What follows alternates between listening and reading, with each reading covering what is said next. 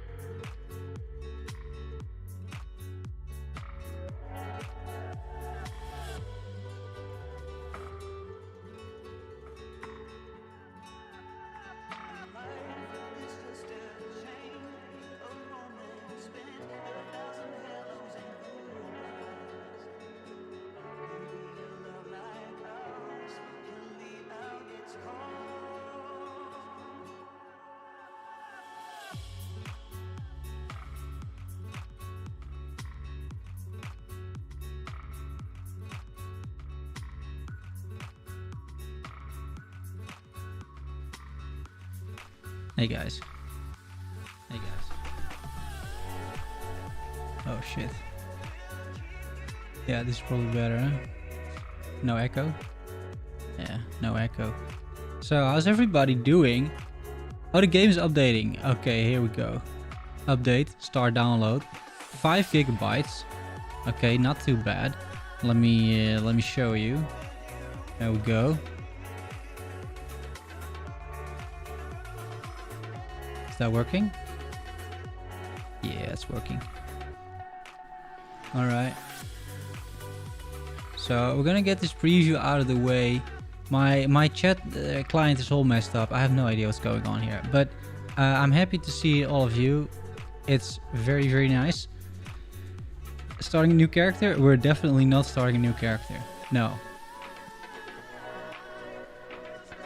No, the plan is I'm gonna take my level 100 Necromancer, including a bunch of minions, and we're gonna start farming and get a key to the whatever thing it's called, right? To the dungeon, as fast as we can. And that's it. And character. Are you gonna make a bug? This download might mess up my stream temporarily, by the way. Not entirely sure you should be downloading like with this download speed and streaming at the same time, but yeah. Should be temporary, guys. That it's should be all working. No, so the plan is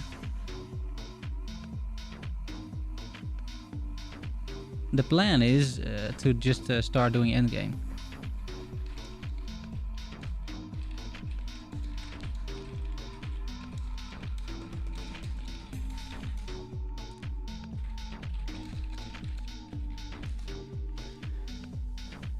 Yeah, just let me know if there's any issues. I think it should be fine, right? Is it fine? Stream health is poor currently. Yeah, it's gonna be fine.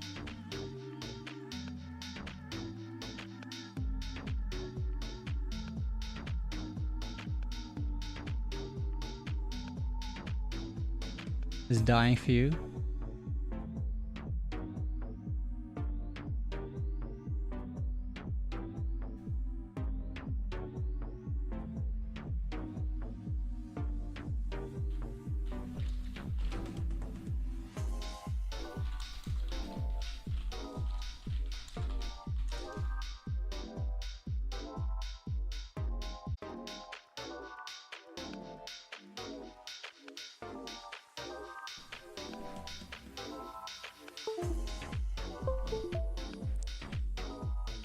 Much better now.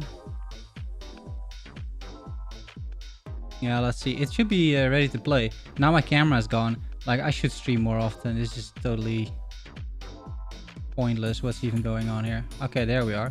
The black and white is gone now as well. I'm not black and white anymore. And I have terrible frame rate again. Let me... I know how to fix this by G-Hub. But it's kind of weird that this just doesn't work for some reason. Yeah. Because it's in use by another application. So it doesn't override, huh? I guess you'll have to deal with me in 30 FPS, but the game should look a lot better. Not a whole lot else I can do about it, I don't think. I can try and temporarily get this out of the way, but it's still gonna...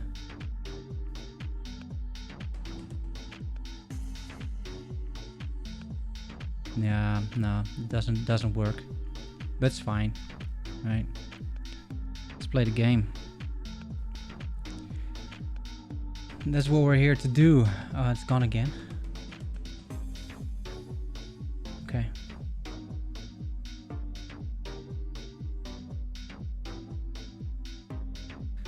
Well, I'm glad it's much better.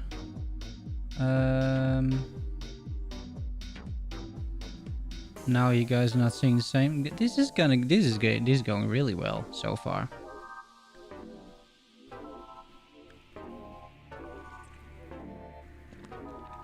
Professional streamer right here. We got there. Okay, let me turn off the music. We're just gonna play with in-game music, see how it is these days.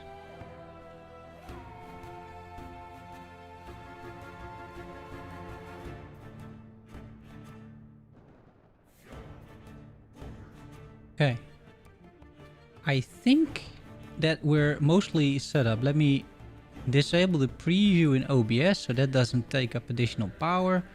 Yeah, we're not dropping a massive amount of frames anymore. Ooh. This is the new starting screen. Pretty feisty, if you ask me. I kind of like it.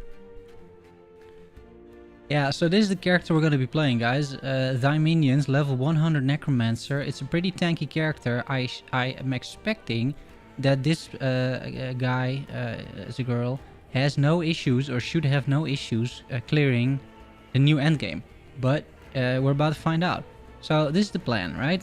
Thy Minions, I have plenty of others. But we're not going to mess around with anything else, really. Right? We'll save that for later. The whole point is to get at least one legendary item. I think that should be possible. I prepared, actually, believe it or not. You wouldn't say by the start of this stream, right? Because it's a total mess. But I did prepare, guys. Look at this, right? Exalted items. With including forging potential even, right? They even have still forging potential. No, not this one apparently, but... Still 15, 16 forging potential, 18 forging potential, 21 forging potential, right? So there's exalted items that I've collected over the past couple of days. You guys are still here, right? Is everything still okay? I'm assuming we're okay here, right? So I have this. It's all over the place. I have another. It's all over the place. I have another. And then I have specific for each category. I have exalted gear as well, right? Jewelry, it's all exalted. Bells, exalted. One-handed weapons, two-handed weapons, more two-handed weapons. Staffs, offhands, catalysts, bone quiver, chests, gloves, boots, a few, not too many. Relics. Rogue stuff, sentinel stuff. Primalist stuff, mage stuff, and acolyte stuff. So all of this is there, and some of it even's got a little bit of forging potential left. I'm just gonna do, you know, one final small check here to see if the stream is actually working, as you guys are not really saying anything. Okay, fine. So that's the plan, and I even prepared, to some extent at least, the monolith itself, because the idea is, right, we go over here. I have a legendary timeline here with around 170 corruption, and it is completely ready, or almost completely ready, to run 2 times the fall of the empire. Right, so I need 1700, so I almost have that. I can run it 2 times. Which hopefully drops me a key, right? That's I think the whole plan. And we can also probably start replacing all of the uniques that we have. So, in order to do that, let's find, you know, one of the unique nodes that we have over here. This is by far the most corruption I have on a timeline. So, for example, this should theoretically drop a unique or set build. Let's just see what happens. And it gives me a little bit of timeline stability or whatever it's called, right? So this is the plan. Pretty much. I see there's some rendering lag, but otherwise...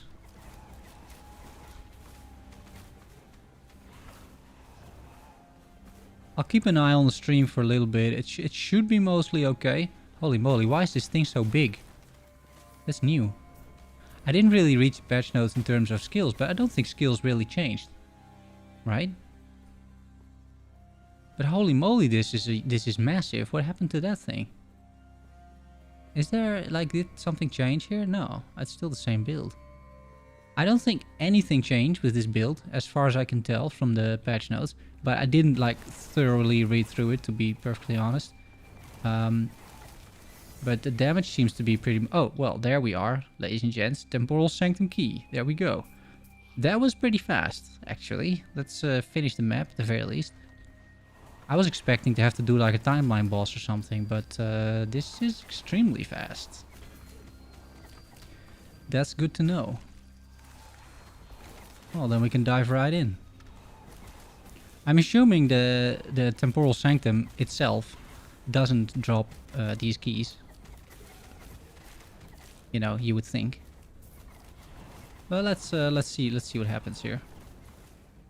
They do a lot more damage. I can already tell, these enemies, because I've been doing this for the last couple of days, and everything was fine the last couple of days. These guys are doing a lot more damage. They've done something with the monster scaling for sure, which I did read in the patch notes. Music is so far still the same, right apart from the intro screen.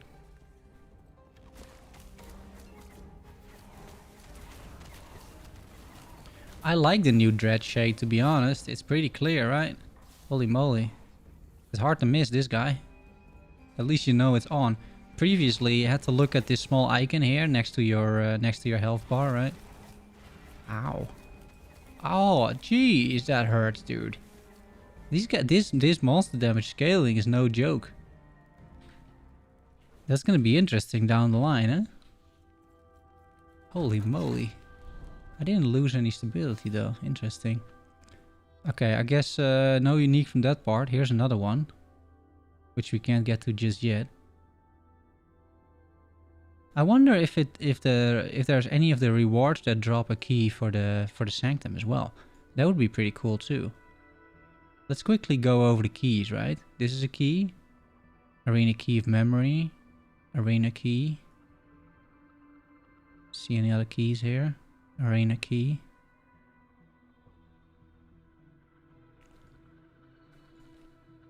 I wouldn't be surprised if they... Maybe because these already existed. But I wouldn't be surprised if they would put in echoes that can give you one of those keys, right? That kind of would make sense, I would think. Let's see. Let's see what we get. I'll run a few timelines and then we dive into the Forbidden Sanctum, or what's it called? Temporal Sanctum. Okay.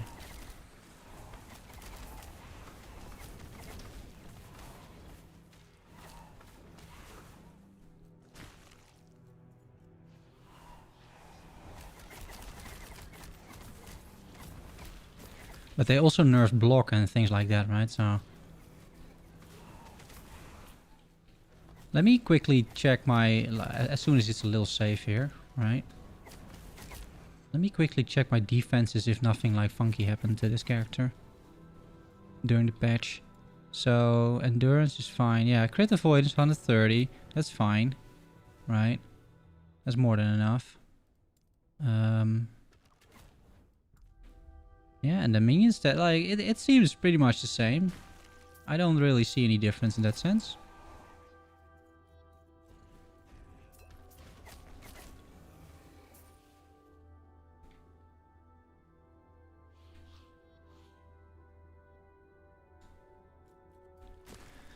Alright, let's see if we die again.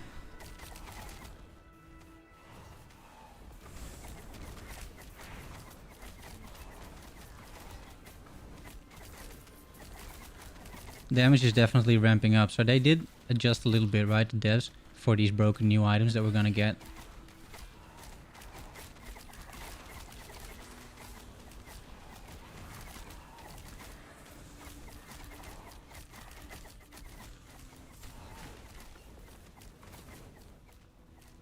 Yeah, the damage output is significant, but it's okay.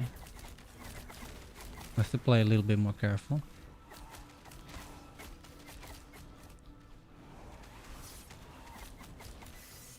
Double key. Oh wait, it's a well, it is double key, but you know, a Sanctum key and an Arena key. I like it that they gave it a little bit of a red glow as well. That's good. So these things are super common, unless I'm lucky, but I don't think I'm lucky, right? These are just gonna be very common. That's great. I was a little afraid that, you know, it would be pretty rare, right? And so that you couldn't really, you had to grind for quite a bit to get these keys and then, you know, do the dungeons and whatnot. So I'm glad that they didn't go that route, or at least seemingly didn't go that route, right? There's plenty dropping already. Now we're pretty high corruption, right? 170 corruption. These are level 100 enemies, so it's about as good as it's gonna get. I mean, there's people running more corruption than this, clearly, but you know, 170 corruption, that's not something that you're gonna reach on a new character in the first day. So, in that sense, I think the drop rate seems fine.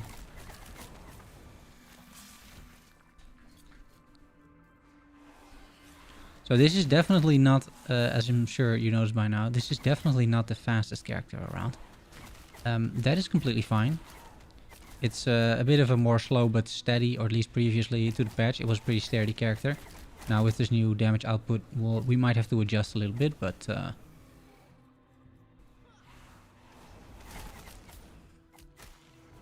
And I'm picking this one because it should be relatively easy-ish to hopefully run, you know, the new content. So I think so far, no luck yet with the uniques, right? We dropped 3 uniques. I don't think any of them had legendary potential. But if I read the patch notes correctly...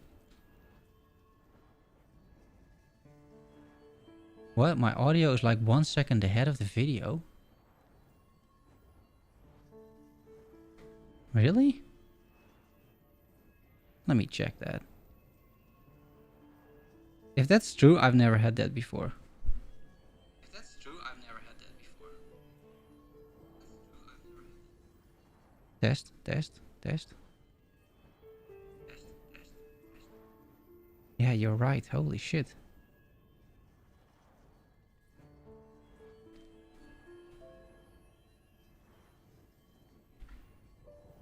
That is so weird, dude.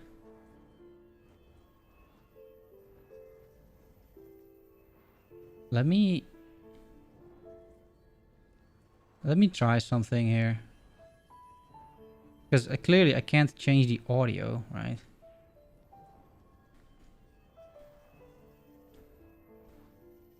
Let me just get a new audio.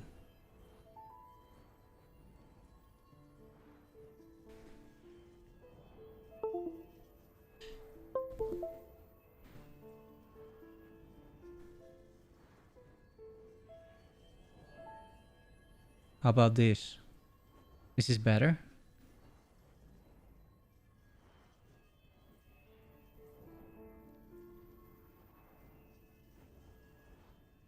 It's so weird, dude.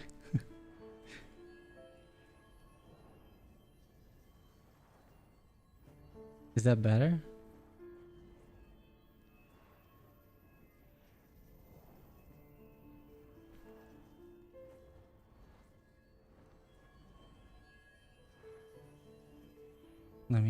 Let me fix a few things here. Is this better? Hello? Is it? Yeah, it's better, right? I'm actually in sync again.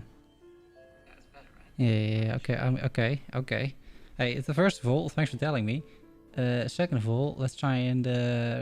why can't I reframe this thing over here? This is so scuffed, dude. Like, holy moly.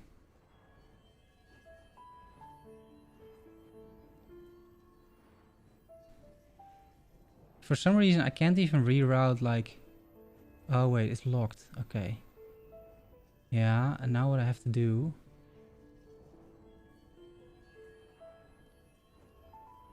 Professional stream, by the way. Something like this. Right. And then this. Now we're kind of okay. Right? No clipping? Are we clipping through the frame? No, I don't think we're clipping through the frame. Okay. I'm not gonna touch this stream ever again. We got 2 keys already. Ooh, and legendary potential. Okay. Okay, so we're all set up, right? We got our item. Let's see what else we got over there. Yes. So these will just drop in. I think we'll craft on the spot. Oh, these have Oh, they reworked some of the stuff, huh? So this doesn't have legendary potential. I think I'll sell everything that doesn't drop with legendary potential, right? Because I have all of the uniques, almost all of the uniques anyway. So that isn't really necessary in that sense. So we got 2 keys and an arena key. Now this arena key we're selling for the monies.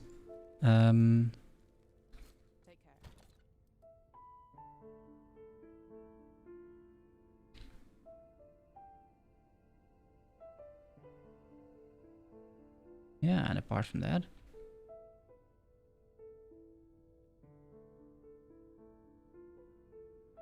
Yeah, you were... Why you're noir all of a sudden? No, I was already noir. Well, previously I was noir, and now I'm not noir anymore, and now I'm noir again. It's like... don't even ask about stream, man. I'm just happy we're in sync again. Holy moly. I should stream a little bit more often. Also, my OBS client is like running behind on the chat for some reason. So it's like, it's completely scuffed, right? Completely scuffed this stream. Don't even like, I don't even see the chat anymore. Game cameras capture color. It's the NL, that's black and white. It's true, it's the Netherlands. We're in such lockdown that everything around us is actually now black and white. It's true. Okay, so ladies and gentlemen, we have kind of, sort of, actually got, I think, pretty much everything we need. We'll figure out how this is gonna work. We might mess up this belt, but it doesn't matter, right? So we got 2 keys. We got a unique with legendary potential. Now we actually find the ruined coast.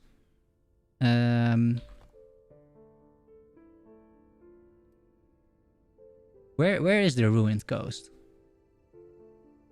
It's not here, right? Ruined era, you would think. Oh, here's the ruined coast.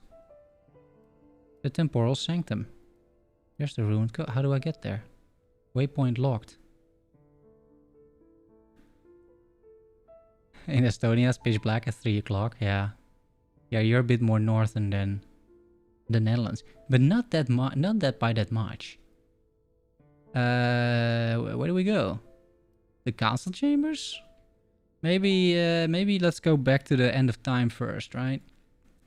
Let's see if someone has something to say over here. Yeah, getting to full lockdown too. Yeah. Well, we're kind of in full lockdown. Like it's pretty close, I would say. Is anybody giving me like a quest here or something, or do I have to figure this out myself? How does this work?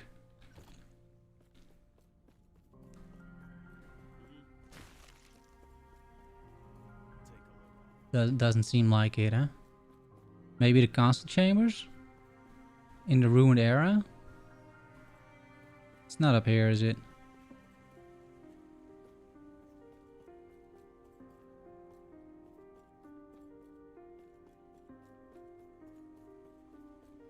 It's 9:30 in the UK, but it's pitch black too. Yeah. I mean, it's pitch black now here as well. I mean, it's 8:30. It starts to be, but not pitch black because I live in the center of Amsterdam, right? So it's never pitch black. There's way too many lights. But if you're, you know, in the rural countryside, then yeah, sure. It's pitch black around, I think, 5:30 these days. I mean, we're getting close to the shortest day of the year, right? I'm assuming I need to go to council chambers. I don't know. I don't know how to get to the ruined coast.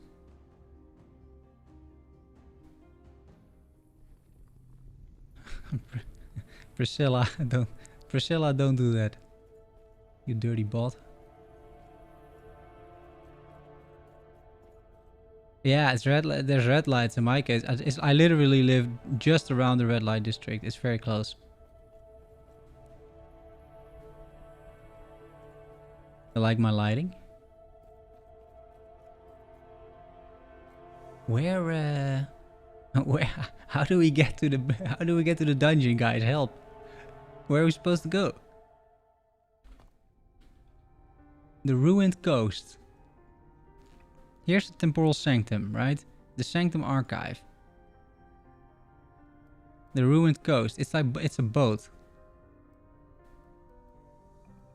Is there something else here? The Shining Cove? The Divine Era? Oh, what, maybe here?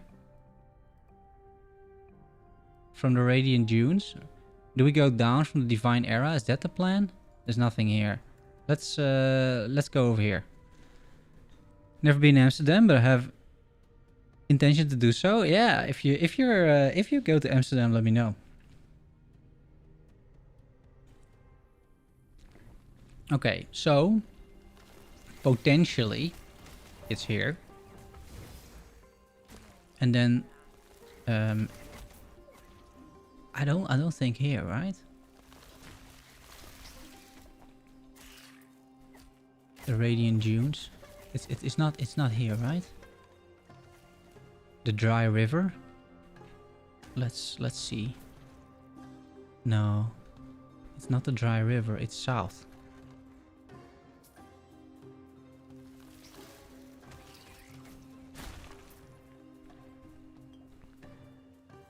The temporal center can be accessed at the ruined coast if you found a key. Yeah, I read that. But then the question is, how do you get to the ruined coast? Which I'm trying to solve right now. Yeah, I know it's copy. I read the patch notes for this part. Right? But the question is, how do you get to the ruined coast? Is the story any good? I mean,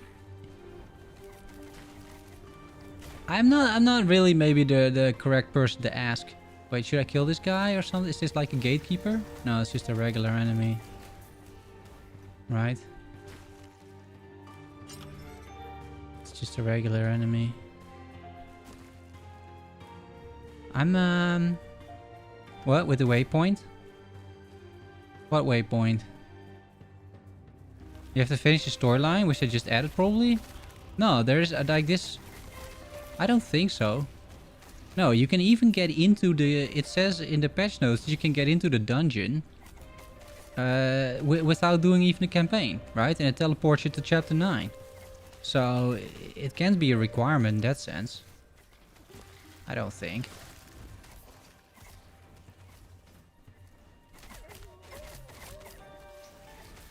But it's not here either.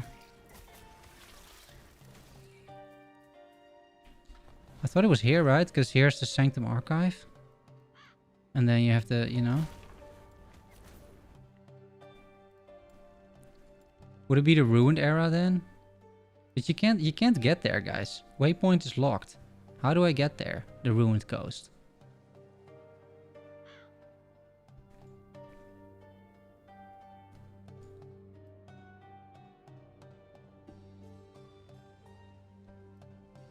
Right?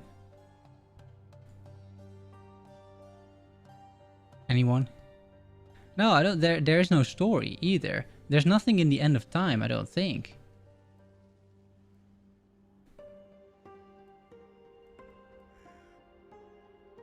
Right, and I completed, I think, everything here.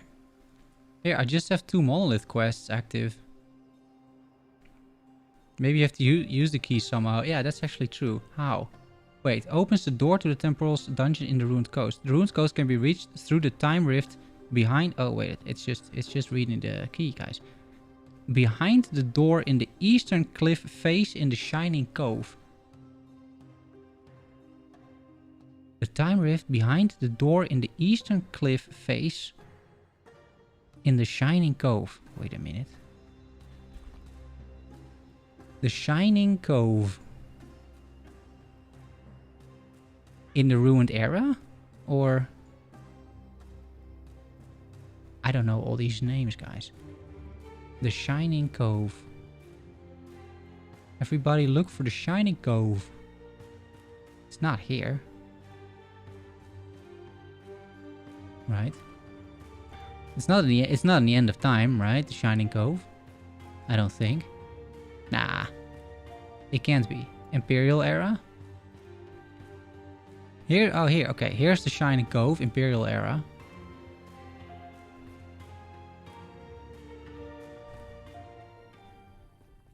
Oh, this is where you strand. Okay, then I think then it's probably over here, right?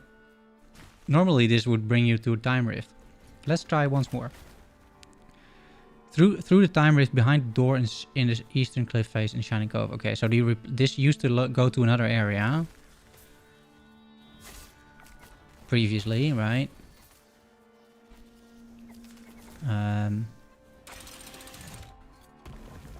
Yeah, so this is new. The ruined coast. Okay, so okay. Okay. So that means we will unlock the waypoint, right? Hopefully, and get there. Yeah. Let's do that first. Which level are these guys? 35. Oh, this is still the same zone. Huh? Yeah. Okay, so this is the original side area where you get a quest.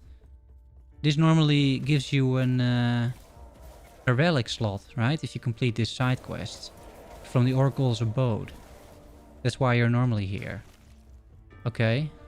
So they revamped the area a little bit. Well, not this area, but the way that you get there. Yeah, that was a quest to solve. Yeah, I mean, it's a small IQ test, guys. Before you go in, and then the real stuff begins, because apparently the temporal sanctum is like a maze or something. Not entirely sure what that means. Like I said in my video, I really hope that we're not gonna have to solve puzzles or something, right? Like, if there's something that I hate about... Like, I don't mind puzzles, but not in a game like this, right? I just want to kill things. Like, please don't let me solve puzzles. Hello, Paul M. How are you doing, buddy? So, we're here. Oh, is it this? Yeah. Oh. Okay, well, that was fast. The temporal sanctum. Okay. I still haven't used my key. I'm assuming that we get the waypoint now. Yeah, you started the Werebear journey. Nice. Okay, so that's the waypoint. And apparently I hadn't unlocked the ruined coast waypoint for some reason. Even though I must have been here, right? Yeah, exactly. No puzzles. So this is Lost Sapphire Nagasa. You're not like the abomination outside. Tell me, are you from the past as well? Yes. If a human wandered here, then the fabric of time must be growing even weaker. Julra, what have you done? Chronomancer Jura, the leader of the temporal sanctum. She has gone mad. Her experiments with the eternity cache have brought a ruin to us all. Now I'm trapped here in this ruined future, locked out from the sanctum. If only I could find a key. Oh, if only I had a key. Yes, despite the century of decay in the sanctum has faced in this era, the door to its halls still holds fast. Unless Jura's experiments have sent versions of the key to the far corners of various timelines, we are both trapped out here. Oh no. No, perhaps it's for the best. There's a certain nobility in paying for my contributions to this disaster by standing guard, ready to warn humans who have wandered here. Oh, that's it. Okay, so this is a regular stash. It is a regular stash. So if I click this, like, do I use a key? Yeah, okay, you get the pop-up, put in a key. Yeah, dying or leaving fails the attempt. Okay. We can only select one tier. It's level 55. Well, should be okay. Yeah, these are the randomized maps. At tier 1, the Eternity Cache can accept unique items with a level requirement of 50 and below. Okay, this has a level requirement of 12. So that's fine. Yeah, that's fine. Enter Sanctum.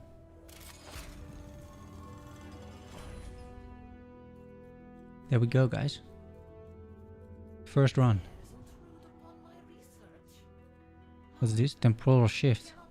Travel between the divine and ruined eras without moving. Okay. Okay.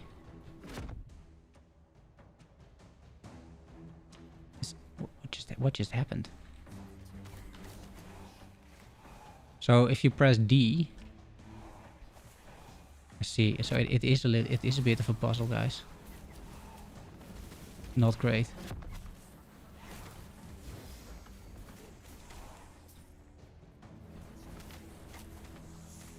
Right, so you have to figure out what you can do here, in that sense.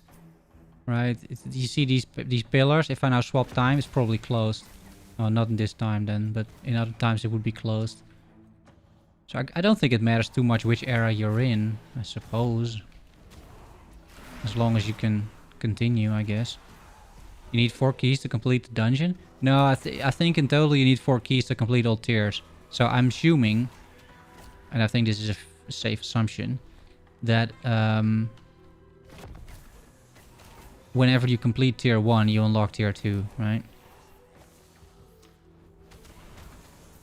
So we're gonna complete tier 1 and then just unlock tier 2.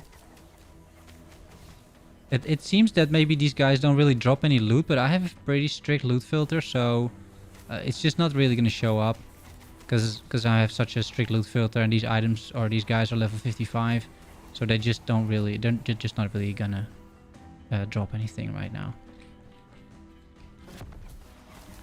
See, so you need to. That seems buggy that I can still go there, but okay. What? And then shift. Oh, here's. Oh, it's a modifier. Slightly more exalted amulets. 20% increased damage and it's increased. It's not more. So yeah, we're sure we can do that. Yeah, it's a scourge switch without a timer, and it changes the layout of the level, right? Which scourge switches don't do. But yeah. Okay, so you can find modifiers. That's pretty cool. That was also in patch notes. You would maybe assume I need to go to the center. Because there seems to be a, you know, an NPC or something that wants to talk to me.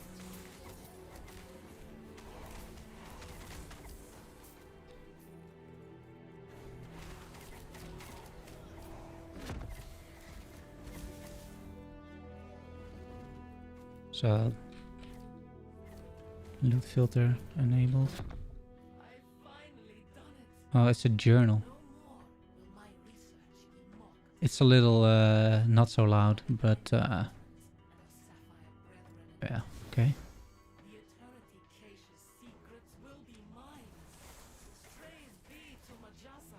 Explore deeper into the sanctum. Oh wait, the thing I just this D key is annoying though.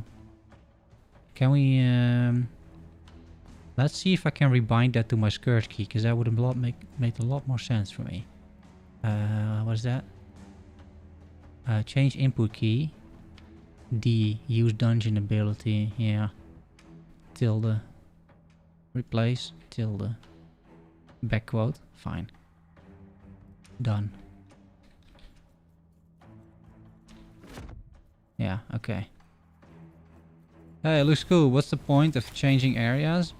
Oh, epochs? Well, I need to change because sometimes here the door's closed, for example, and then I time swap and now it's open. See? So that's apparently the point. There's a healing fountain there. Oh, and the unique. But with no potential. I think if it drops without potential, I'm not even gonna pick it up. Because I got all the uniques already, right? So why should I bother in that sense? Yeah. So that's how you traverse these dungeons. I need to swap if you're stuck, you swap timelines. That's the main advice, it seems. Okay, so I actually got the modifier and I opened a new part, right? So this is the cloister. And there's one more zone after this, right?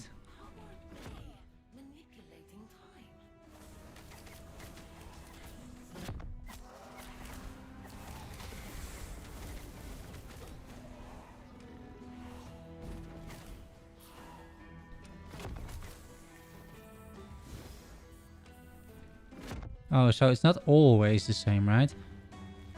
It's not open like standard. But here it is, in this case it is.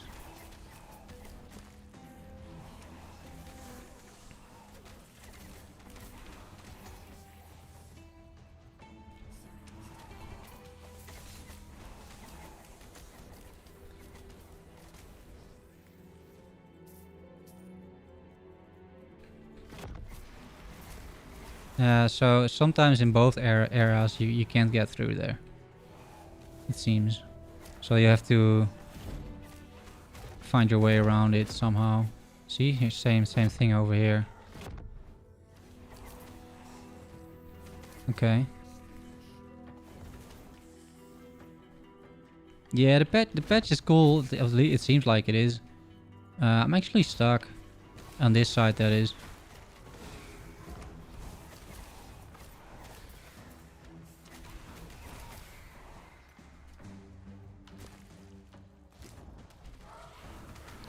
It's got a bunch of new enemies too. You don't really see them too much because I'm killing everything so quickly, but...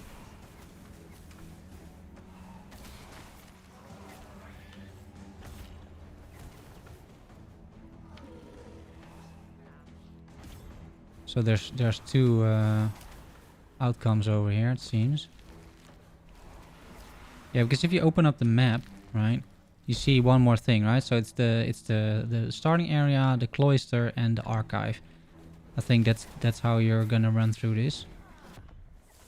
That didn't work either.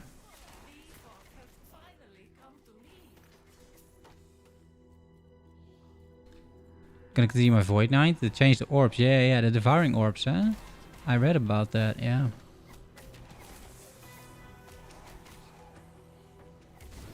This might be pretty rough at like higher levels, because everything is so in like these tight spaces. Right, so for a Necromancer this isn't really a problem, but maybe for other casters or something, like if you're a mage, this might be rather painful actually.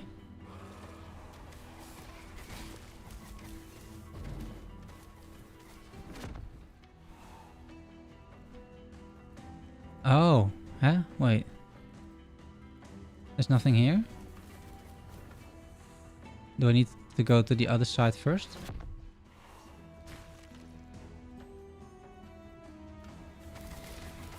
Is it time to throw away all old uniques?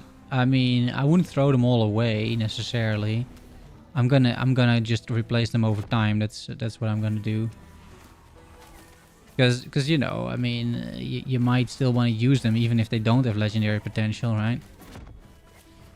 And maybe you don't like the system and you say, you know, screw the legendary potential. I'm just gonna do something else.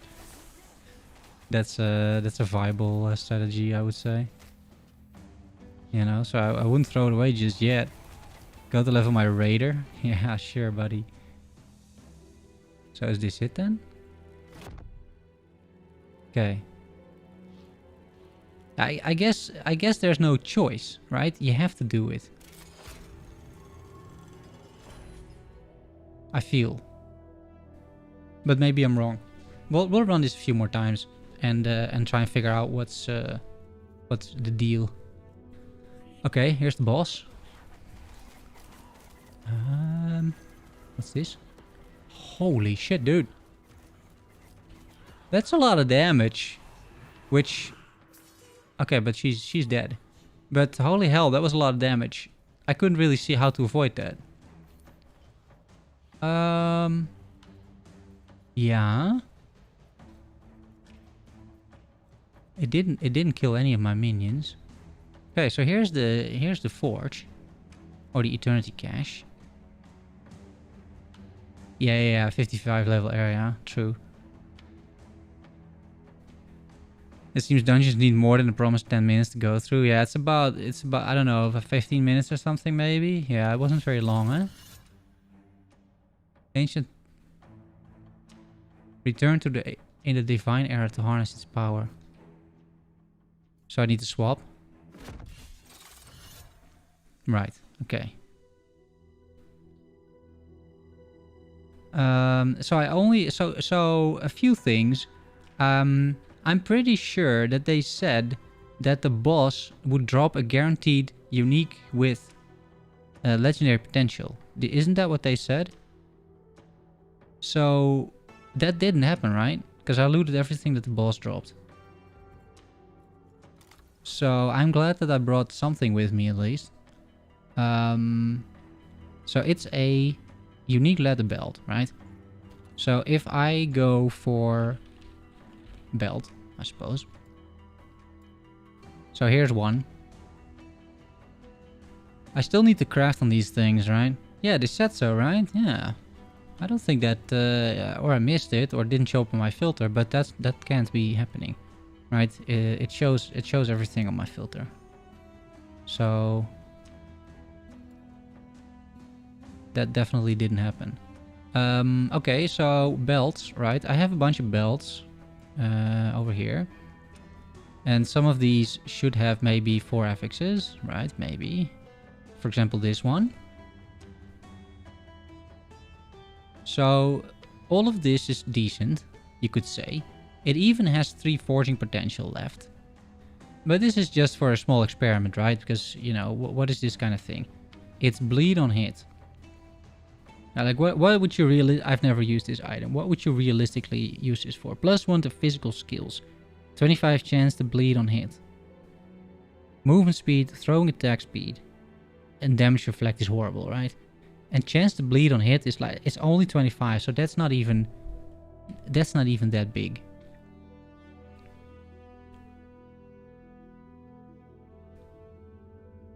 That's not even that big. Like, this is a decent one. We might even try and forge a little bit more on that thing.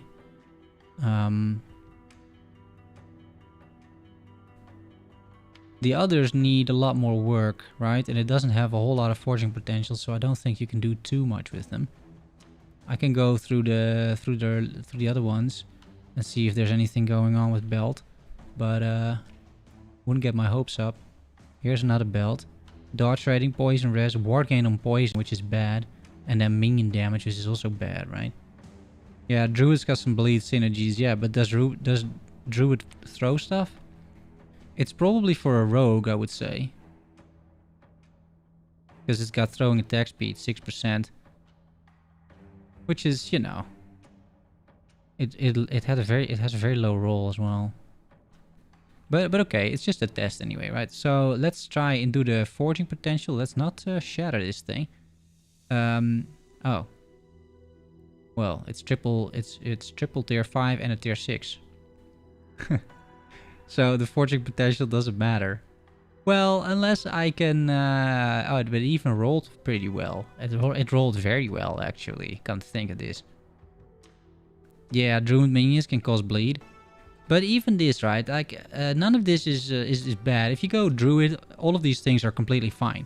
Right? The 2 potions is fine. The increased poison damage is fine for Druid. The graphics on those items are kind of boring. Like PoE 8 years ago. Yeah, and they already updated it. Okay, so but it's fine, right? Wait a minute. So we put this in. We put this in. Right, sealed cache. And we're gonna, well, is there anything I prefer? I think everything is completely fine. If you got additional 70 health, that's not too bad. The 2 potion slots pretty decent. Right, poison damage, especially for druids and rogues, is not bad. And void res, 44%. That's fine, it's all fine, right? Seal cache. Okay, now I think you travel, right? To the other one. And there it is, dude. Void resistance. Pretty good. Okay, so. Our first legendary of the evening, guys. There we go. I think it's back to farming, because there's no point in me opening the other key. I like the item arts, but the visual effects, yeah. Yeah. Alright, well.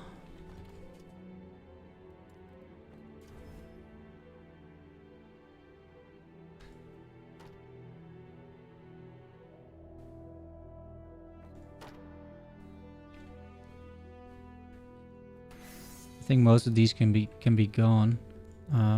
We'll get the shards out there. We'll have to make another, like maybe another one of these, right? And say, legendaries. Confirm. And then in here, we're gonna put a new stash tab. Purchase. 4 belts. Right? I misspelled it.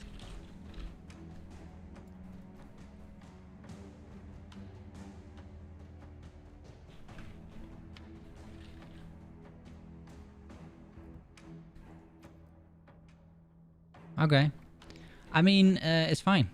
It's fine.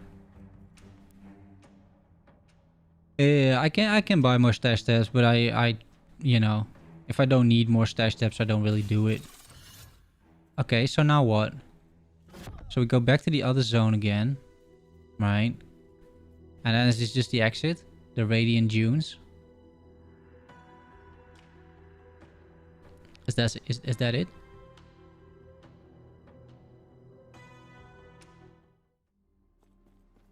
So where does this lead you?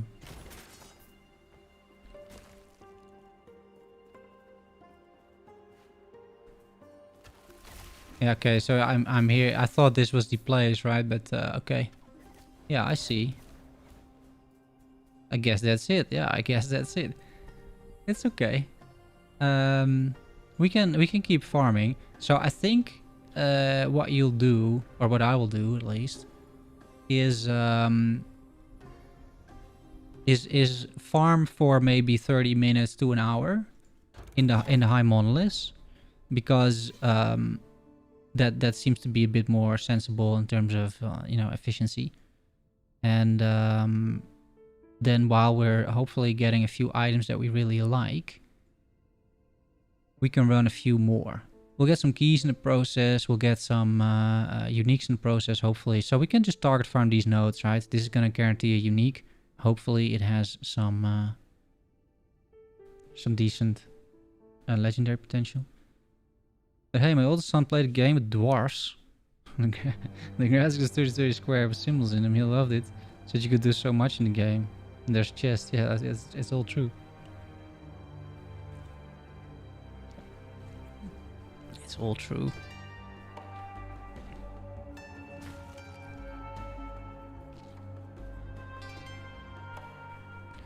There's one thing that I'm gonna, like, this is very risky, I suppose, but there's one thing I'm gonna try and change, which is the camera. I want to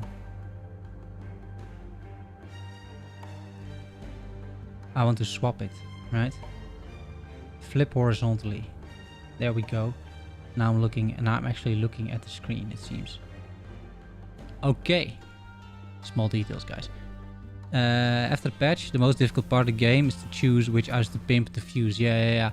And that can be completely fine, right? If that is... I'm completely fine with that. And there's no shortage of keys, guys. Like, these keys are dropping all over the place, at least in Corruption 170. I think you'll get multiple keys per map. There's not going to be an issue at all.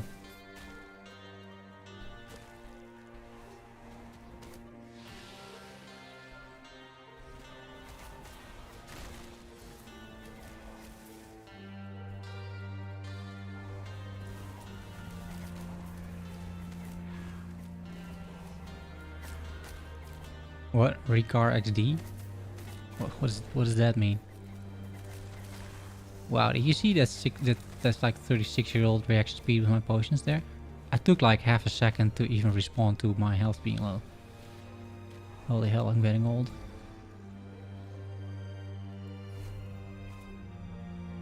Can dungeon keys be sold for gold? Yeah, I'm sure they can, right? Let me check. They are worth... Yeah, they can, but they're not worth anything. 200. That's not a lot.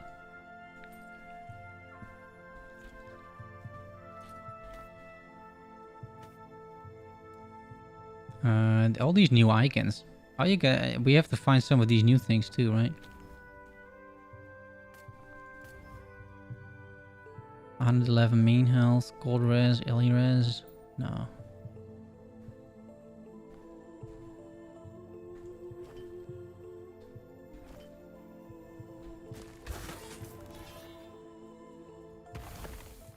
Yeah, 200. That's not really. That doesn't really, you know. do too much for you, I suppose.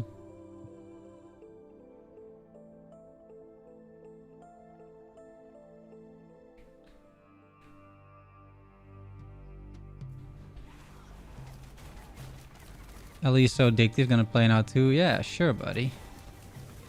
You subscribed? Thanks, man. I appreciate it. It should show up on the stream, but the stream's completely scuffed today, so, you know, it's like, whatever. You shatter all the rares? No, not all the rares, but I got a pretty strict loot filter. So I'm shattering everything basically with skill affixes. Right, so I'm typically not really crafting on those, on rares. So I got a rule that says something along the lines of... if I find a rare with a skill affix of tier 4 or higher, then I mean the rare skill affixes, right? So the +2 to decoy or something. If I find those, they turn up, I think, green on the filter. So I can easily shard those. Hardly ever are you gonna turn it into an item, because I'm typically using exalted items as a base, to be honest. For most items, because you find at some point, if you're farming like the 170 corruption and even higher, which I could do theoretically, right?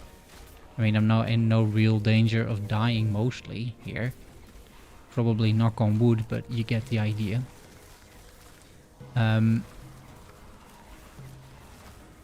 You're gonna get so many exalted items. There's gonna be some good stuff in there that I just use as a crafting base. So yeah, if for like high-end characters like this one, it's already level 100, right?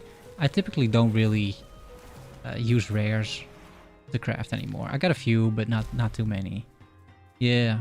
So I got the rule for like high tier, sort of very rare affixes that I want to have show up, and I'm even bypassing any item type or whatever, right? If it just shows up, I'm happy that it does, and I'll play along with it, right?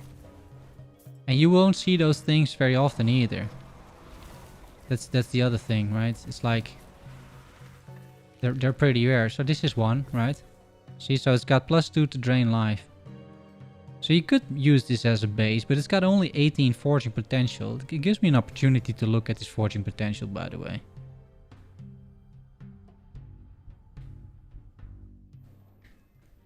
So not Shift F, regular F. So it's tier 5, so it's a candidate for shatter.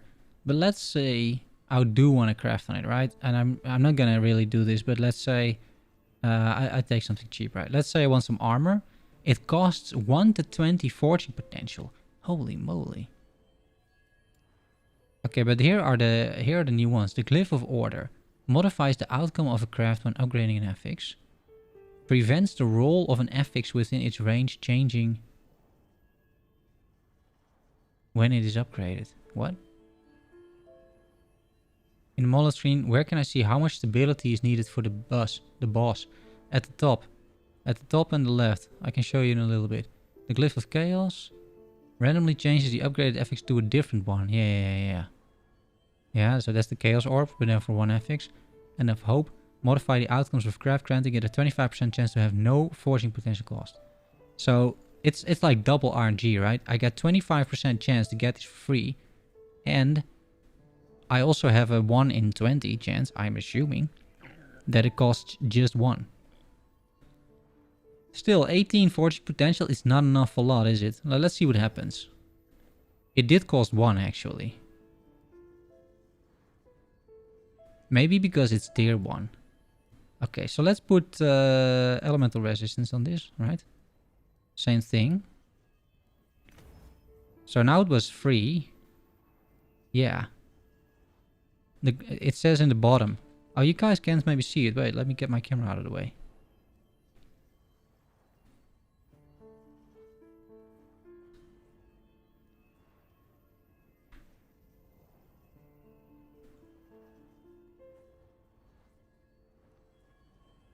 Also, I feel the stream is messing up a little bit still.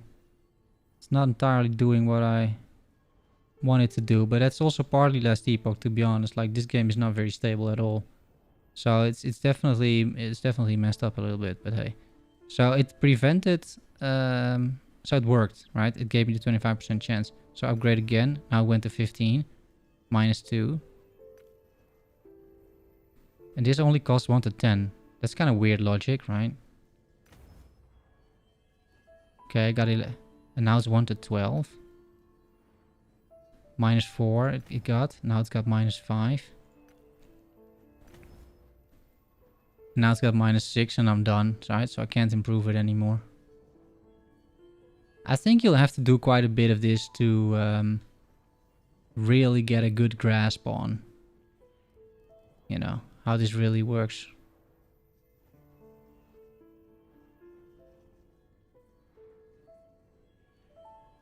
Yeah, my camera is not really placed well for crafting. I understand.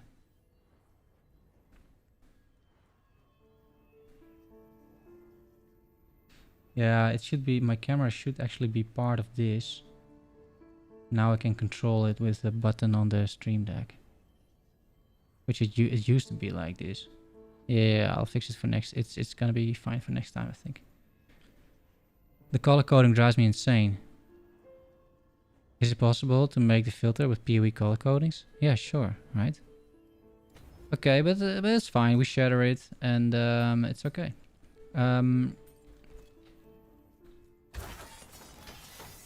Glyph of Despair has a chance to seal an affix instead of upgrading it, right? The sealed affix moves to its own slot. Okay, so that's also a new one. Nice. Amulet with 1 legendary potential. So we could go back in, but this is a pretty bad amulet, right? No large scale testing. I mean, I'm sure people are doing some sorts of tests. You know, I think especially the streamers, you know, amongst themselves, the Twitch streamers, let's say. I'm sure it's happening. I'm not really part of the gang in that sense, right? I don't stream on Twitch, so it's a little different for me, I suppose. And I'm not really. Holy moly, dude! The damage is significant that these guys have started doing. Definitely wasn't always like this. Let me put it like that. Also, I may not have been paying like full attention there, right? To be honest.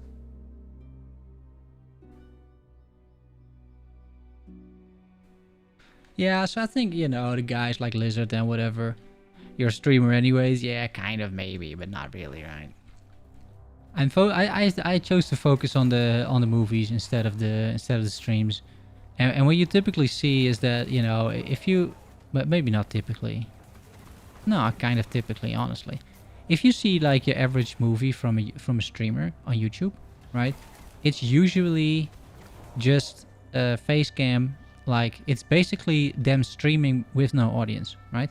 And then they make video. So it's just, they just sit down. There's no script.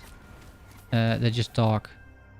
And there's no editing really either, right? They just open OBS, record a video. Half of the time it's a one take. And then that's it. And that's completely fine, right? There's nothing wrong with it. But I actually enjoy the editing process and writing scripts and whatnot, at least most of the time. So I focus on that, and then whenever I stream, it's completely messed up stream, right? Like now, with basically everything going wrong for no apparent reason. But hey, you know, I'm happy you guys are here.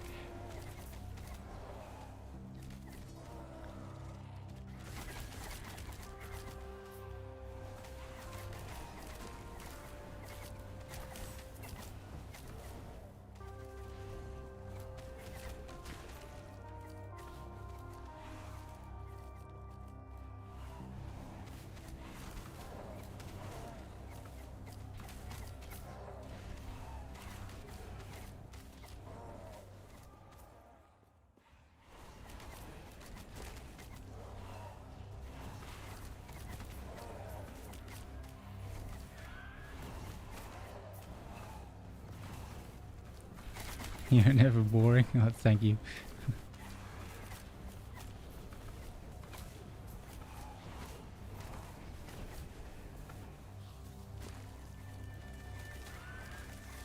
I mean, it wasn't an excuse or anything, right? It's just a observation, I think.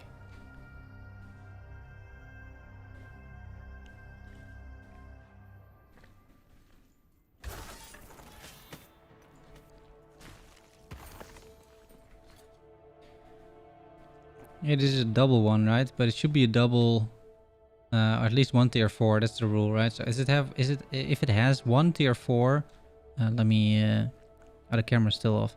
If it got one tier 4, right? It shows up. That's the idea. In the top left corner of the monolith, you can't. Yeah, you can though, right?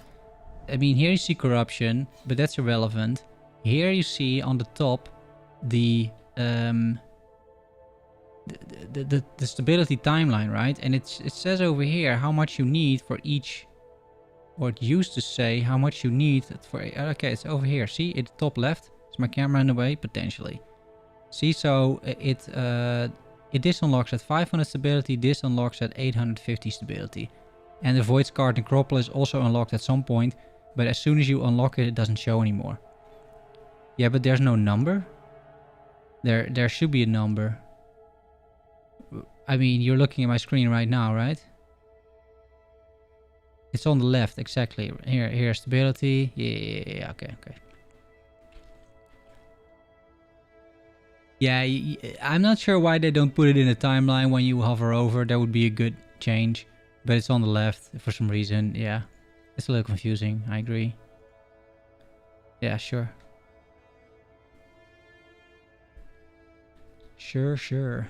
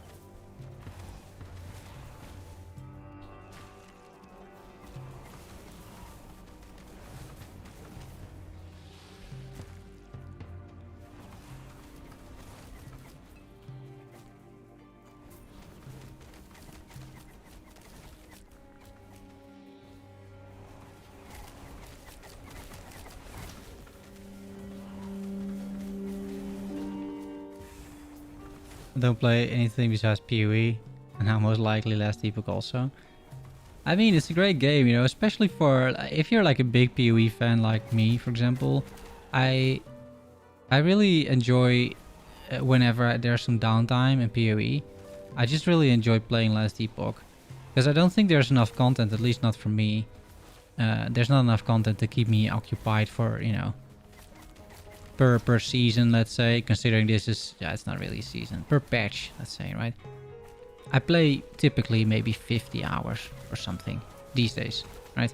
And I already have like 1300 hours or something in the game, right? So you gotta take that into account. But then that's still 50 to 100 hours. Like last patch was 100 hours. I think last patch was a bit more interesting. Now this patch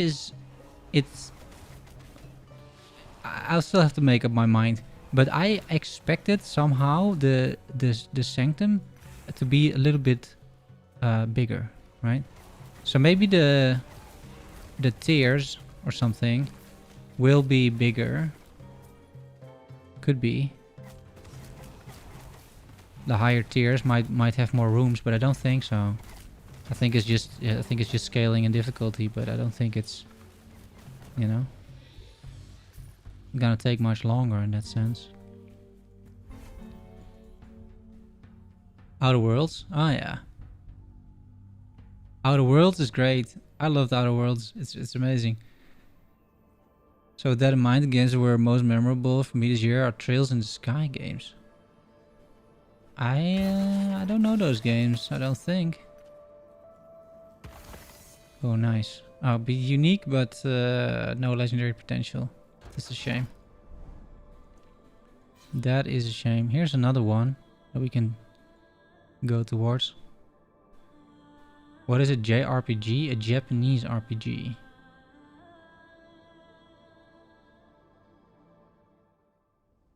A game of the year opinion. Personal games of the years don't need to be from this year. Right. For the first time this year. Yeah.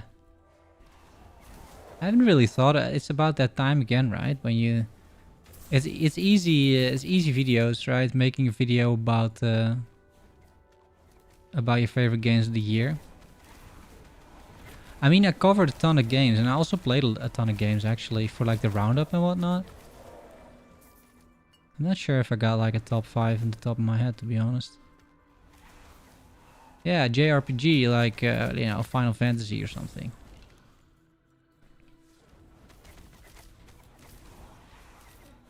Ow.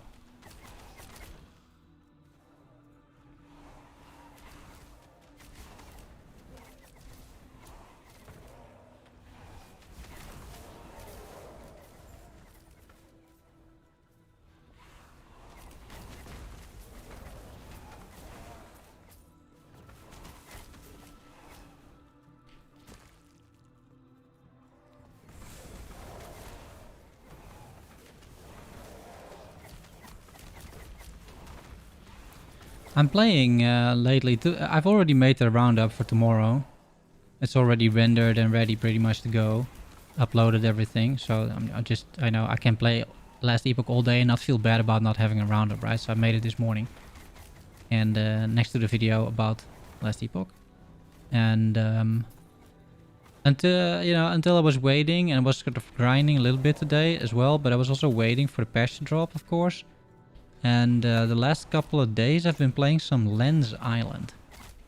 LEN_S Island. Lens Island. New early access indie game. Survival crafting. It's like Valheim, pretty much, right? But then top down. Or let's say more of an isometric view. That's maybe a better description. And it's great. It's a little light on content, but it's an amazing game. I might be doing a little bit more content about that actually, depending a bit on the rest of December, right? Because I got some people that I'm seeing. There's the heist event, which I'll be playing. I think Endless Heist. A lot of people are not that excited for it. I think it's gonna be great actually. Endless Heist. It should be so fun, I think.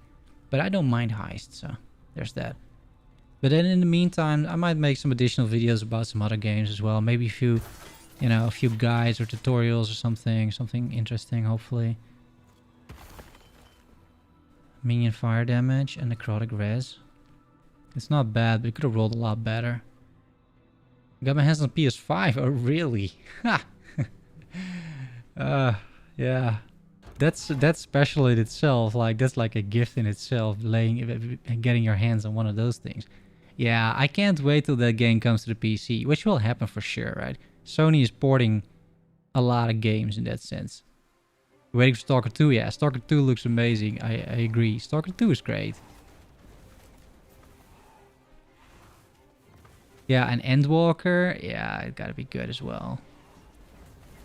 I'm still like halfway of what's the previous one? Stormbringers, is it? I'm still halfway through like the main story quest with Stormbringers. I'm a little behind on Final Fantasy XIV, but then again, those games take a lot of time, and I only have so much, yeah.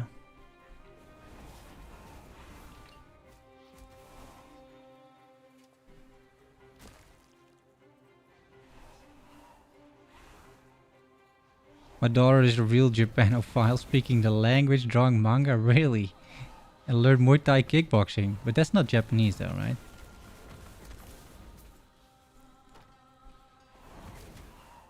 I mean, that's Thai.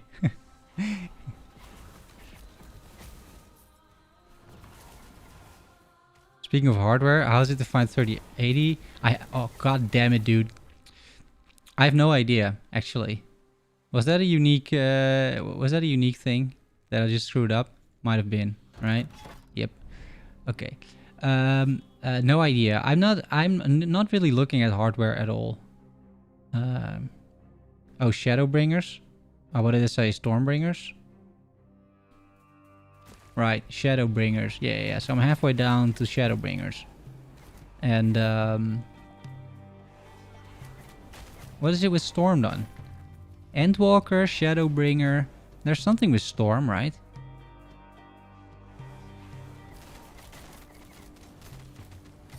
Yeah, you killed my tomb. That's fine.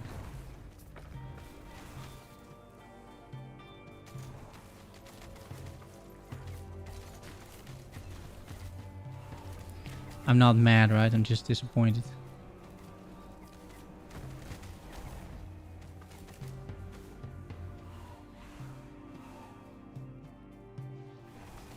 Stormblood. Right.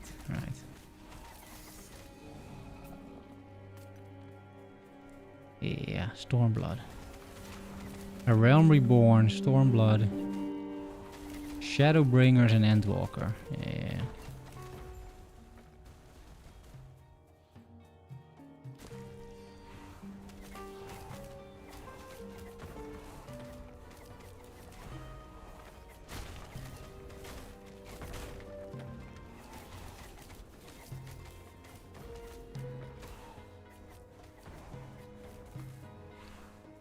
They might have given you like some pity keys at the start.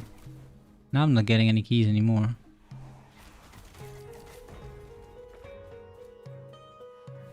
Maybe the first couple of keys like it dropped a lot because it's new patch and all, right?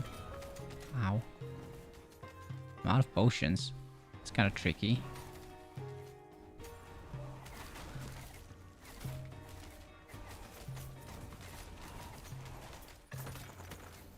Okay. But we're clearing these levels comfortably enough. That is, if I am paying attention, right?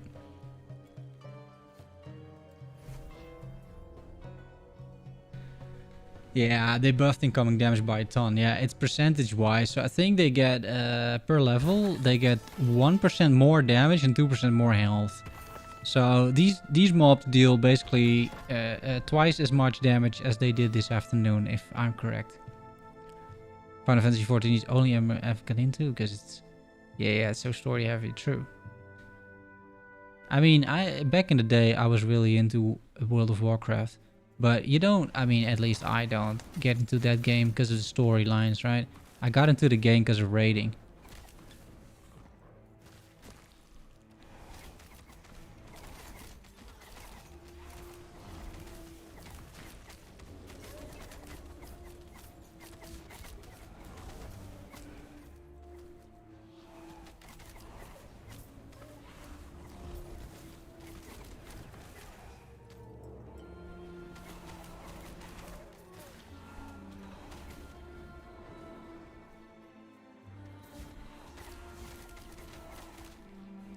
Yeah, I'm enjoying Final Fantasy 14, but it's like a game. I'm not gonna be playing that with guilds and everything, right? I'll just do the.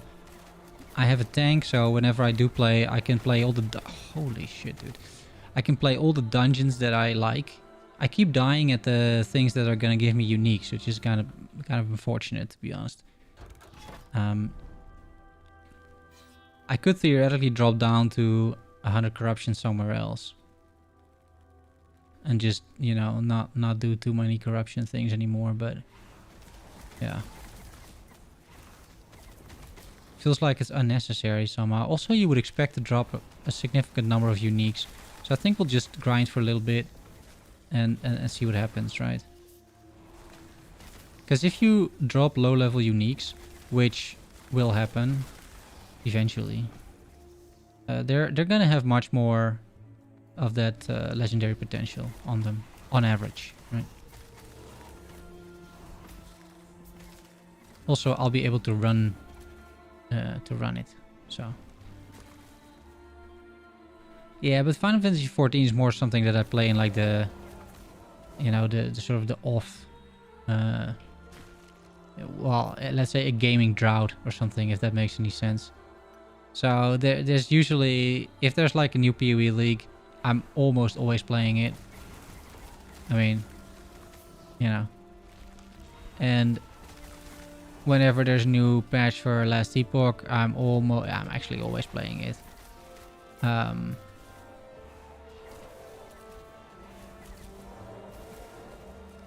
and then there's the random indie games that I'm playing in the meantime. And Final Fantasy 14, it's not a game that you just like play for, 2 hours a day. At least in my case, I don't really do that. I just want to know that I have like a week or two, and then I can really go hard on the story and really get immersed into all the storylines and whatnot.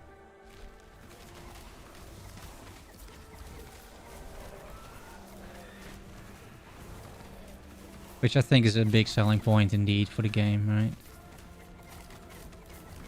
But it's these guys because they explode. That's the problem. I'm like, why are they killing me so fast? Because these guys are just exploding right in front of me. With me not really having time to react there. Okay. I'm not gonna get a reward for this, but... I mean...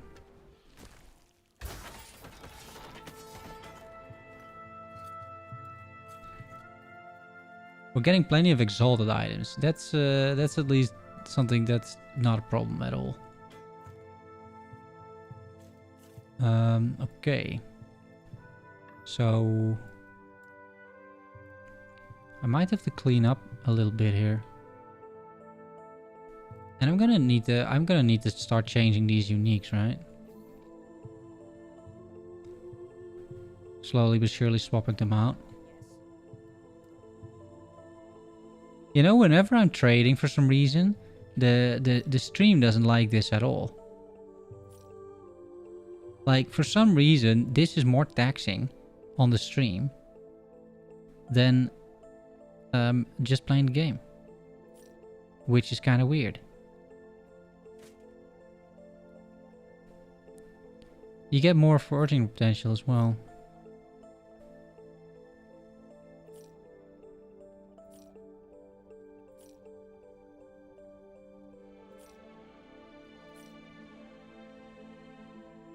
The Corsair thing.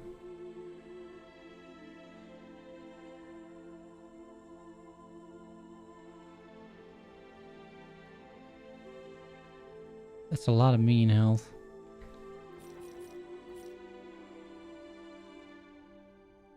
Speaking of indies, you do have a knack for unearthing great indie games like Dreamscaper. Yeah, thanks, buddy.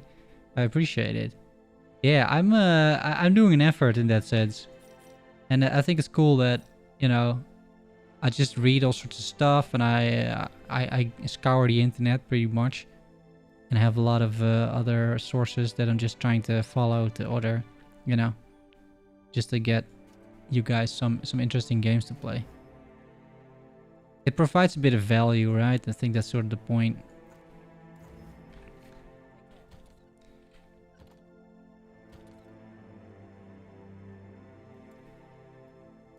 Okay, so we need more... Do I have like an empty stash tab or something here?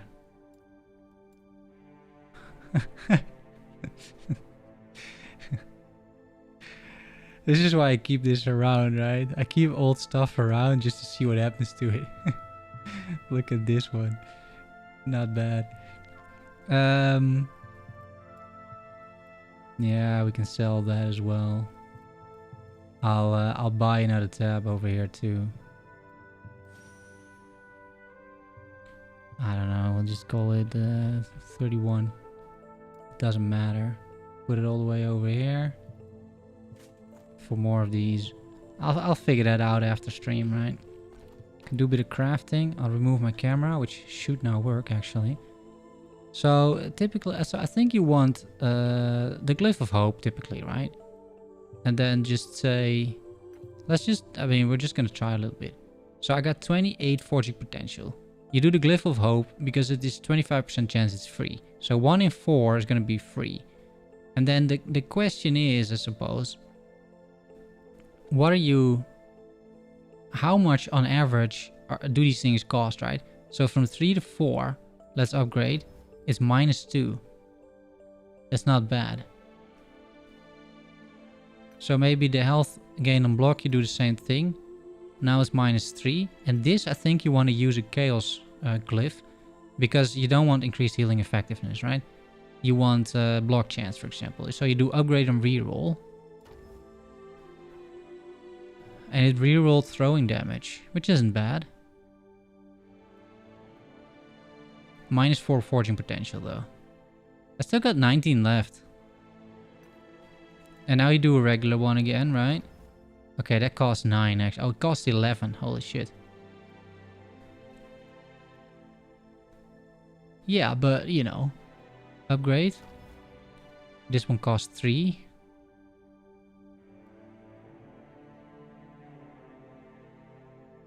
Oh no, that's not true. It cost 8. And now the item is done.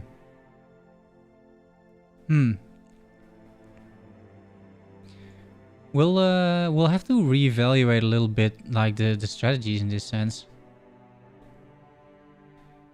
I messed up. There was the Outer Wilds, right? The Outer Wilds is a very different game than the Outer Worlds. I think both games are great though. You said trading was surprised at first, not with players, with the vendor. Yeah, with vendor. Yeah, so trading with the vendor, and this is not a bad shield, right? For a rogue, if you got a throwing rogue, offhand. It's not horrible.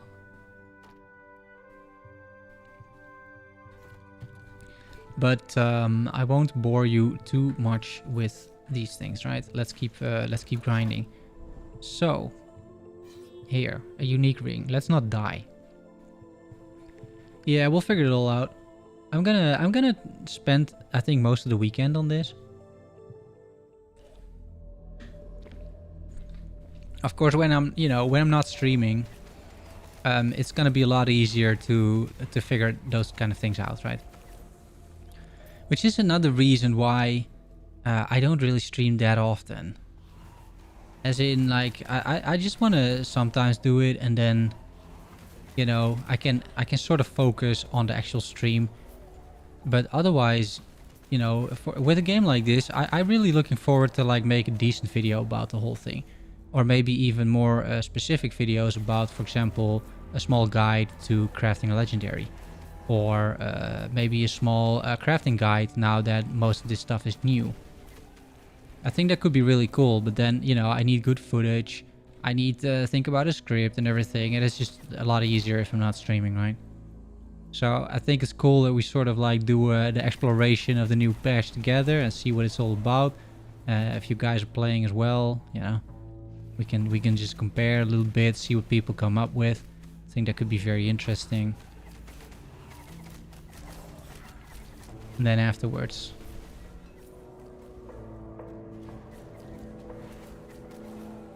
you know, we'll do it a little bit differently. Okay. This might be a new song. I think they added 10 more tracks, wasn't it? No potential. So it's rare, right? It's like maybe on this level, it's like 2 or 3 out of 10, maybe? Something like that.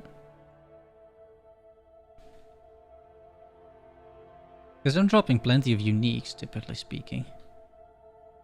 But even at like, what are we at? 170-ish corruption? Still the majority so far. Small-ish sample size, but still, you know, the majority doesn't seem to drop with legendary potential. And that is, I think, pretty much according to the post. Right? The post pretty much said as much.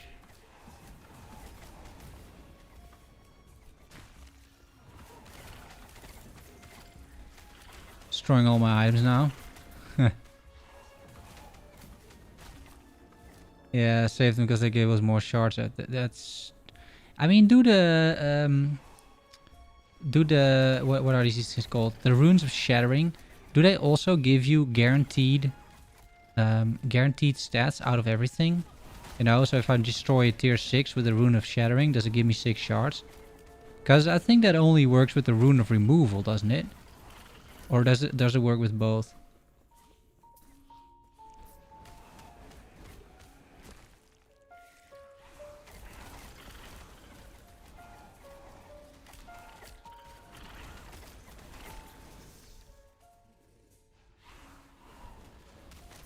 Like this monolith. What? You would like to see the monolith Eli 5 guide? Because currently I'm just mindlessly mashing here and there without any strategy in mind. What is the Eli 5 guide? Not sure. Check with while destroying. Yeah, because I think it's still random. I didn't read anything about, you know, changes on that front.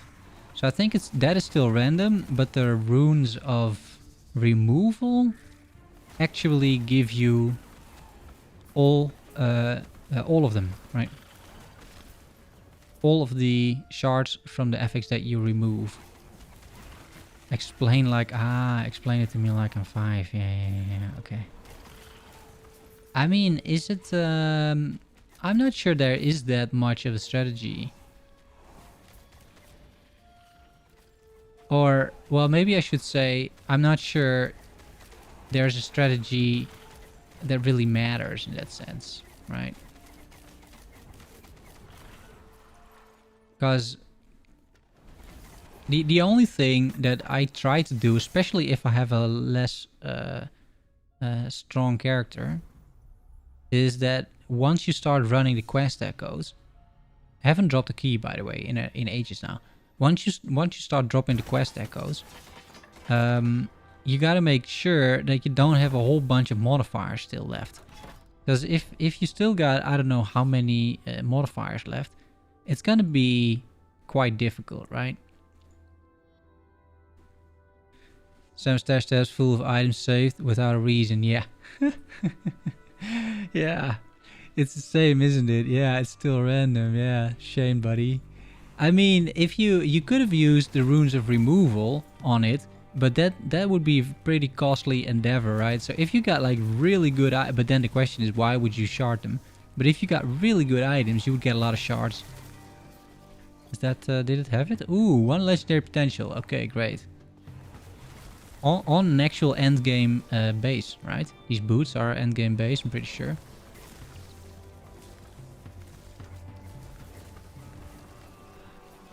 Well, I think, by the way, I just realized, right? On unique boots, you could exalted item, you could forge basically movement speed on them, right?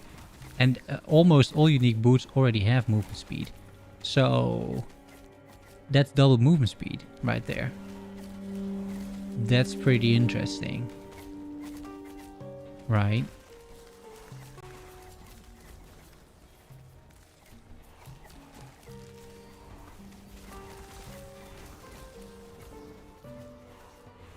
Because it's like a one in this new item that I just picked up, right? It's a 1 in 4 chance that I'm gonna put movement speed on there.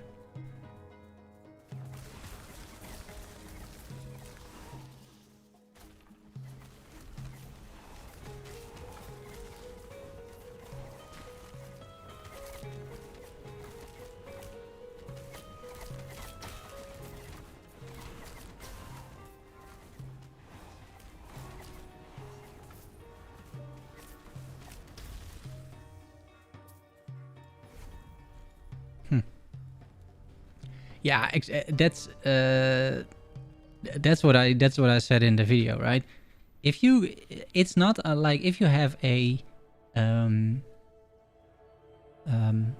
I'll show you something. I have to look for a little bit, but I can show you something, right? So from time to time, let's see, I don't know, rogue, right here, +4 multi-shot.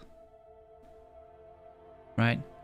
I have exalted items that have like double skill. +4 black arrows. Right. +3 shadow cascade. +3 acid flask. +3 flurry. Right.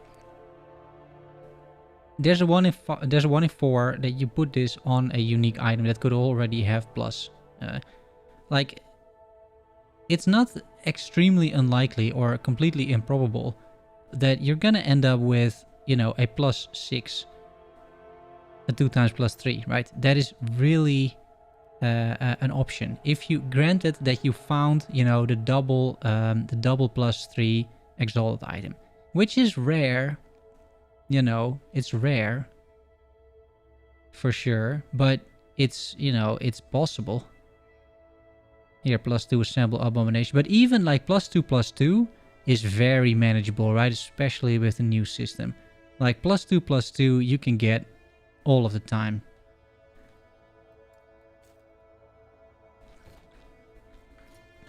But here, look at this, right?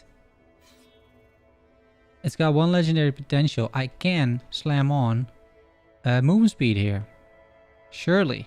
Because if I go to my boots, like some of these will have movement speed, right? I can not force this anymore. Let's see. This has got 11%, right? And I still have movement speed.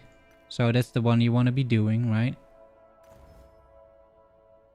So I got the Glyph of Hope reserved, so I got a free craft here. You do another. Now it's tier 5 and I got 3 remaining, right? So I could put the Void Res over there, upgrade. Now take this along, these two, and with a bit of luck, right, I'll craft 17 movement speed, which is almost maximum, onto these boots. That is definitely worth it. I mean, 7 attunement would be really bad, but any other would be fine. The 75 fire resistance wouldn't be great either.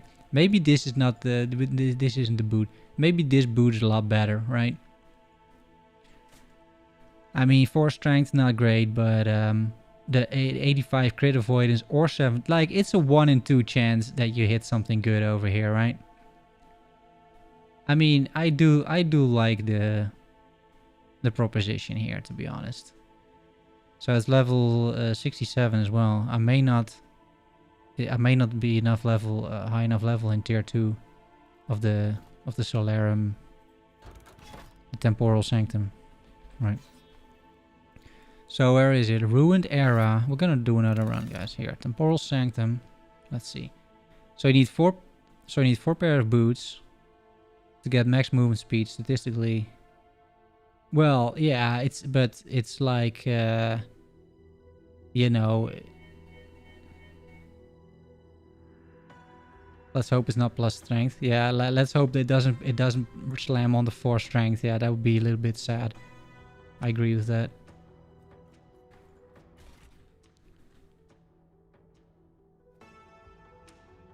Also the thing is, I may wait a minute. What other item did I have? This one, right? Which is pretty bad. But because I may not be able to run it just yet with 67. But it's okay. We'll find the keys, I think. Even though they've become a bit more scarce, so. That's 80. Okay, that's not bad at all. Oh, and tier 3 is 95 and tier 4 is level 100. But there are there level 100 uniques? Like, are those the... Really? Do I have that? Like, maybe the special ones from bosses, right? What is a special one that you only get from an empowered boss? Like, I don't know, this one maybe? 65.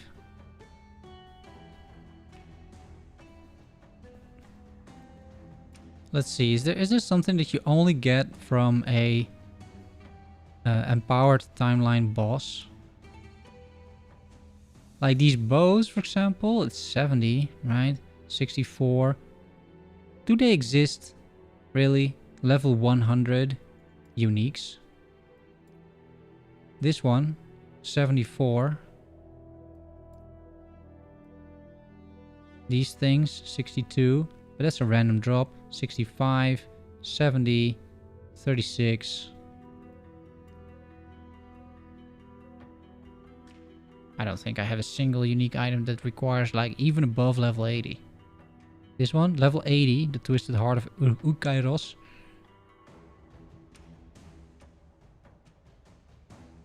Yeah, 64. Gloves, 62, 74, 72. Nah.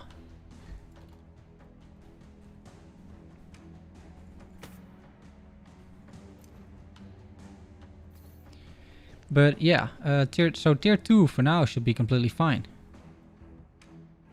For most cases, it should be fine. Yeah, the Exalted has to have 4 stats.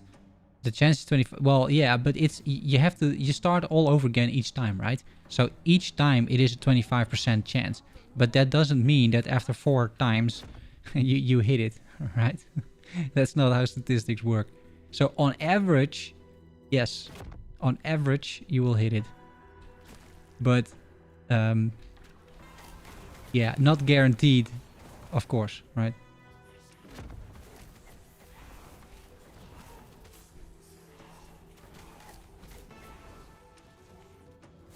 Okay, I do have to focus here a little bit, guys, because, you know, if I die over here, it's gonna cost me a key. And trying to prevent that from happening, ideally. And some of these enemies are quite annoying, right?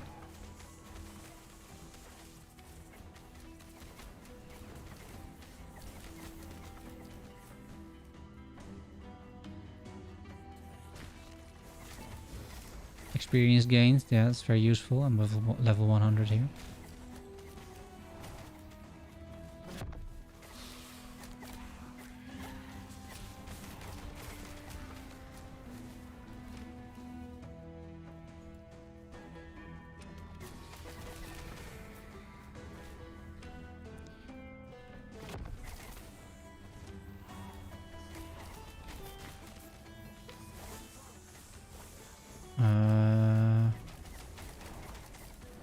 Kill them.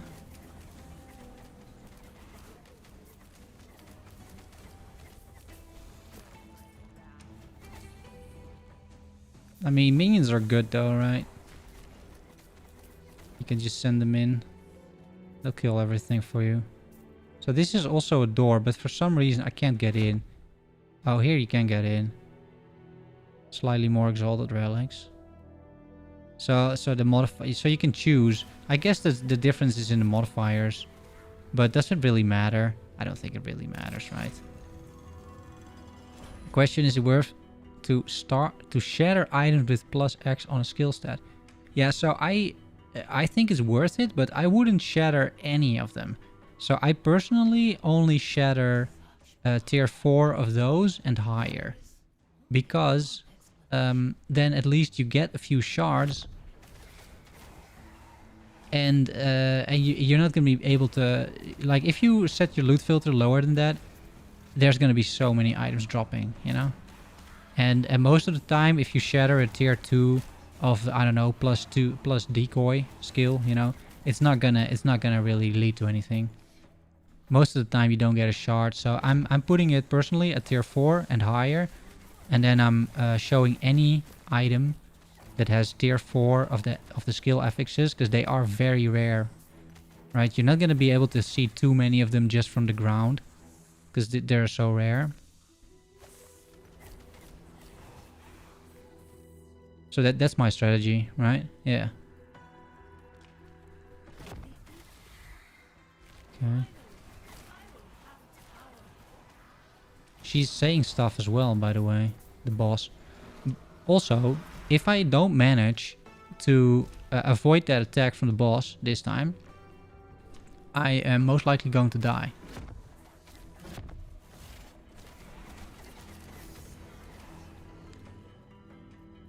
A one-handed sword, but no potential.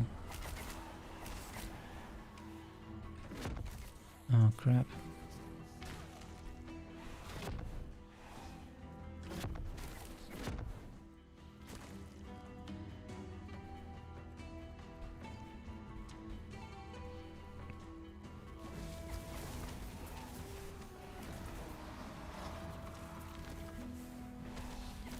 So I either need to find a way to like dodge the skill or something, but it seemed to cover the entire room, right? Or was it just me?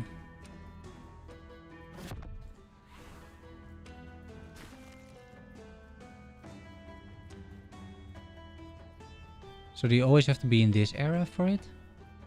It seems like it. 30 and 30. The dungeon boss drops a set item. Okay, yeah. I just want to get to the boss, right? It doesn't really matter, I don't think.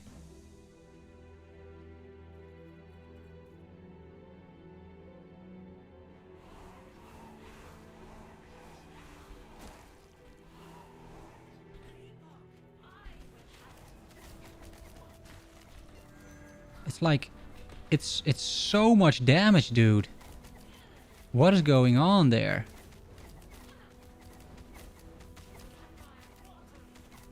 But yeah, I lost. What is up with that attack? I can't stand in the stuff around it, right? That kills me.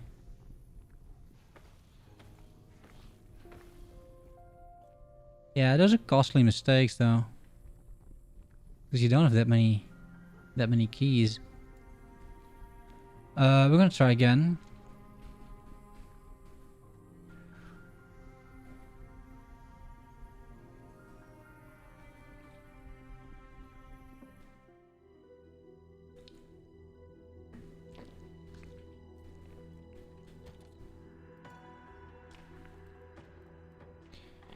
I went back to non-corruption. Yeah.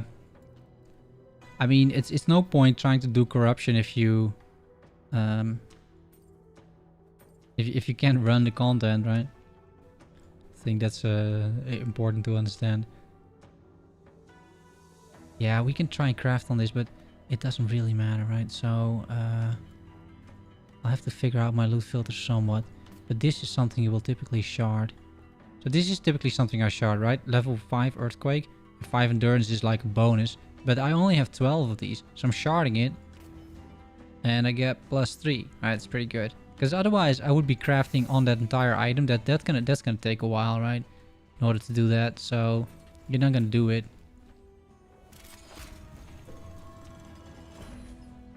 First ping some... Yeah.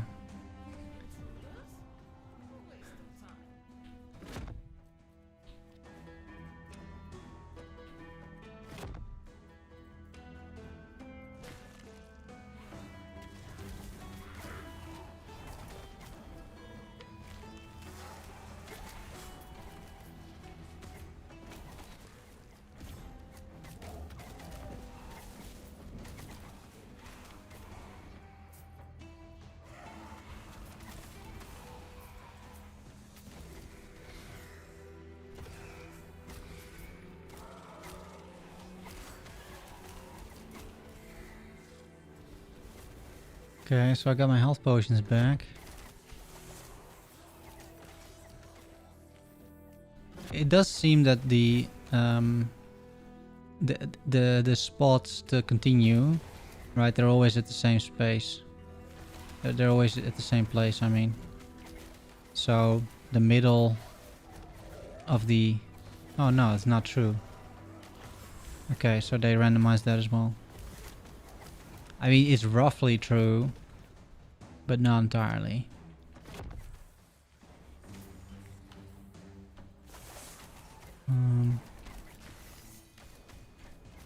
Not unique. A dagger with 1 legendary potential. Okay. That might actually be more interesting than the boots, but I think we'll stick to the boots idea.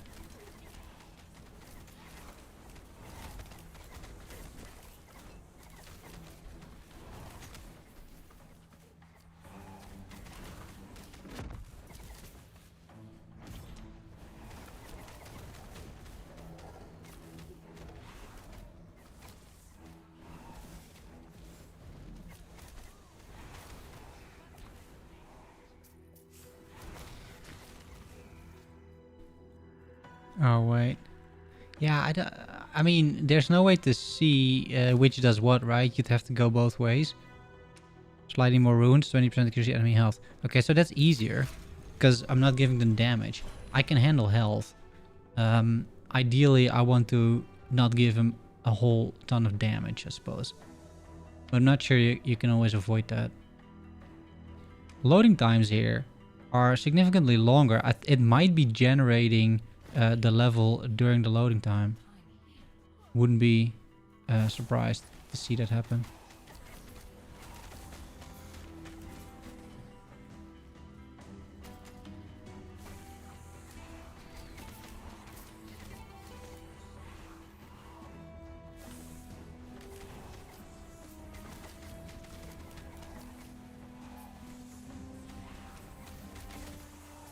I mean, it is still only level 80, right? I'm level 100.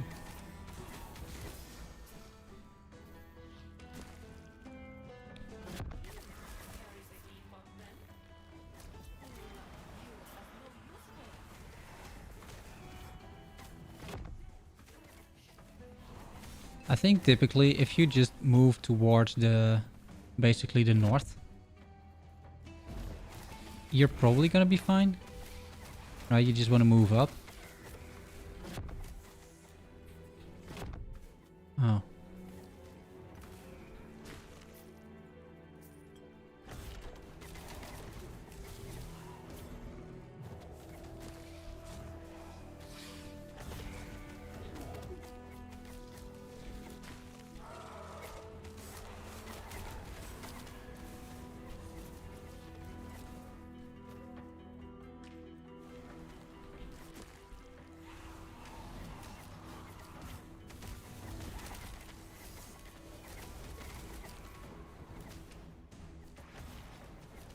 Hazel root. Is that new? Would this area drop specific uniques? You would expect so, actually, right? Come to think of it. So it's got enemy damage and enemy health. So what if we go to the other side? Because it might be worth it, right? If it doesn't have the damage. Let's see what happens. Let's see if the other side is easier. Because it leads to the same room. That doesn't really matter.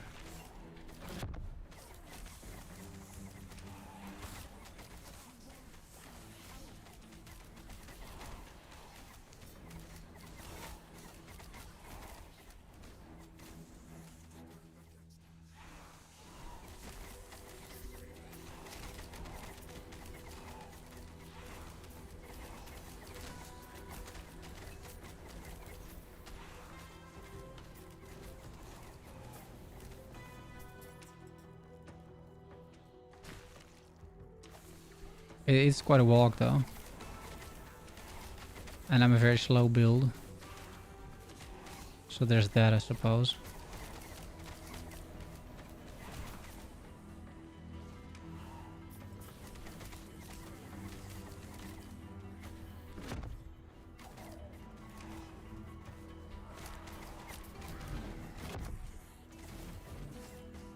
Yeah, it is live, Tyler. I'm playing it right now. So it's almost the same. I'm saving 10% health here. So that's hardly worth it, I suppose. Okay, so let's see if we can figure out what is going wrong there then. Because it hurts so much, dude.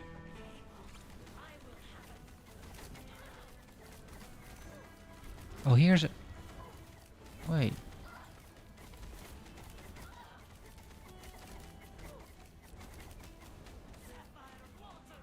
I mean, I'm void capped, right? Yeah, I'm void capped.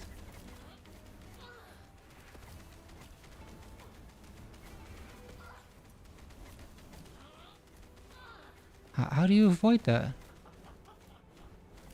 Why aren't you a druid? Because I'm a necromancer.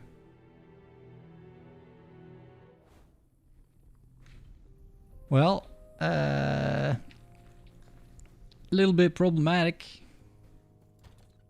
This stuff. What did we get? We got something new at least. One spell physical damage for 3 attunement. Chance to cast Thorn Shield on yourself when you directly use a physical skill.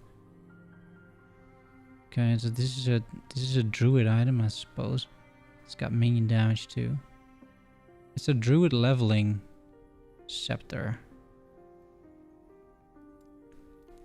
Okay, so I got my ass kicked twice now. I'm not entirely sure about this. Which is the good one? That's the good one. Oh wait, it is not even a smoke weaver. Wait a minute, it's a new weapon. Interesting.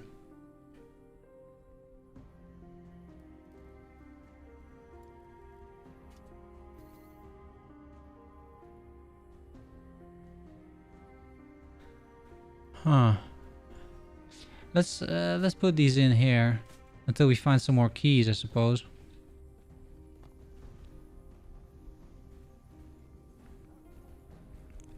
We could also just run 100 corruption instead, or a little bit lower. And I don't need to run the 65, I suppose. I'm just not entirely sure why she's one-shotting me there. It seems that that shouldn't happen. Like, I have like, what, 1600 health? And I'm a void resistance capped. I mean, I'm either missing something in the mechanic, but it's yeah, it's hard to figure out, right? Because you can't really go back. It's some of the things I dislike when doing new bosses, honestly, about this game, because the learning curve is just so steep. Because yeah, there's no time to react to things, right? So you either kill the boss, but you don't really know how you did it, and then whenever you die, you have to do parts of the timeline again, or it's just not really how I would like to see things happen. Are we gonna go to 100? No, I don't think it's necessary, actually. We can still do the 170. Is it irritating or fun to learn a different RPG language when you're fluent in another? What do you mean?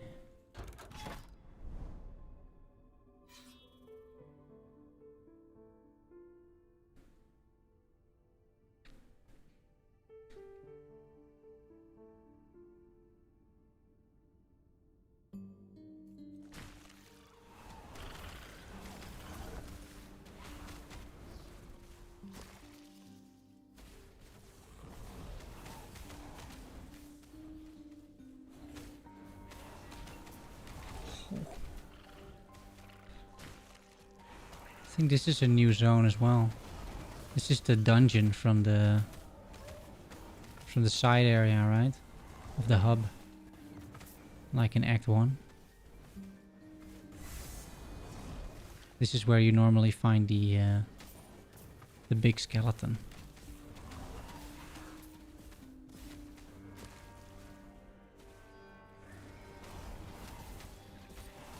Wow, my build not only lost like 90% DPS, but it got very squishy. Yeah, I'm a lot more squishy as well.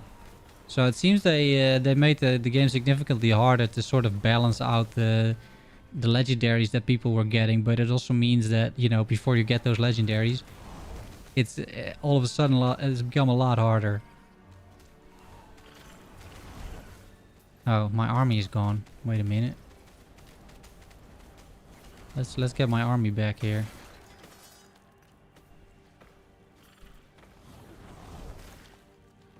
A necromancer without an army, that's not really worth a whole lot. So this should be a little better.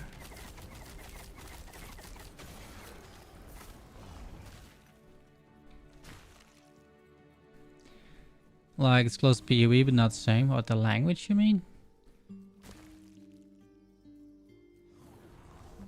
I don't really know. I mean, I don't really think too much about the language, or like the... Yeah, I don't really think about that too much, I don't think. But the... you know, I'm more of comparing gameplay systems, I suppose. I mean, there's a lot of similarities, I think. But what I like about PoE, when you have bosses, is you got 6 portals, right? So whenever you fail, at least you get a few attempts. And then after 6 attempts, it's over. But here, you basically are always going in with 1 portal. And I'm really disliking that. Especially for like bosses that you don't know yet. Like the learning curve is just so steep because of it. And I think for no apparent reason, right?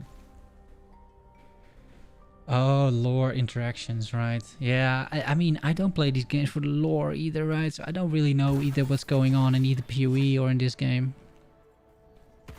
I'm not much into the story, to be honest.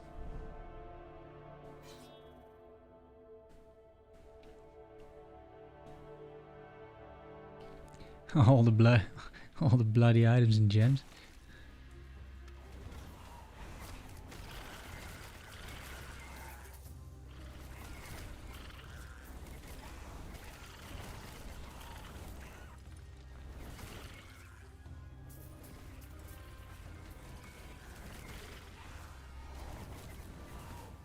Yeah.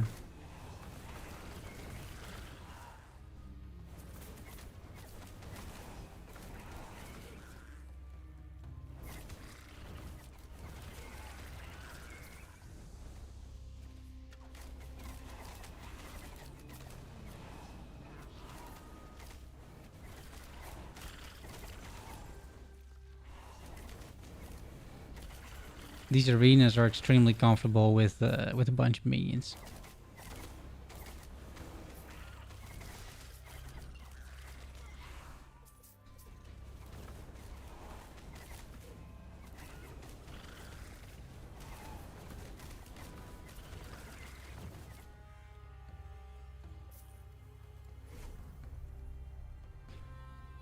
Yeah, we'll just have to grind a bit more of this, I suppose. I could also just run a, you know, a tier 65 or like a level 65 one. Like I don't have to run the tier 80, but it just feels a little weird, honestly, that, you know, you're not going to be able to complete the boss there. Um mm, I'm just looking for more nodes that we can run. Something that would be pretty good is one of those chaos vessels or something, what it's called. Now that resets the whole map. That would mean I can farm a lot of uniques.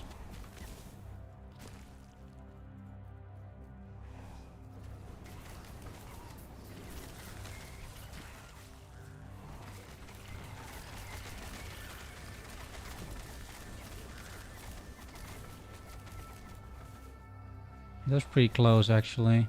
I ate a minion to stay alive there.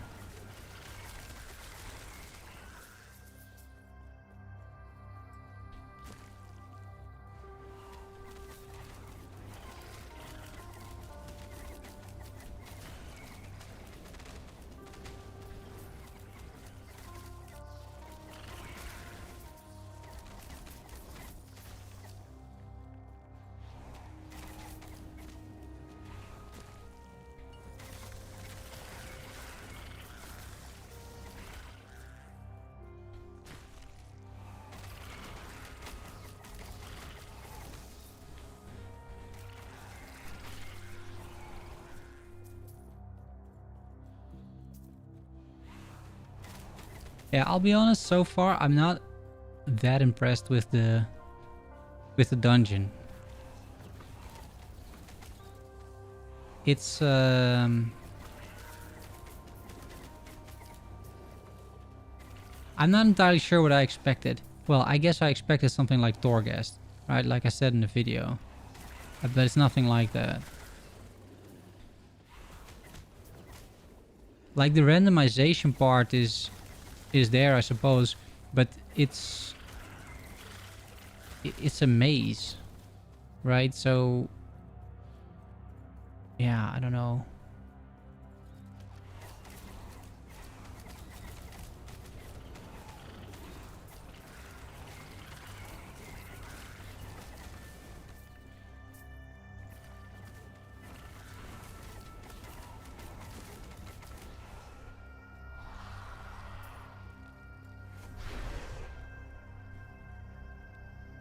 Yeah, I really don't know yet.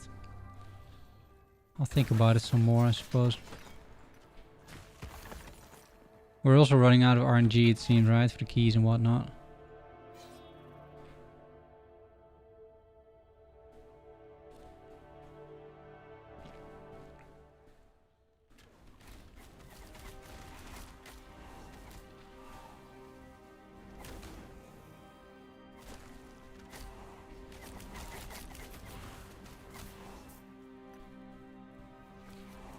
Well, there are a few keys that dropped for me early on, but now I haven't really found one in a while. So they're not that common. At least not consistently common, right? But then I guess that's what you get with RNG.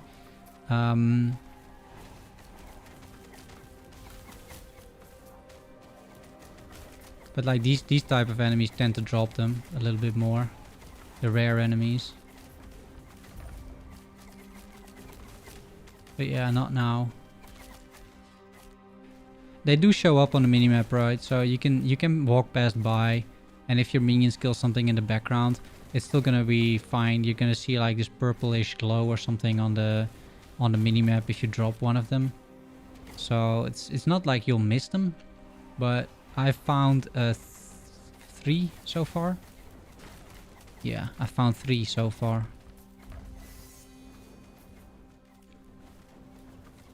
Boots, but then without... Ooh, 2 legendary potential on a Cinder Song. Okay, okay. For the boss, I think you need to stand in the purple dot on the edge of the map, but just regen it. Yeah, maybe that's the tactic, and then heal through the... You know, heal through the dot damage.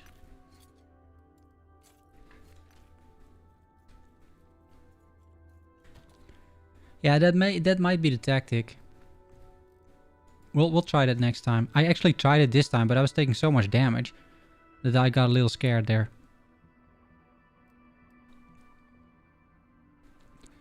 Okay, so here's another rogue item. 79 critical strike multiplier. Holy moly. And an acid flask. 30% increased area of effect, poison damage, 3 to all attributes. But this one's got legendary potential, see? Okay, yeah, we'll sell some items, we'll recraft some items.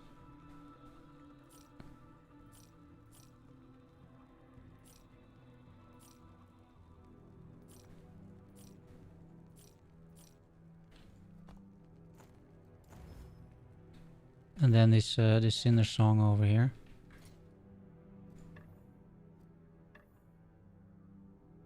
I mean, how did it roll? Right, now, I mean, it doesn't have a lot of innate spell fire damage, so you would need to get like fire affixes on this, fire damage affixes on this.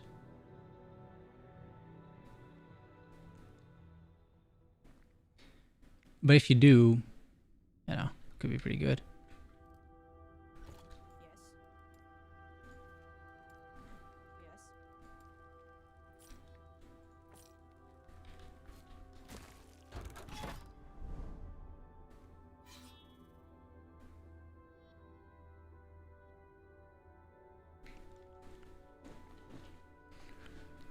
I suppose we could theoretically also do the actual timeline, right? Because they say that the timeline bosses drop them too. Right, that's what they said. So if that's guaranteed, then running the timeline quest might actually not be a bad idea. So maybe we should run the quest echo after this. I think we can pull it off. Should be able to complete it relatively easy, I suppose, right? Just got a key from a random white mob.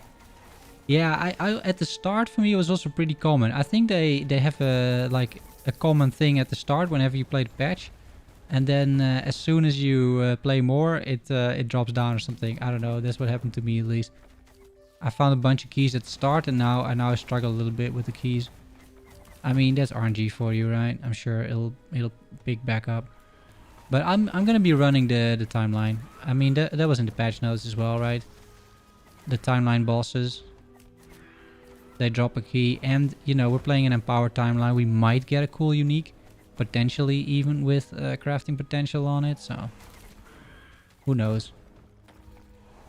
it's a this whole new system is a good incentive then for multiple reasons, right? To actually play some of the monolith quest echoes, because I think previously there wasn't really a great reason to run them apart from the loot, I guess.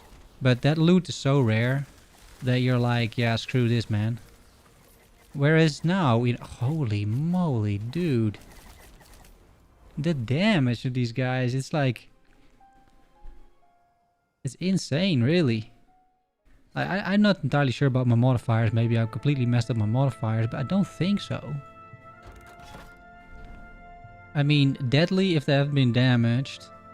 Endurance, regen health, and 90% increased health. Okay, the 90 is a little bit, and then the 85. Yeah, but still, I was running this afternoon, guys. It was fine. Okay, it was fine. We're gonna do the thing, right?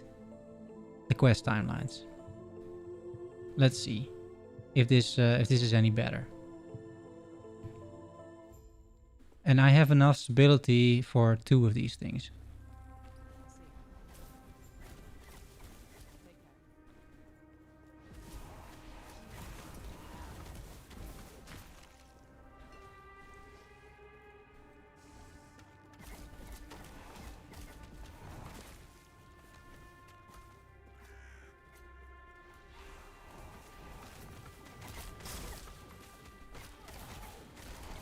Is the bear update? Oh, almost died again. The bear update is live. Yeah, you can be a werebear with the new animations and everything. Yep.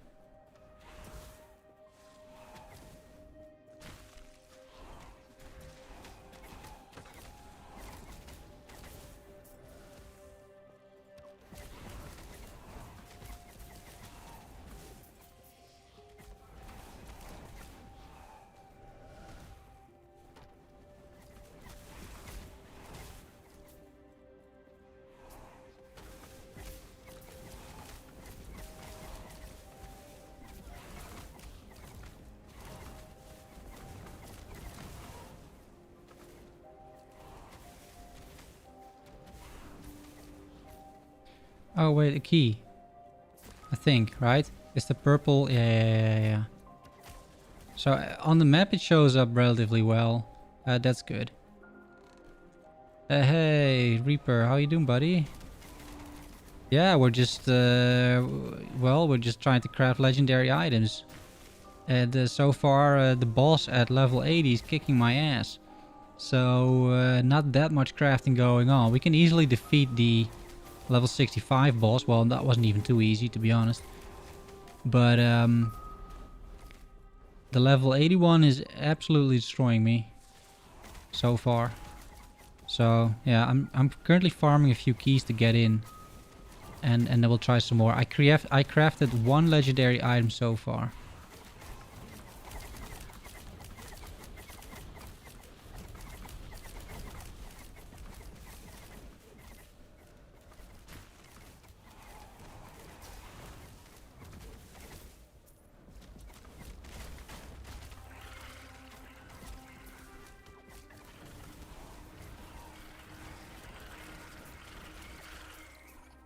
And the monsters are doing a ton more damage, right? So I think everybody's build just got a little bit worse.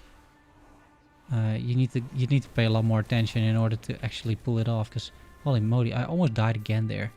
It's really pretty brutal, actually. I'm farming keys for the dungeon. You got 4 so far. Yeah. The acid flask unique with +4. +4. I got +1. I got 2 of the daggers with +1. 7 echoes since the update. Still no dungeon key. Yeah, so I think there's a lot of RNG involved apparently. So in total now I found 4 keys. Right, just got another one. So I got 4 keys in total. But this is at 170 corruption, right? You gotta take that into account, I think. I mean, there's definitely a loot multiplier attached to that. So it does matter. Oh wait, I'm messing up this timeline pretty hard though. Haven't done this in a while.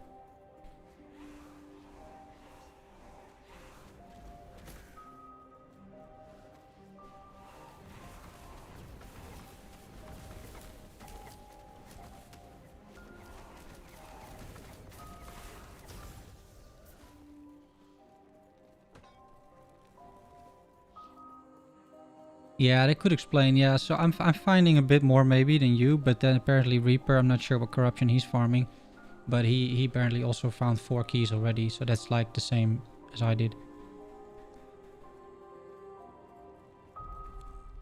Now here we need to be a little bit careful, I think, at least.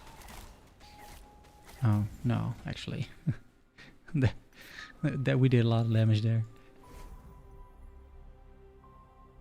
Yeah, now I'm just running a timeline to see if the boss drops one. I think the timeline boss drops a guaranteed key, so that's some more incentive to run this. I have no corruption. Oh, really? You're just doing regular timelines? Yeah, I mean, who knows, right? I don't know the logic just yet. I think we'll have to see.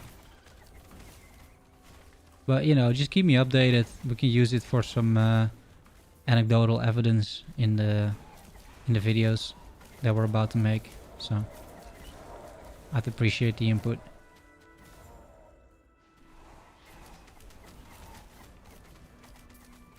But it will depend on many things, right? Like, my build is pretty slow. For example, it this afternoon it was pretty tanky. Now it's like not so tanky, but at least it does decent damage. Like, there's no issues in the damage department here, that's for sure. So, if you have a build like, I don't know, a blade dancing rogue, and you're using a lot of shift and a lot of like other movement abilities, and you're just like very fast across the board, that is gonna help you out a lot, right? I mean, you're gonna be able to farm that many more quest echoes. Hey, Hovey, your necro is insane. What weapon? The reach of the grave, buddy. The reach of the grave.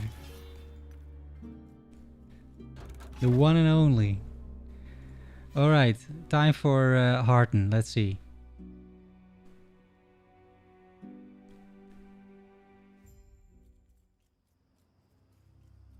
Yeah, nothing special.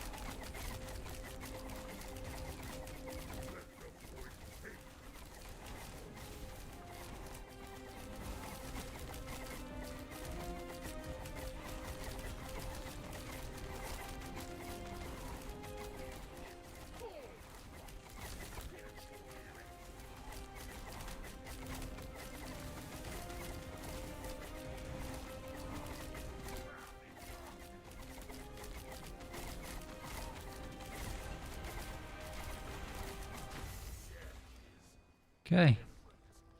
We got a key.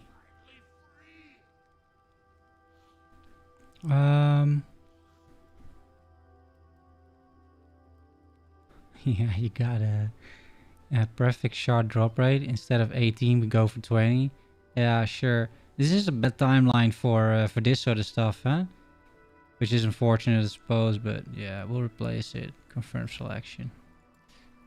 Two-handed spear, but nothing special there. Alright, well, we can do this again. Must be keen to make one of those legendaries. Yeah, I got one. I made one. So I didn't reset anything, right? We can just run this again. Which we will. Yeah, I made one legendary so far. And I think I'll just run the tier 65 a couple more times. Because I don't really have any, you know. It doesn't seem that I have uniques that require that much more either way. So I am fine with this. Actually.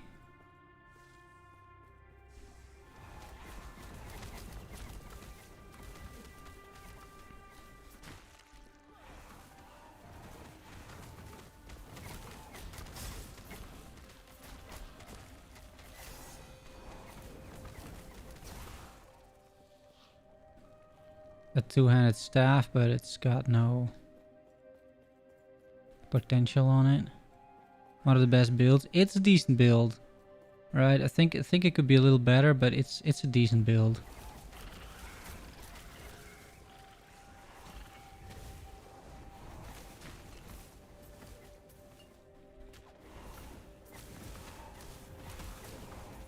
It's just not very fast. I think that's the main issue, right?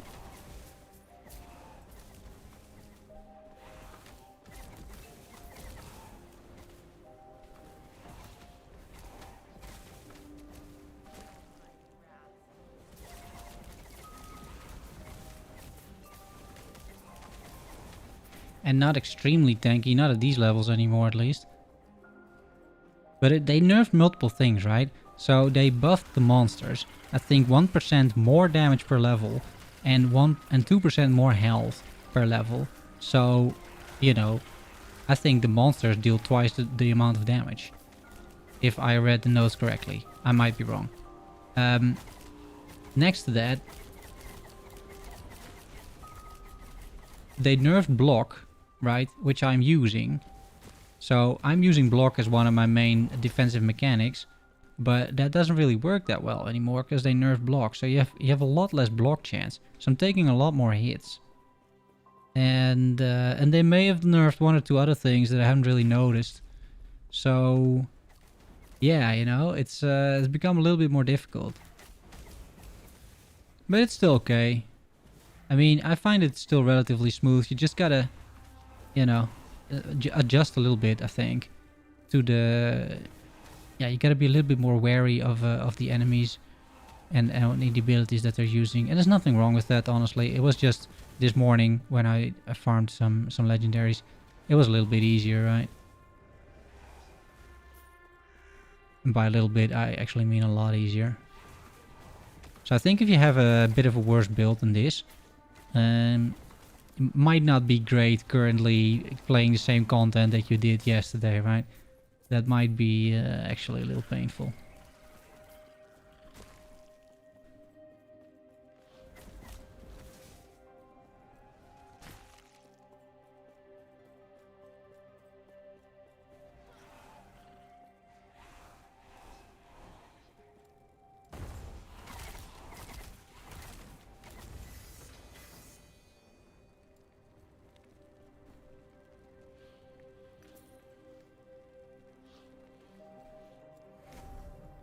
Yeah, I don't think I'll even pick up uniques anymore without legendary potential. Unless it's a new one. Right, if it's a new one, then sure. Here, I'll show you the legendary... Hoya. Hovi, sorry. This one I created. It's the first one I got. But we got some potential, right? So I think what did we do? We did the... Where did I put it? I put it... Wait. Where did I put it? I didn't put it here, right? I put it here already. Okay, yeah. So that's one of the legendaries. I think the other one that could be definitely interesting is this, right? We need to find a good wand for it. So I have one-handed weapons. This is a wand, right? Necrotic damage, physical damage. This isn't really gonna fly. Double. Oh, but this isn't a wand, so that won't work. I mean, it's a wand, right? Yeah, it's a wand. Okay, so... I don't have that many wands, it seems. Or do I have them as a separate category here? Maybe as a mage. No, not really. So I don't have that many wands I can use there, it seems. I did collect more though. This is a wand, right? So that would be decent. Actually, this would be pretty good. Elemental, tier 6 and fire damage. There's more wands, by the way. Crit strike, necrotic. That's not really what you're looking for. Spell crit and lightning. Not really what you're looking for. Now, you might also want to resist the temptation almost of trying to craft these legendary items with stuff that you have. On the other hand, waiting pretty much until you find a exalted item with a tier 6 fire damage. Like, how long is that gonna take? On a wand, right? You know how unlikely that is to actually happen? This is damage over time. 153% damage over time. I got a few wands actually. Gas speed. 40% gas speed. Holy moly. So there's some wands. I got one more tab. Might be wands in here. Elemental and damage. Yeah. Chill on hit. Crit multi. No, the initial one was pretty good, right? So this one. So you can craft. There's some crafting potential, right? So I think you're just gonna say like, you know what? If I hit one or the other two, it's just Sag. You know. I think that's what you're gonna say. Cause you want this, right? To try and work it out. Like at least okay. Wait a minute. So one thing we need to do is wait a minute. Is the rune of discovery, right? Yeah, adds random tier 1 affixes to all empty affix slots on an item. Has an increased chance of rolling rare affixes. Right, so... And it doesn't cost fortune potential. So I'm gonna add a random tier 1 over here. Because it doesn't really matter. How is the key drop rate? It depends. It's RNG. So some people are pretty lucky with it. I found 5 keys so far. Well, I'm also streaming, so I'm not playing super efficiently. But yeah, it's okay-ish. Right, let's add a random. Ooh, chance to ignite. Not bad, actually. That is not bad. But we're going for the fire damage, right? Because that's the one that we want. So Glyph of Hope, fire damage, get this to tier 5, and then just hope that it picks these two, right? Upgrade. We got a little bit more left. Okay, and then we just go for the ignite. Because the chill sucks, right? Okay. Ooh. We went to the... Oh, you still have critical success. That still exists. Alright, so tier 5. So we combine that with this one, right? I mean, you know.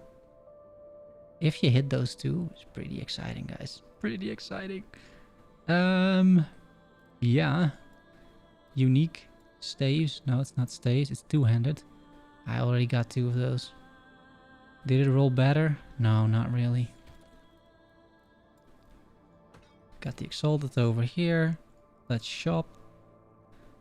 Put back on the camera.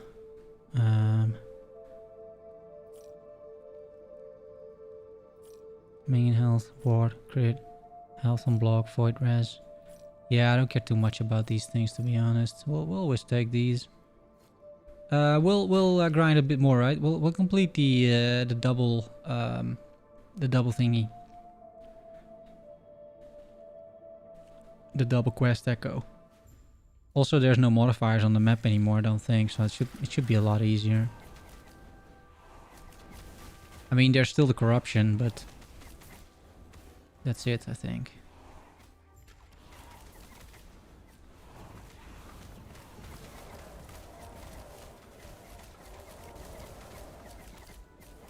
It's also cool that these legendary items, you can really use that to build your build around. Because it's gonna be so much better than what you would otherwise have, right? So trying to... Let's say I hit those 2 things on the unique fire wand. On the cinder thing. Then, and and let's say I hit something decent on the boots, which are also fire boots, then all of a sudden, you know, you could come up with something pretty feisty.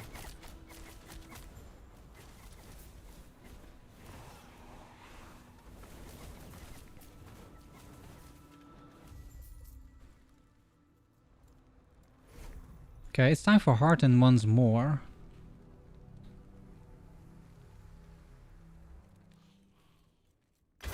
After this. Maybe he'll drop one of these uniques with legendary potential, right? That would be good. Okay, let's see.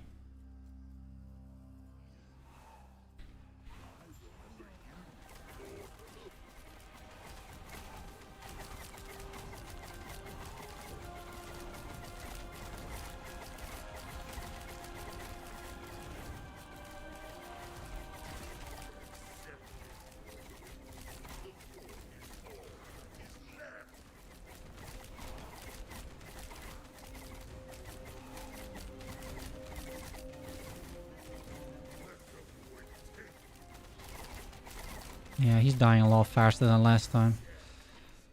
He gives a key. So these timeline bosses give you a guaranteed key, right?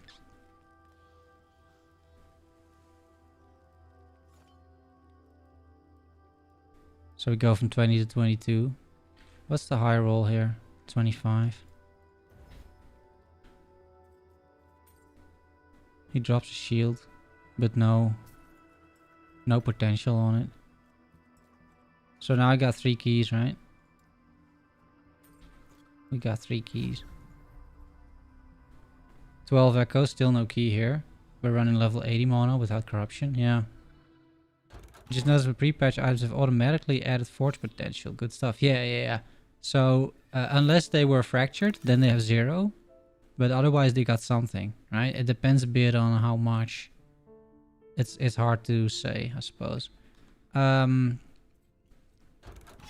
A Rune of Ascendance is pretty rare. Yeah, I think that's pretty rare.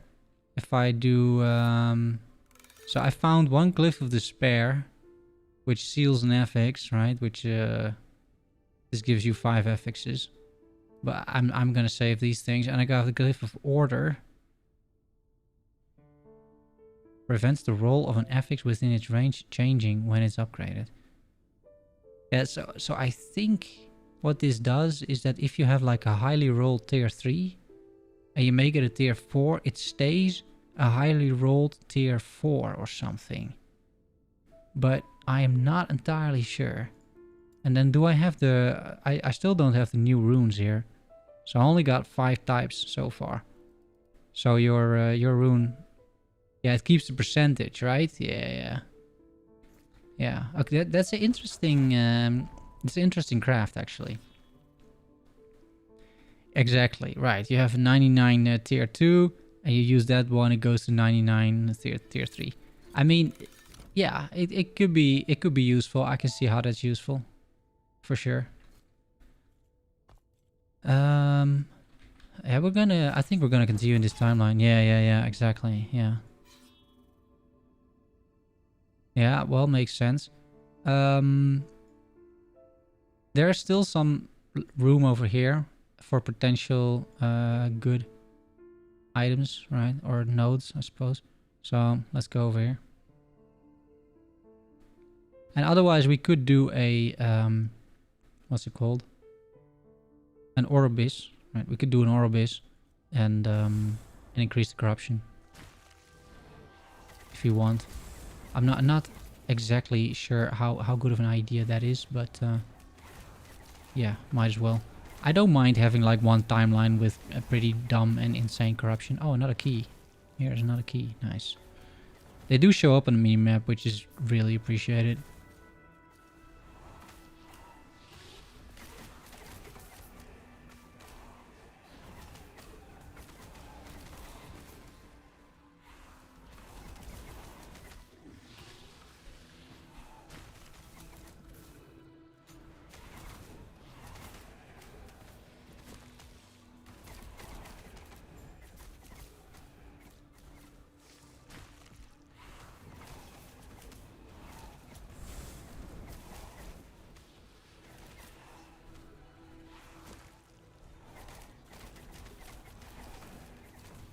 Because that means I can just walk around like this and I don't really have to concern myself too much with forgetting loot or something. Like I don't mind if I forget a regular item. Right? But if I would forget a key, I would feel pretty bad because they are rare. They're more rare than arena keys, I think.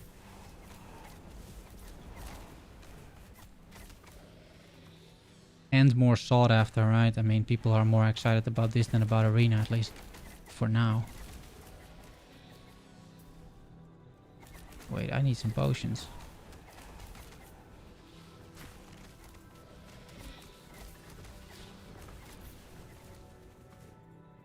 Yeah, there we go. Okay.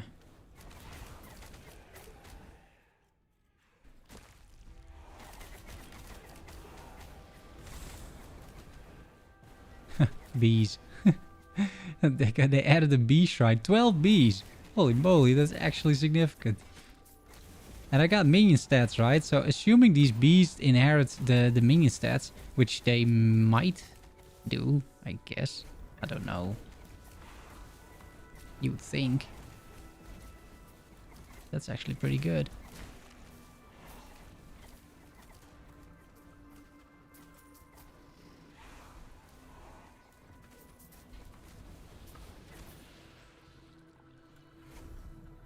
I stick around for quite a while as well. A bee shrine. This bee is gonna be like the meme of last Epoch. Is that new? Is Scissorhands unique in the game? Did they put it in? Scissorhands unique with the bees, turning them into squirrels. Right? Is that now a thing?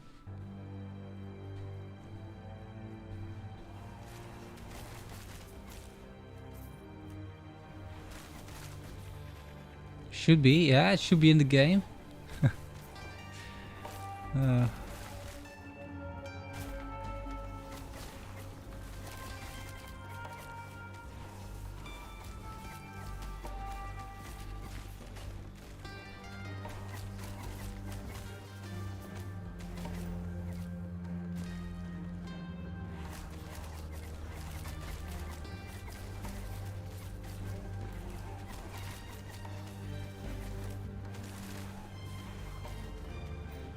I wish there was an option as well to highlight exalted items. Right, I would like them to show up on the minimap as well. Just like uniques and set items. That'd be pretty good. Are these patrolling? Oh yeah.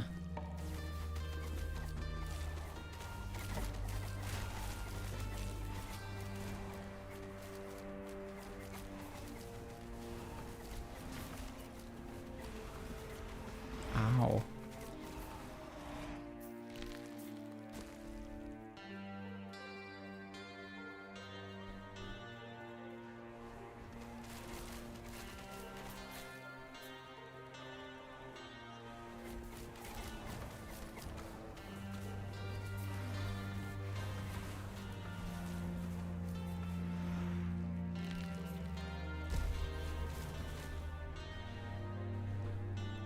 Yeah, there's some more community created uniques that ended up in the game this league, right? Or this patch.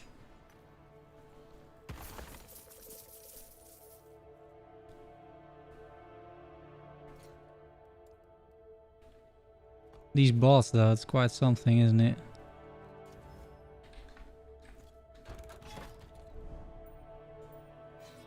Okay, 4 keys. Oh, here's a unique, guaranteed unique. I'll take it. At least we got, I think we got the Cinder thing. That's something to look forward to for sure.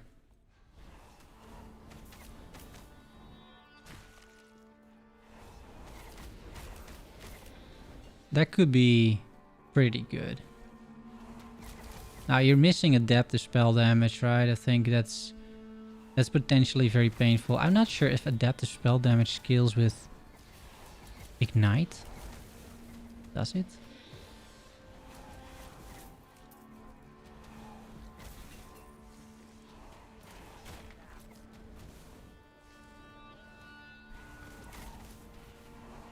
Too bad EQ werebears now. Yeah, it's completely destroyed. Yeah, it's the 5-second internal cooldown, right?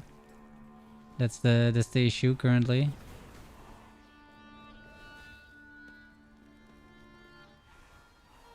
Bleed flurry baitlands, yeah, something like that. It does scale.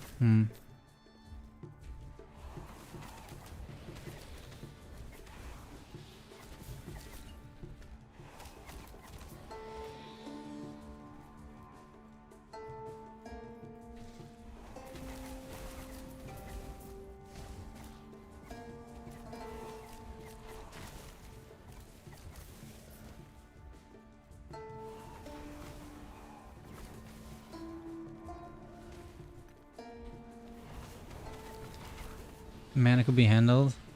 Yeah, the 5-second cooldown is too much, yeah.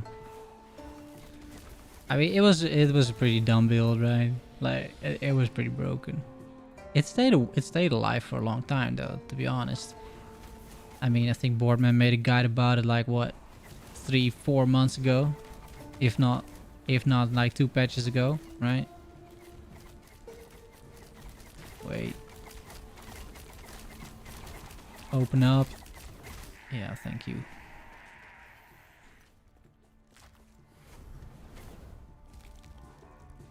They didn't want to be overpowered? Yeah.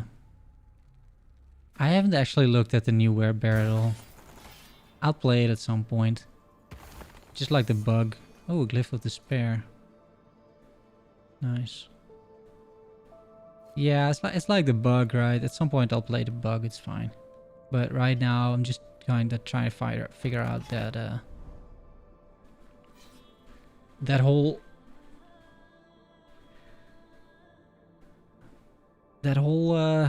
legendary crafting stuff. That's kind of the idea.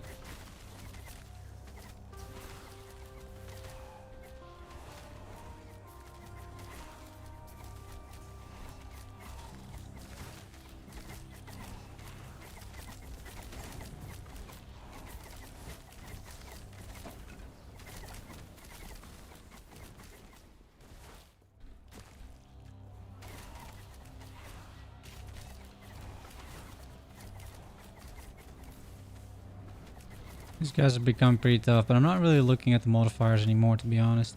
I'm just running these things based on the rewards. So I think I could have given them, I don't know how much health. Wouldn't be completely unthinkable. What did I give them? Void damage. That's tricky in this. It's pretty tricky in this area. Enemies are deadly. But also 173% increased item rarity. That's gotta count for something, you'd think. I'm not really noticing it too much. For some reason.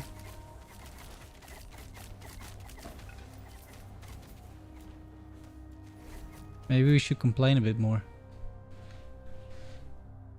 Yeah, what do you guys reckon is like a new overpowered build? Just based on the patch notes. Is this something that got like crazy buffed? No, no potential. It's such a shame.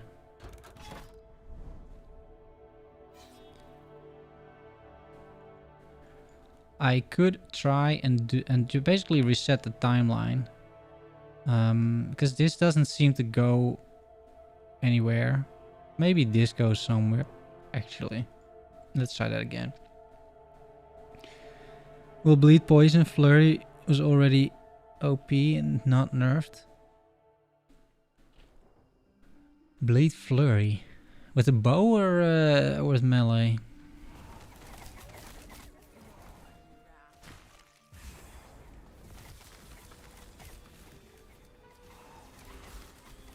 I never really played bleed flurry, I don't think. Especially with the amulet being a leveling item, so much more chance. Oh, that one. Right. Bleed. One sword and a bastion. Poison is one dagger and a bastion. It's been a while since I played a damage over time build. I think the last one was poison serpent strike. With that unique Val sting or something. Draal sting. Ooh. You mean this amulet? With 2 legendary potential on it? Right? Or don't you mean that amulet? Is it another one? The bleed amulet? The bastion? I don't know all the unique names, man. Is that a unique? The bastion? Sounds like it. Yeah, that one. Yeah.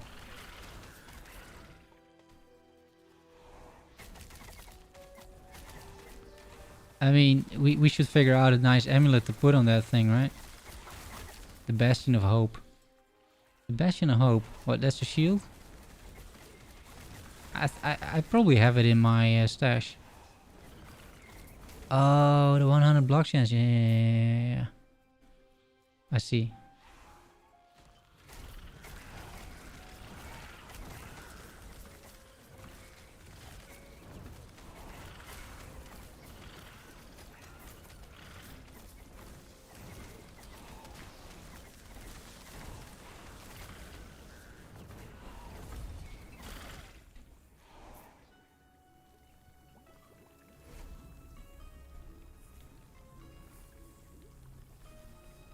Right. Oh, the Bastion of Honor. Yeah, let me have a quick look. I should have that thing. Uniques. Offhand. Oh, this thing. Yeah. 12% less damage taken from nearby enemies. 100% block chance.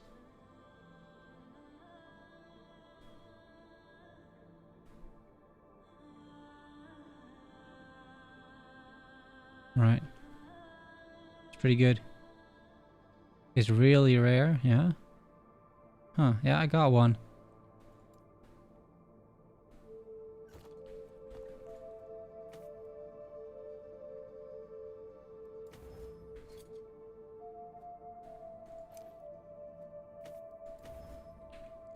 This thing could be fun, right? 2 legendary potential. And then a bleeding heart.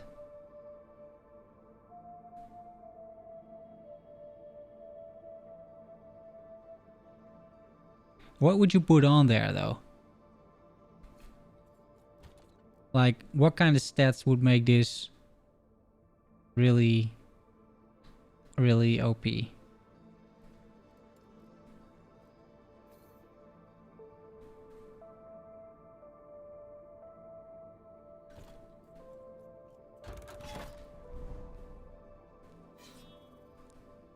I mean, exalted items, that's good. Fizz damage or poison damage. How about penetration? You can get that on amulets too, right? As one of the few things.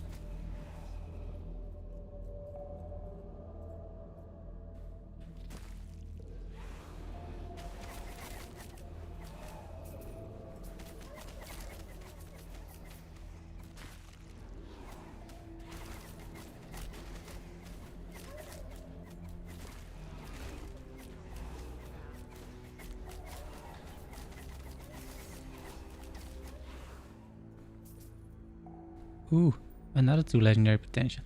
Okay, so it's actually starting to ramp up a little bit, right? We're starting to get some good stuff.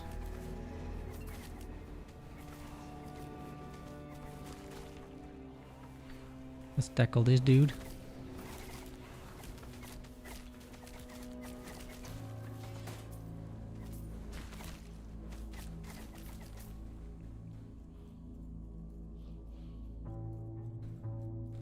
Penetration only on hit. That's armor. Yeah, so you have blade fizz. Yeah, exactly. So fizz pen, right? Could be because that's something that you normally don't get on a on an item. It's very rare. So maybe if you get it on a unique like that, it could really go pretty far.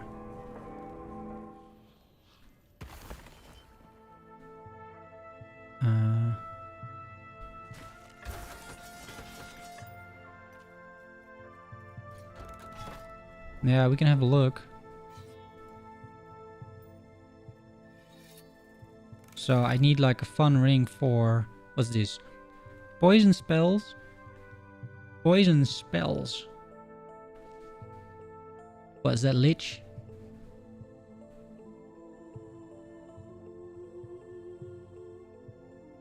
Right.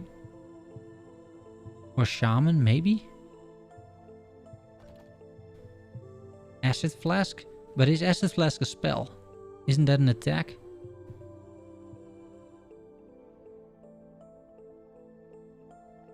I think it's an attack. But like Aura of Decay is a spell. Right? For example. And Wandering Spirits can do poison. That's a spell. Oh, this is not even a spell. Wait, it's an aura. An aura does not constitute as a spell. Interesting. So only Wandering Spirits? Really? Oh, this Summon Wraith could be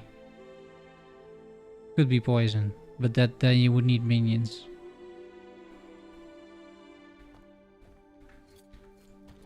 Huh.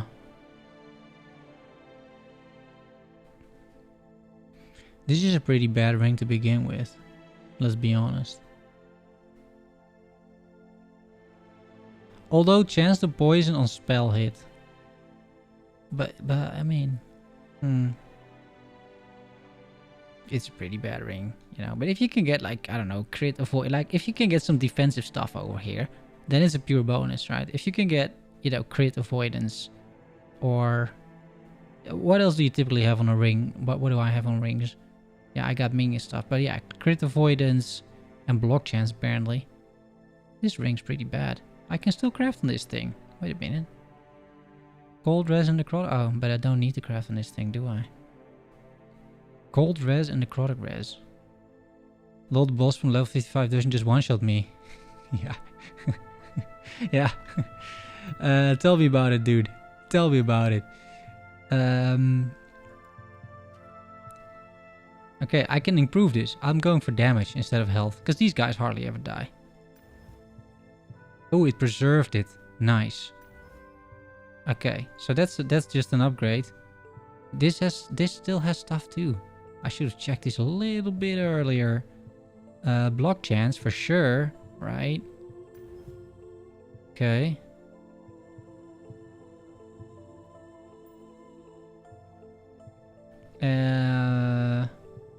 Zero forging, zero forging, zero forging, zero forging, 4 forging.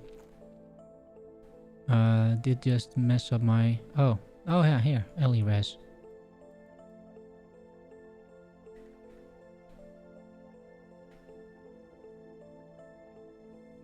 Would I want to reroll something here? Not really. It's pretty good. Yeah, but let's get some Ellie res, because why not, right? So this one. I like it, you know? It's this new system. It's pretty good. I'm not gonna lie.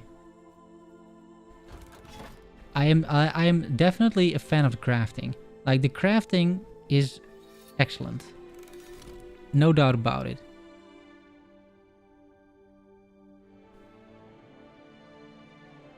So, What if you would want an exalted ring on that cute little thing that I just got there, right? Throwing attack fire damage, that seems horrible. Chance to apply frailty on a ring. You don't need that on a ring, right? You would put that on a weapon. This is an old weapon as well, or an old ring as well, see? It's got 3 suffixes. Because they keep changing the stuff around. Is that all I have? Nah, I got a ton of rings. Like, I have a ton of rings. They should all be here. A jewelry. Look at this. All of the rings. This is good for a minion thing. If I hit.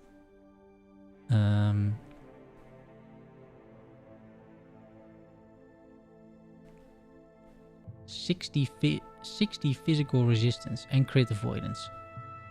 I mean, but ideally you find something that, like, even if you hit the ones that you don't want to hit, it is still not the end of the world, right? That's kind of the point, I think. So, for example, this one.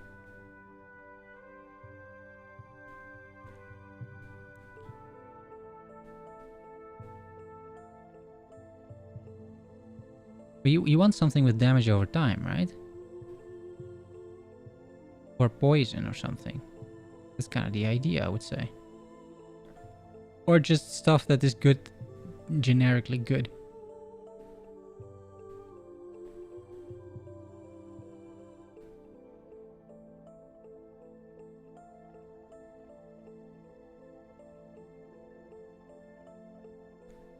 I am sort of like YOLOing these crafts as well, for now at least, because I have very little like idea in mind with what I want to do with something like this.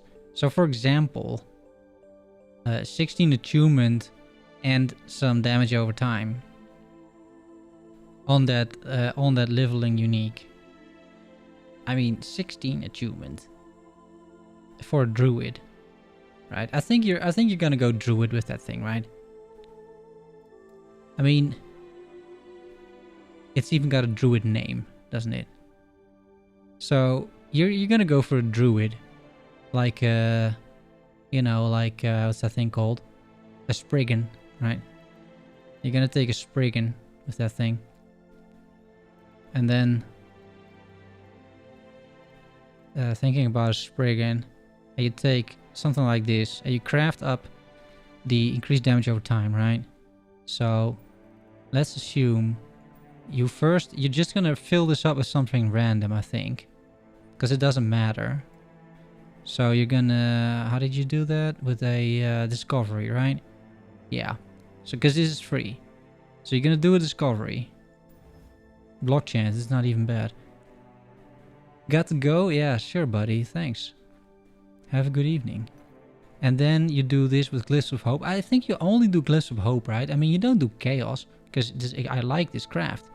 And you don't do Order. And you don't do Despair, right? No, because I don't want to seal anything. No, you always do Glyph of Hope. Almost always. And then Pray. Not amazing, but...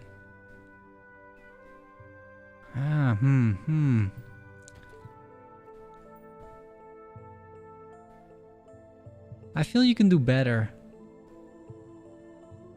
And this for a minion ring, right? So you do the same thing, I would say. So you do Discovery, you put Fire Rest, it's completely fine. And then you go on with these. Ooh.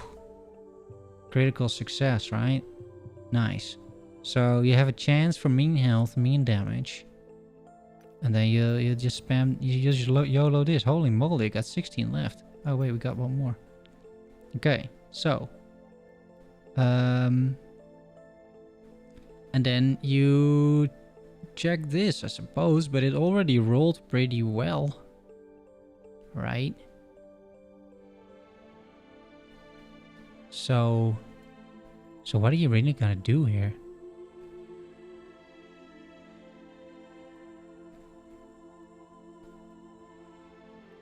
Nothing, right? This is completely fine. If I ever find like a minion, a minion unique, and I slam this on it, it's pretty good. Elemental damage over time and time. Oof, it's also pretty good, huh? Okay, well, enough of that. How many keys do we have? 4. Okay, so we have this pair, we have this pair, and then these we haven't really figured out, but we can think about that later. So let's yeah, let's try 2 more, right? Let's just try 2 more. So what is it? Ruined Era, bottom left, Temporal Sanctum. Here we go.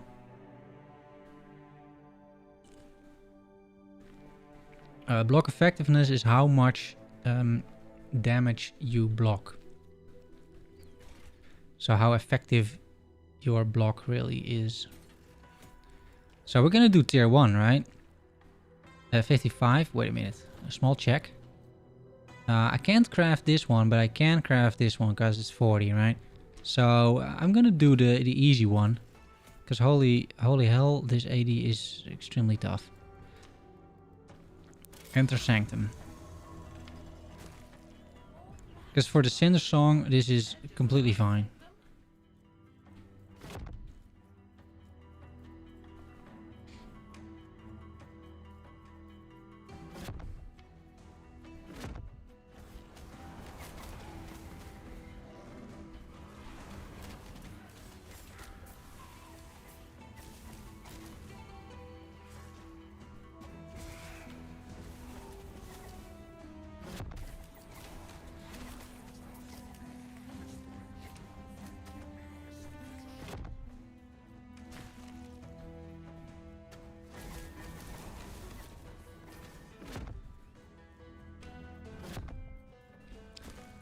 I'm honestly not sold on the on this dungeon itself, right? I mean, it's procedural, I suppose. There's no way of checking, right? But it probably is. It's procedural, right? But it's not interesting or fun. At least so far. It's fun because the final goal, what you can do, is fun. But running this is like, yeah, whatever, I suppose.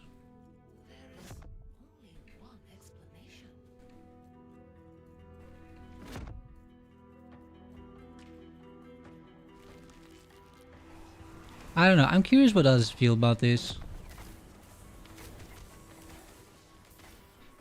It reminds me a little bit of the that area in the in Act what is it, 7, I think, where you have to kill Lagon, right?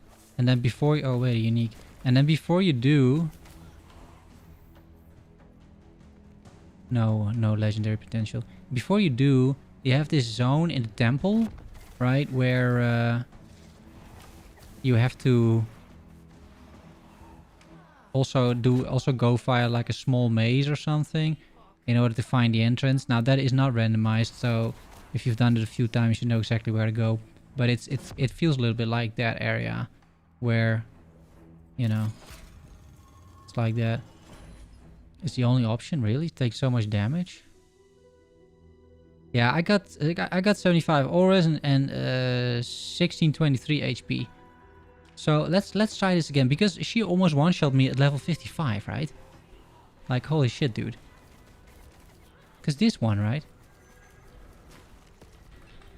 Almost died there. Like, I don't know, man. I don't know. And now I killed her. She is supposed to drop a unique, by the way. She doesn't do that. But at level 80, there's no way.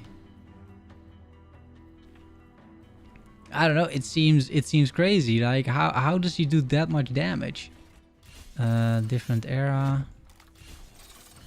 Right. Get the things. This is a new staff type. Get the right one, right? Yeah. Holy shit, dude. The UI from time to time in this. Okay, seal the cache. Let's see if we got lucky. Yeah, the ability calls the entire area. I don't know either. There we go. Yeah.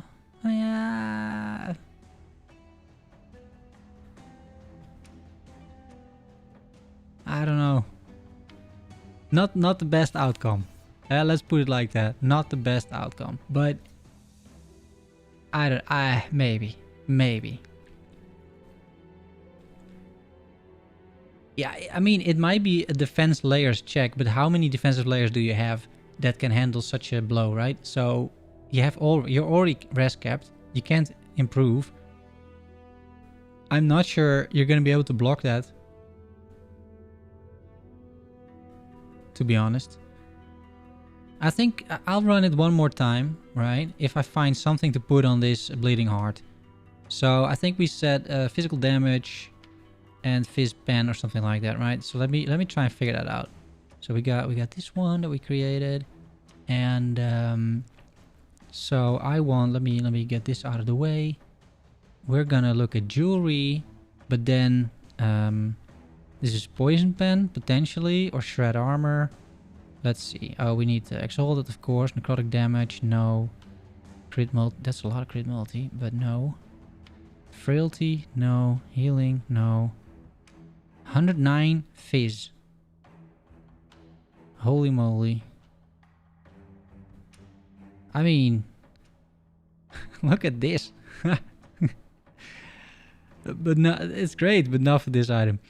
Void damage, lightning damage, crit multi, another fizz, but then healing effectiveness. That's so bad if you hit that. That's horrible if you hit that, but maybe I can chaos, or like, does it have potential? No, I can't craft on it. Okay. Dodge, spell damage, LE, fire, elemental, necrotic, spell, dodge, minion, throwing attack, chance to find, fizz pen. There we go. Alright, 11 fizz pen. Now the mana is not too bad, I don't think. So say I have a bit of forge potential, so same idea, right? You just hope to not hit these, I suppose. I guess we'll upgrade these either way a little bit, like Glyph of Hope. There we go. Ooh, that hurt a lot. Are we gonna go for the tier 5 here? No, I think we'll keep trying. Okay, plus tier 1 mana. Thank you, sir. Oh, thank you, sir. Thank you. Okay, so we're gonna... Are we gonna reroll? Try and hit plus 12? We don't have to. We can do this. It's fine. Because none of these stats are bad, right? You like all of this. Honestly, right? You like all of this. It's like a free blessing, pretty much. So, we're putting this in, right? We're just gonna run it again. Same idea. We take these two. Everything else, we're gonna put in the stash. I'm not even looking at it. It doesn't really matter. So we're done here. We gotta get out. There is a big question mark here, though, for some reason. But I can't interact with it, can I? No, I can't. Maybe here, but... I don't have block. That might be the reason why you're surviving. Now, I just have like 400 more health than you do. Right? I got 1600 health. So that's a pretty big difference, I would say.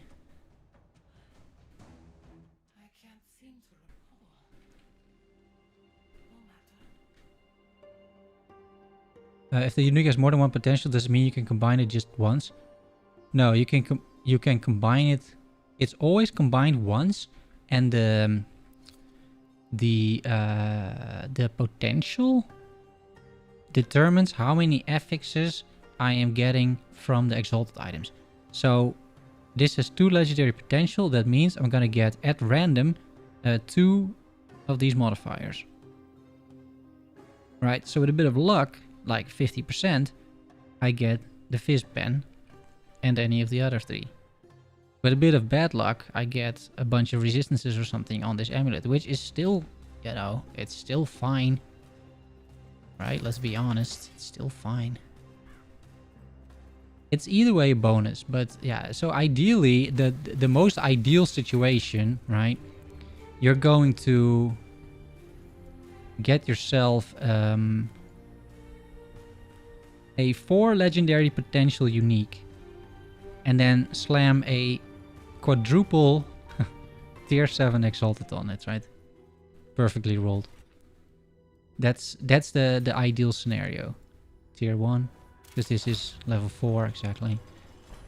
But yeah, good luck with that, huh, clearly.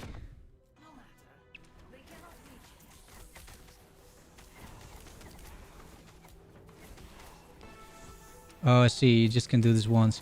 Yeah, yeah. You can run it once, you can slam it once, and then depending on the potential, you know, there's a certain outcome. Depending on the legendary potential on the unique item. That's a little bit how it works.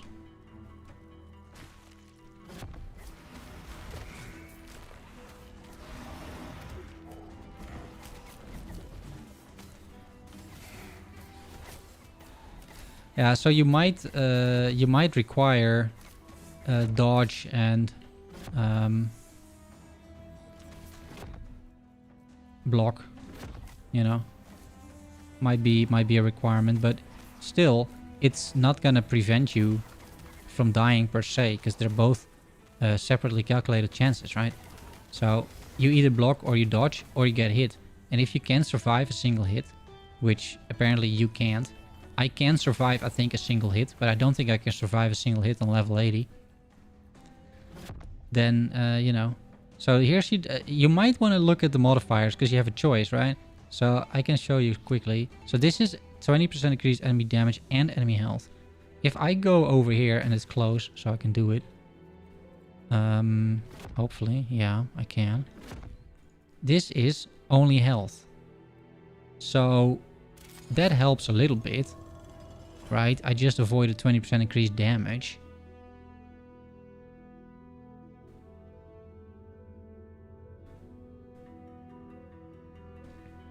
So you might wanna look at that as well. Leveling in a party, have to go. Yeah, thanks for the stream, sure. Thanks, Esco. See you around, man.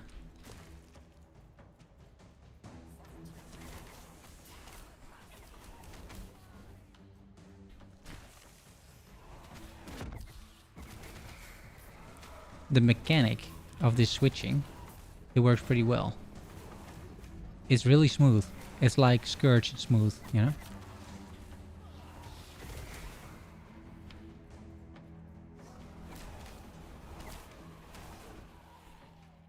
And it's great that they're using the time travel mechanic.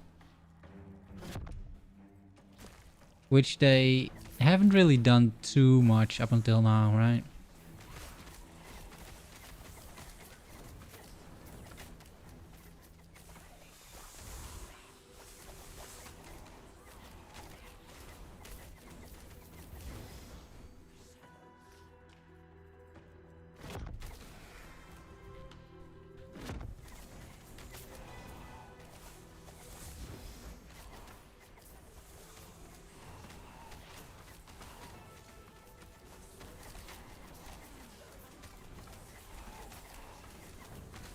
So it does fit like within the team and whatnot.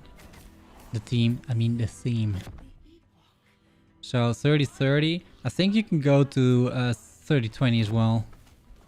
Right, so let me quickly check the other portal here. Oh. Maybe not that quickly, but let me try at least. The switch mechanic is smooth, yeah, but saw no point. Yeah, it's still a little bit like you're correct, I think.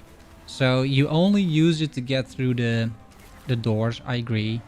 But I mean, it's better than having it in the game and not using it for anything almost. Which used to be the case, right? I'm trying to get to this other one though. The game doesn't really allow me to get there.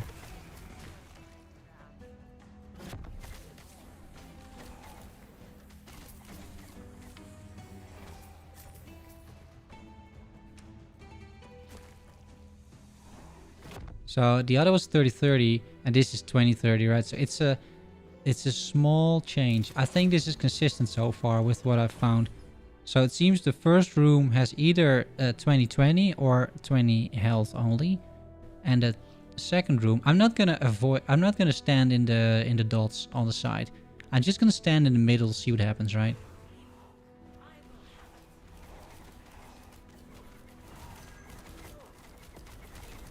Okay, I can survive it pretty well, actually. So it got a lot worse by standing in the other stuff. If I'm not standing in the other stuff, it's not half as bad, honestly. What I did see, by the way, yeah. If you noticed, did you notice the attack? Oh, I blocked. I didn't see. I blocked it. I see. If I didn't block it, I might have died. What I noticed, now that I looked at it, right? Did you see also the timer going in the, like, clockwise? It literally starts with like 1, 2, 3, 4, 5, 6, 7, 8, 9, 10, 11, 12, and then it explodes, right? So if you look at the skill, and she's not doing anything else while it happens, right? So you already walk to the side. I think it always starts north because it's a regular clock that she's doing. So the clock starts ticking. Then when it hits 12, it explodes, right? So if it is at 11, let's say, you can do this and be temporarily on the dot, take some damage. Because the problem I had before is I couldn't properly time it because I wasn't paying attention. But it is a clock. So you can time it because it is like evenly going towards the 12. At the 12, it's exploding. You need to get out of the way. I think that's the mechanic, like someone suggested earlier. And then you're temporarily taking damage over here, but not that much. And then you can get back in. And then you're immediately hit with another ticking time bomb, but that's dot beneath you. So you need to keep walking. Otherwise, if you stand still, you explode your own pool, sort of. And you're standing in a pool of more void dot damage, right? So that's just going to be very, very painful if that happens to you. Okay. I think we figured that out. So we can try, after this, we'll try level 81. We got more keys as well. Small little prayer, ladies and gentlemen. Huh? What do we want? We want Fist Pen and any of the other two, right? Or any of the other three. But Fist Pen. Seal the cache. Okay, go to the other thing. Open the cache.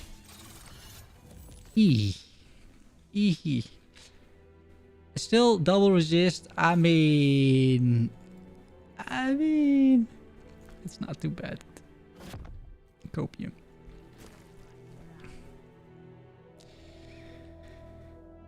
It's yeah, it's like Maven's brain explosion, but the indication is a little different, right? Because Maven brain explosion you can clearly see, and you have a safe spot to run to, right? It would be Maven's brain explosion, but then the small platform would be having like dot damage on it. So yeah, it's a little different. Okay, we're gonna try this again, different era over here. Yeah, it's a lot. I mean, I'm complaining a little bit because I really wanted the fish pen, but yeah, it's good, right? Clearly, it's good. I agree.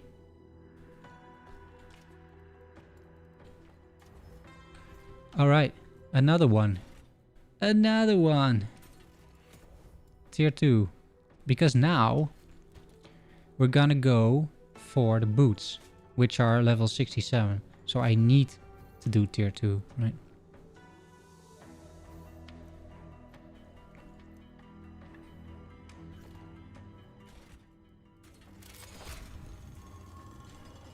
The new boss is pretty difficult. Not gonna lie. It's pretty difficult. But I think we figured out the mechanic.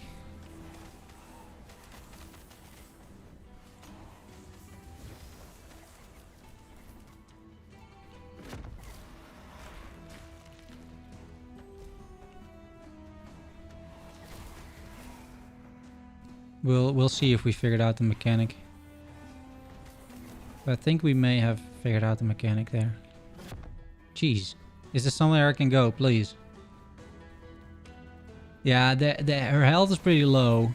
Well, it wasn't level 55 at least. So then my minions are one-shotting her almost. But, explodes on... What? Wait a minute.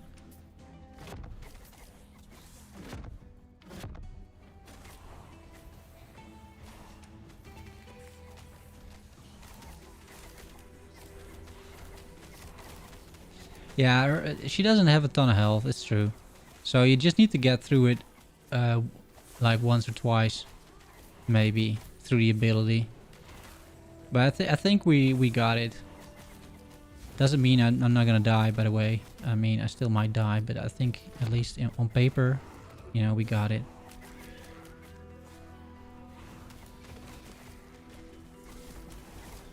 Yeah, you guys need to pay attention to whether I block or not, right? Because I can't, I don't know if I blocked. I can rewatch the stream, I suppose. But, yeah, not sure if I blocked.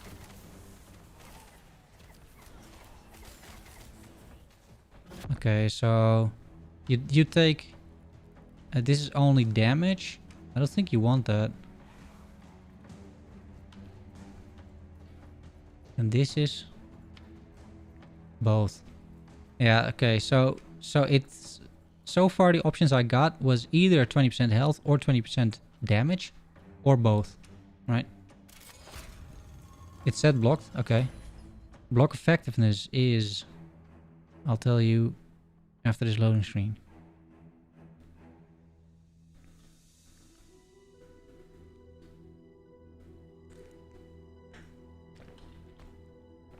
It is... It is...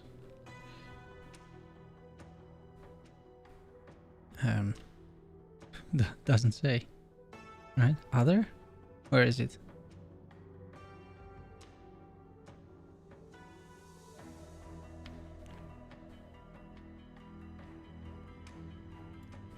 Wait.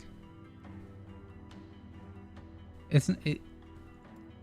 Oh, it's... Wait, it's here. It's here. Jeez. Block chance, 46%. Block effectiveness, 552. 30%. Yeah, so I'm reducing 30%. It's not an awful lot, right? Yeah, it's on the main additional... Yeah, I forgot this even existed.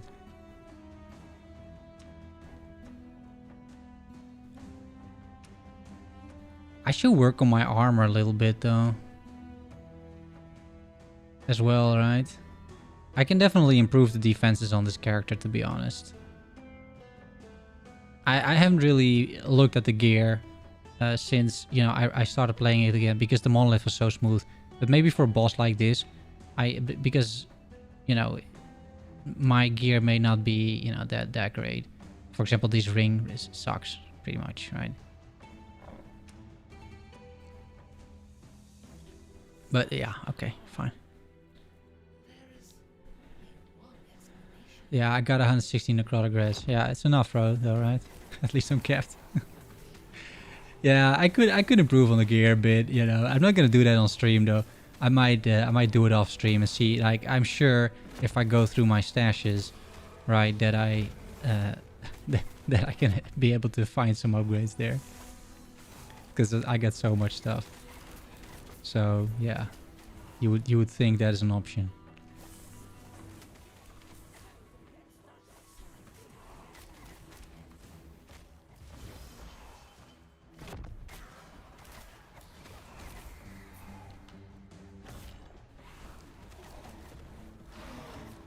Yeah. There's definitely things we can do. Oh, here, Rune of Ascendance. Is that the unique thing? Oh, it's the unique thing.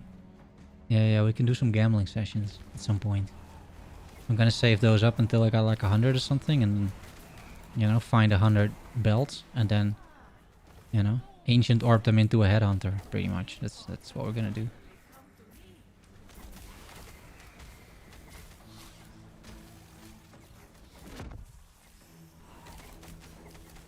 Or not ancient orb.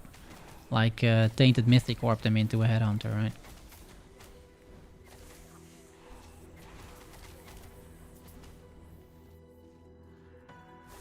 The area is huge though, right? If you look at the mini map right now, well, it's not the mini map, the overlay map. You see the other. Oh, my camera is still off. Here, you see the other thing is all the way over here, right? And then mine is over here. Like, this is significant actually. It's pretty far away. Okay, 30-30, which is the worst, but I'm not gonna walk all the way to the other side, right? Now, watch me get one shot. Yeah, so we need armor for this. Okay, so watch the animation at the middle, right? If anything, if I die, at least try to keep notice of that, right? So here it is. So it starts counting, right? Through. Oh, I just pressed E, dude. I pressed E.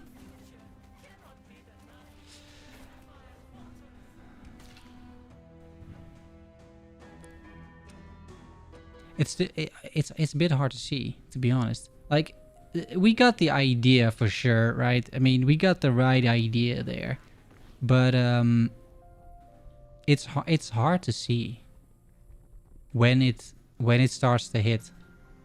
Yeah, that was a quick one shot. Yeah, but we know what's wrong, right? I know what I messed up there, so we're gonna try again. I got one more key. Right, so you need to before the explosion hits, you need to be out of the radius into the temporary dot pools. But maybe I should walk and then E back in instead of try to rely on something like that. So you need to get a bit of a feel for the timer there. Because, yeah. It's a little difficult otherwise.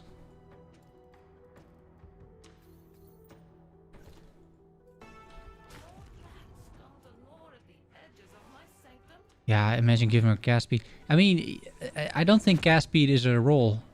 So far, it's very basic. It's only health or it's damage. And that's it.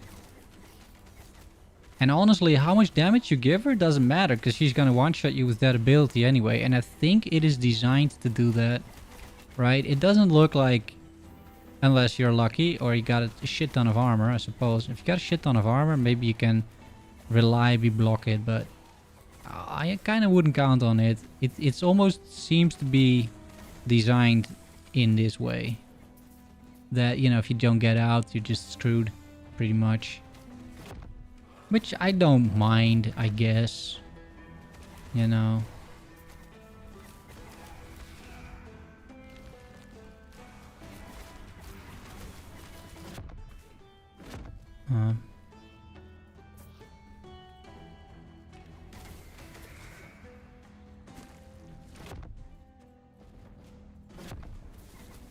This is a little annoying though, I'm not gonna lie. The maze thing.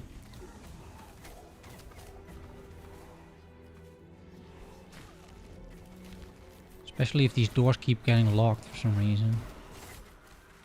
I wonder if you can drop keys in here. Because theoretically, these are also high level. Ah, come on, dude. Yeah, this is pretty annoying. That's the thing, right? That's sometimes what I don't understand about game design is that this is never fun, right? Like walking into closed doors, it's never fun. So why would you do this? Right? It doesn't serve any purpose. Like, it's not like RNG in crafting, where, you know, whenever you do get the item, the whole idea is that it's that much more exciting, right? Because some of the time you break the entire thing. But in a map, like that doesn't apply, right? You don't feel better for reaching the exit, right? That's not how it works. So I'm not sure why we have these doors in place, but you know, maybe it's just like this dungeon, and there will be more dungeons, right, down the line. So maybe like this is specifically with the lore and everything, it's a maze, and that's why we have to do like these sort of tedious tasks and run through the maze instead of... I would much rather have like an... Because this is just annoying, right? I can't get through there because of reasons. I can't get through here either, so now I got to backtrack. And backtracking is always bad, right? You should never have your players backtrack, like ever. Unless it's like very well done, like, I don't know, in Resident Evil or something. Then you're backtracking all the time, but there's small differences, so it makes sense. But here that's not the case, right? Also, my low movement speed is definitely breaking me up at these boss fights, right? Because even if I want to walk out of it, I'm very slow. Like now I have a buff, but normally speaking, I'm very slow. So that's a little painful. Holy shit, dude. Why? Why do this? Is there like an error? Yeah, there is actually. And I have a build about it too. A righteous... wait. No, righteous fire. That's what? That's the dot around you, right? Righteous fire. Isn't it?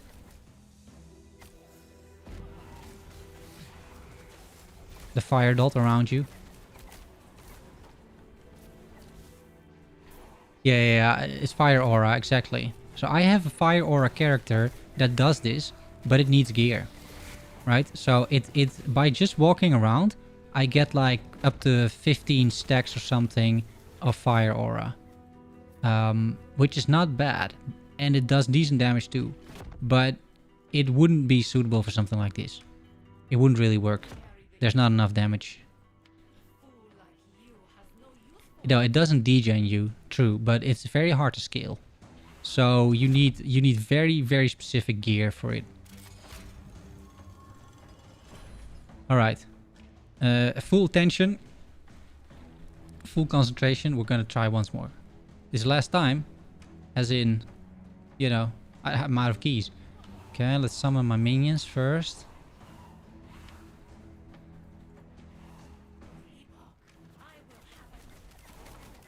1, 2, 3. Wait.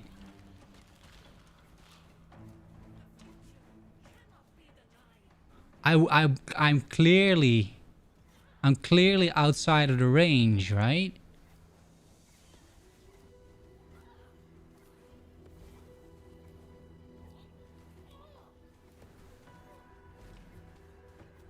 Guys, I'm clear. I was clear. Look where I died.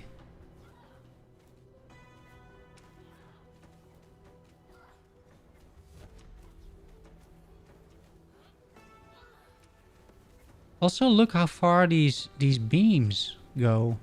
Like, what the hell? What is going on?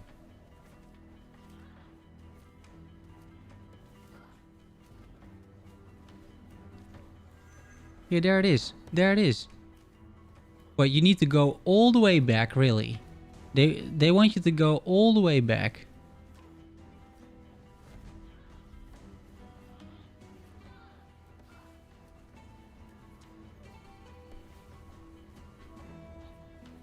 Yeah, hidden modifiers, maybe. It's I'm wondering what other people are doing here. I'm not gonna judge everything just yet, but holy moly, that does not seem like it's balanced, right? What is up with the range of that ability? Like, seriously, what is going on? But you can't cause that degen. Yeah, exactly. That degen ticks for like a quarter of my health or something. I think twice per second. So I think per second I'm losing like half of my health with that degen. So I can stand in there for probably 2 seconds, then I'm dead unless I potion up, which I could do, but you know, that's not going to be that easy either.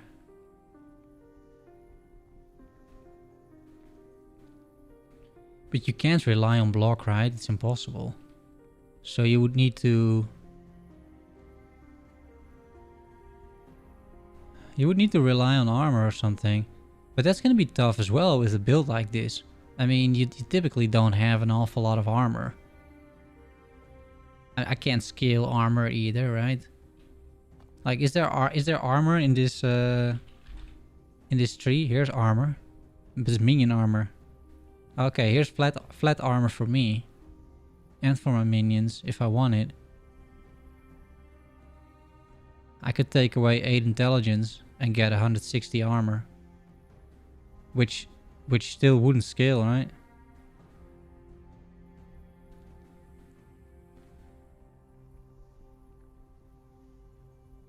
Here's more armor. But it's minion armor again. And there's minion armor shred, which is great. And then I have armor per minion. That could actually also be the... Okay, so I can get... Like, how many minions do I typically have? I have 14, right? So... That is... Wait a minute. That's... The Bastion of Honor. It's true, actually.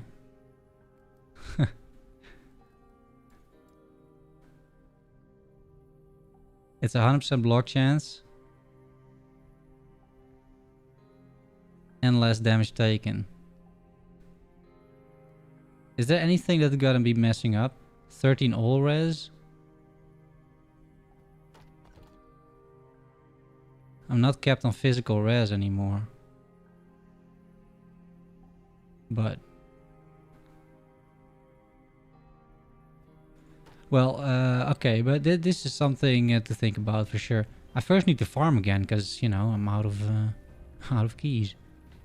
Sag. Yeah.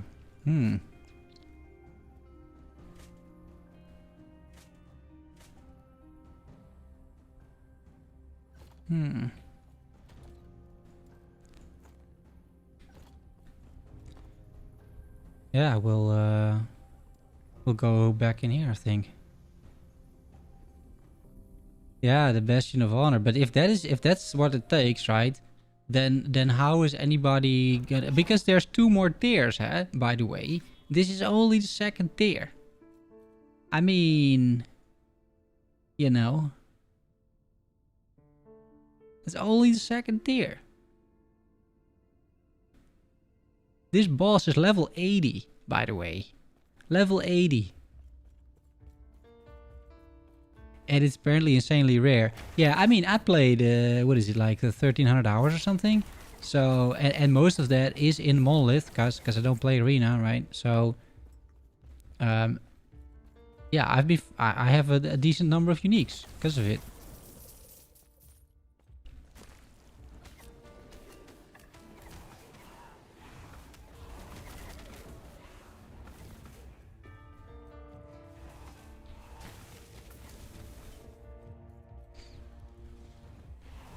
No, exactly. But it should never, like, an endgame system like this should never require a unique shield to complete, and then you're not even,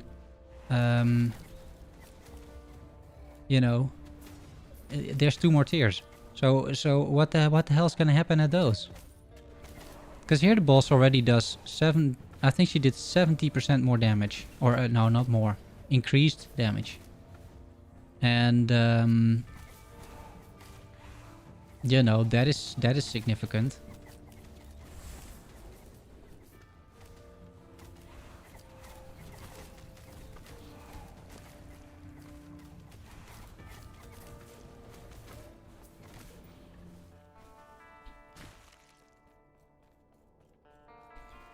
Yeah, not sure. We can equip the Bastion next time when we go in, if I find another key. Well, not if, when I find another key. Right?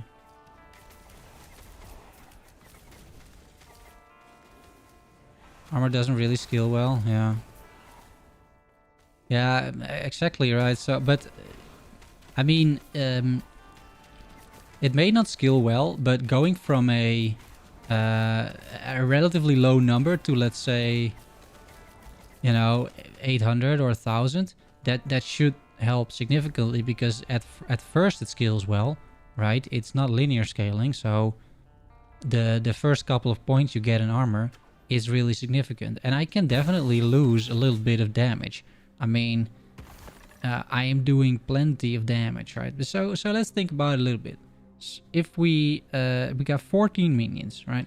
So if I go over here, this is 4 per point times 14, that is 64 times 4 is 276 armor, right? If I get 4 points in here and I get regen, which might help, but it doesn't help me get this one shot.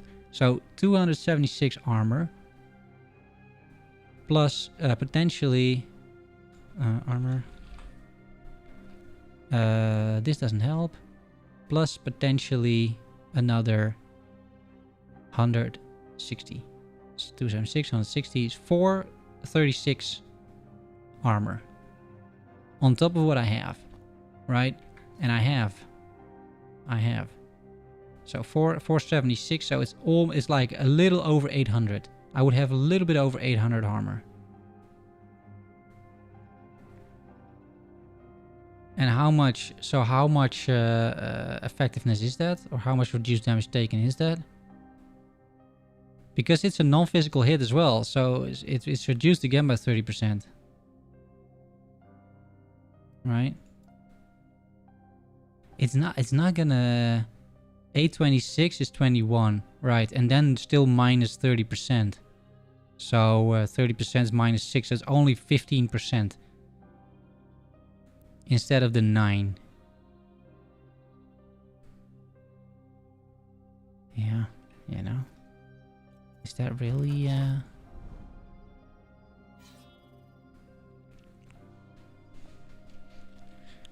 Is that really... that impactful? Have to swap around 12 points?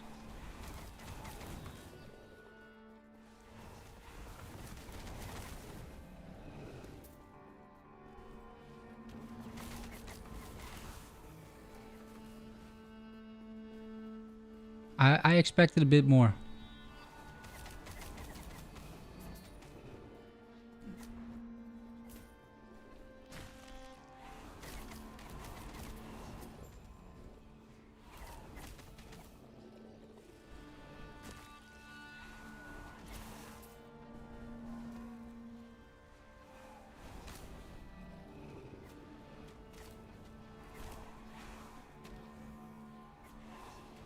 No, it doesn't deal physical damage, it's void damage.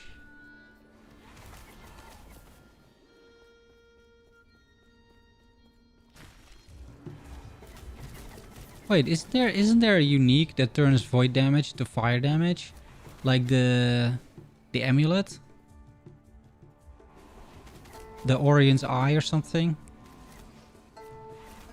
I got one of those as well. Talking about extremely rare. No, the tooltip said so even. Like, I was killed by an explosion, void damage. It was something like, I don't know, cataclysmic, temporal, cataclysmic something or something. Orion's Eye, yeah. Doesn't it turn like void into fire and then reduces fire damage or something? Something dumb like that. You can try that as well. But then it's pretty dumb actually if you need those 2 items to survive, right? Because nobody has that. Almost nobody. Nobody playing legit, that is. I think that's what it did, right? Doesn't it turn void into fire? 10% damage taken is fire and 15% fire damage taken from max roll. Yeah, exactly. Let's see. I have one. No potential. Shame. Unique. Here. 10% less fire damage taken. So... bad roll. That's even more rare than the badge, yeah, I know. And 100% void damage taken is fire. But less, I mean, you know, I would get my, I get these minions out of there. But that's, I mean, it's significant, right? 95% minion critical strike multiplier, but yeah, you know. And I don't have to run this, I could run a decent amulet here. Instead of a unique one. It was just fine for now, but it's apparently not fine for this boss. I got one where you could still gamble for them. Yeah, I found this actually. But I only have one. So we can use this in combination with the shield, right?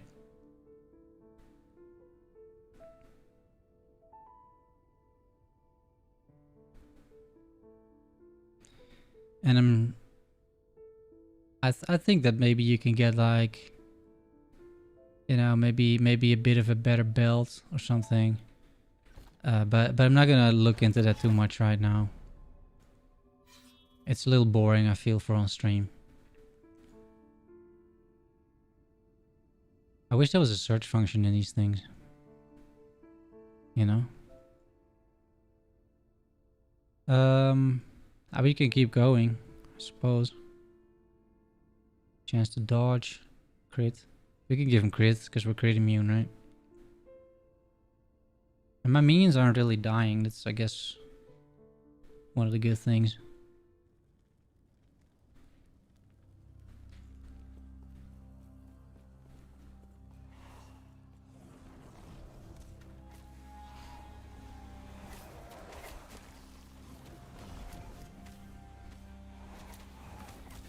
But yeah, it's rough. It's really rough. I think for sure the range of that thing, of that AoE attack, it should not reach into the pools, right? I think we kind of like established that's the tactic, that we're having the right tactic. But then when you're in the pool, it should be enough, right? You shouldn't have to even then have to dodge still. That I think is a bit too much.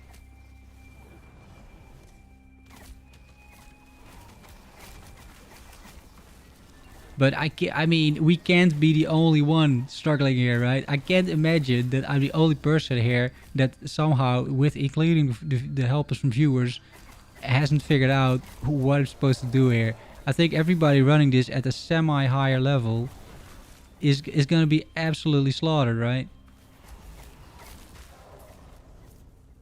I mean, that has to happen almost. What are we doing? Oh, the Void Spire? Yeah, sure. Kill it.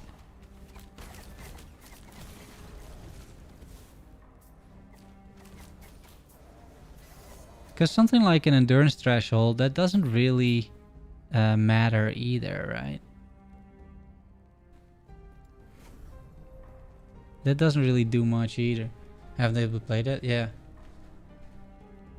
I mean, it's only out for 4 hours, right? So, I mean...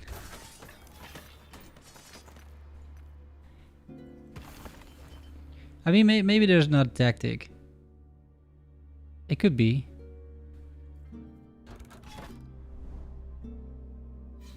Exactly, endurance doesn't matter because you're not reaching the threshold. Yeah, there's already a forum post that complains about being one shot. Yeah, yeah.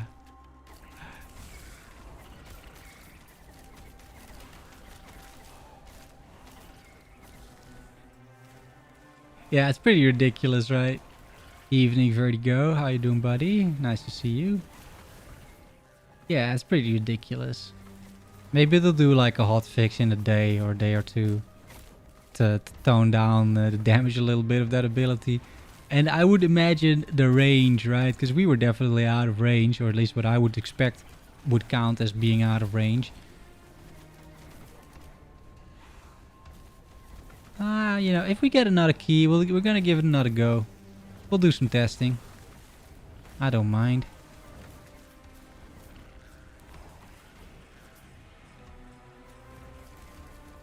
So it seems so far also that the only reliable way to get a key is by doing the timelines, right? Doing the quest timelines. I made a post. Press D. Oh, really?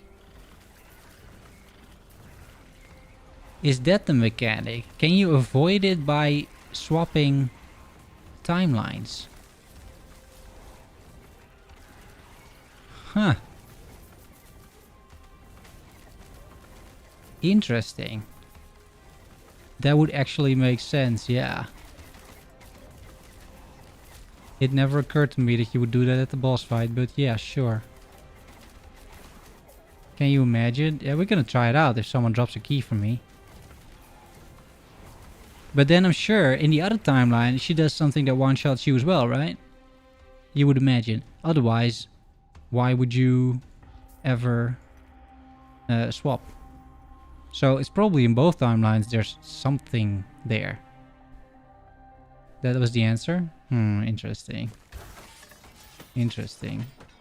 Yeah, we need to try it out. But I need a key. I'm not gonna get a key anytime soon. It seems. Right, okay, we can do that. I mean, my reaction speed is like, you know, not great, but yeah, we could try it out. Maybe she isn't. Yeah, maybe she isn't in the other timeline. That could be. Yeah, that would also make sense, I guess.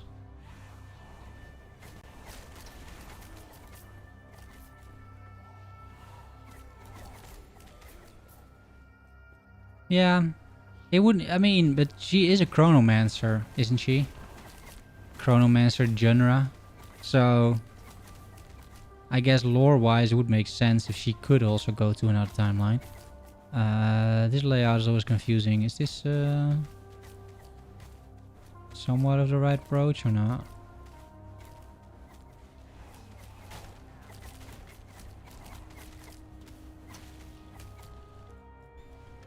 It wouldn't be completely outrageous for her to be in multiple timelines, I suppose.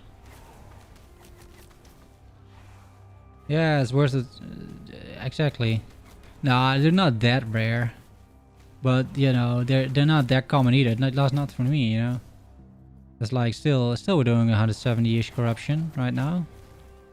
So I'm slowly reaching the point where I'm gonna run out of nodes. But the good thing about the build is it's pretty much killing everything along the way here, right? So we're not missing much. Like, we're killing a lot of enemies in that sense. It's pretty slow, but you know.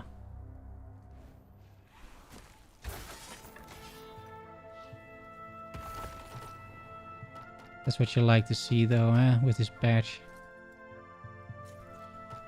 Bunch of exalted shields.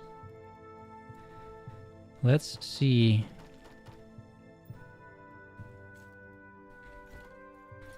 Okay, is there anything good here?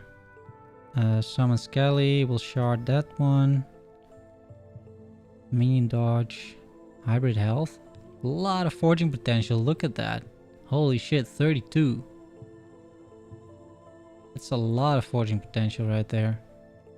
And it's like, it's almost guaranteed triple tier 5. It just doesn't have movement speed, you know, it's a bit problematic. But apart from that, it's pretty good.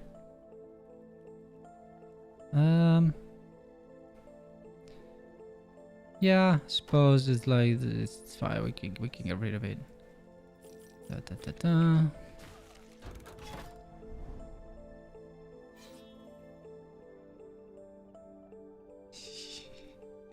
Yeah, saving all the good shields for a Bastion copium. Yeah. I wonder if she gains something other than plus health plus damage. Yeah, so far I've run like 5 or 6. So far she doesn't. I'm only getting those 2 modifiers so far. So yeah. It's still, you know, that's still like anecdotal, to some extent. I mean, it's we're not playing that much yet. But if there are any other modifiers in there, they're rare, right? Because you're opening 3 doors. No, 2 doors per run. And we've done at least 5 runs. I think 6. I think we died 4 times. No, we died 3 times, I think. And we created 3 items, right? I think that's what we did. Yeah. So 6 runs. Ah, there's a key. Great. Now let's not die. Because that would be extra sad. And then, yeah.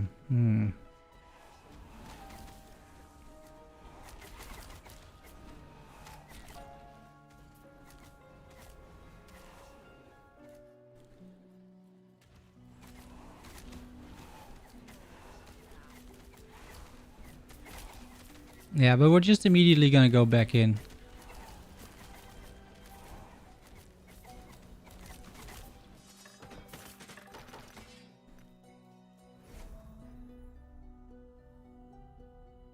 Ah, yeah. The necro guide that this is the necro guide actually that I'm playing. It's this guy. It's this character. Yeah, so it's still good. Ish. Nah, it's still good. Still works. Okay. I'm gonna do another attempt, guys. It's also getting a little late here. So say bye to my reaction speeds, I suppose, but yeah, no. Yeah, it looks great, yeah. Yeah, well, I don't have it on D, but yeah, I will. Tier 2, right.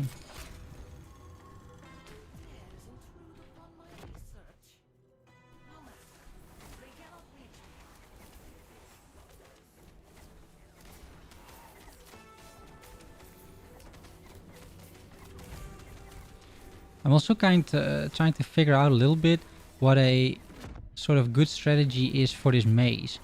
For, you know, I feel that what you kind of want to do in general, or on average maybe, better word, is try and get to the center. Because now I'm lucky, right? Now we're here. Yeah, now it's 10:20. Yeah, exactly, Tilda. Yeah, first time you're gonna see the dungeon. The dungeon itself is nothing special, to be honest. I find it a little, it's whatever, honestly. But the boss, so this is another level.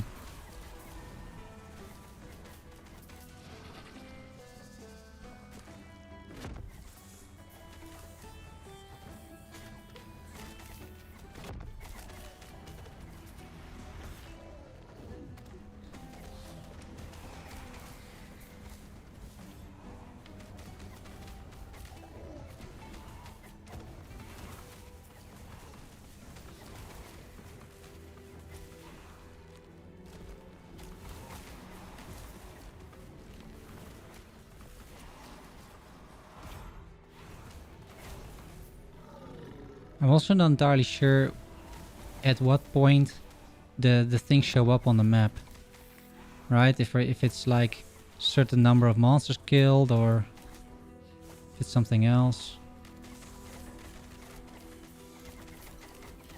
or if you're close. Because are we close here? Close enough? Maybe, right? Hard to say. Oh.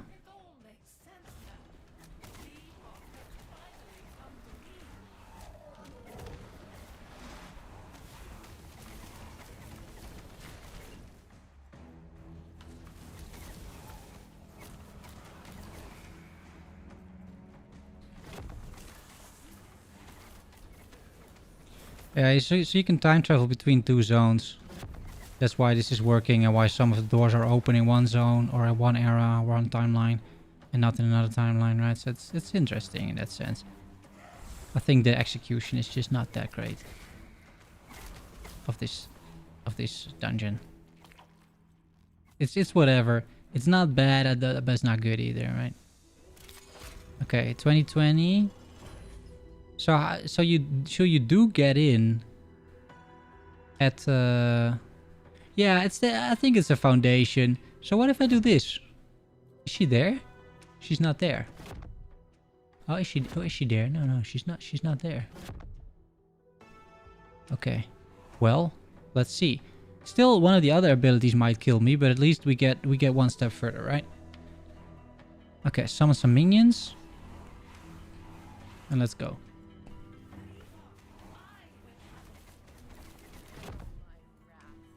Now it should have exploded by now, right? Okay. Do we need to kill these? I think we need to kill these.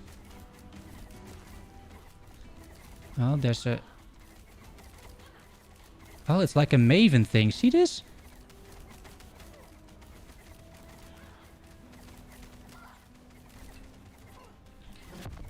Ooh. Oh, you can kill the pillars in the other era. Okay. Did we get her?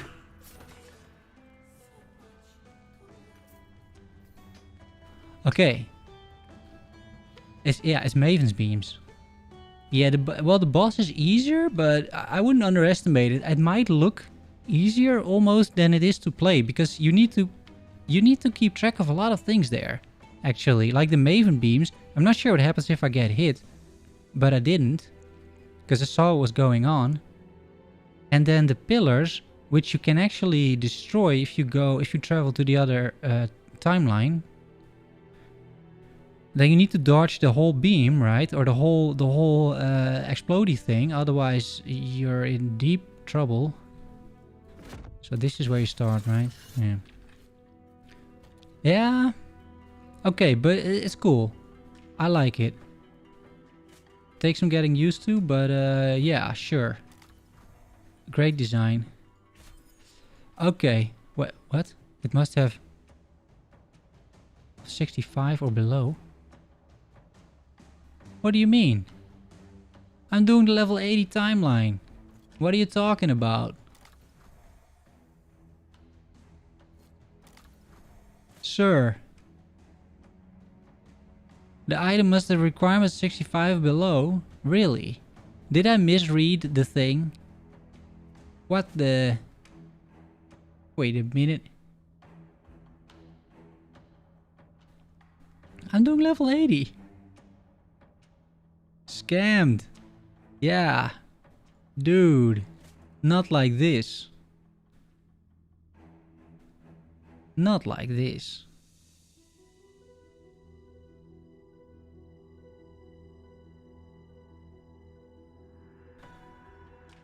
Yeah, the area level is 80, but the item level is not 80. Right? But what... So, the area level is 80, the unique level is 65. That's just unfair. I was already a bit surprised, honestly, that it would go up to 100, because that didn't make a lot of sense, right? So...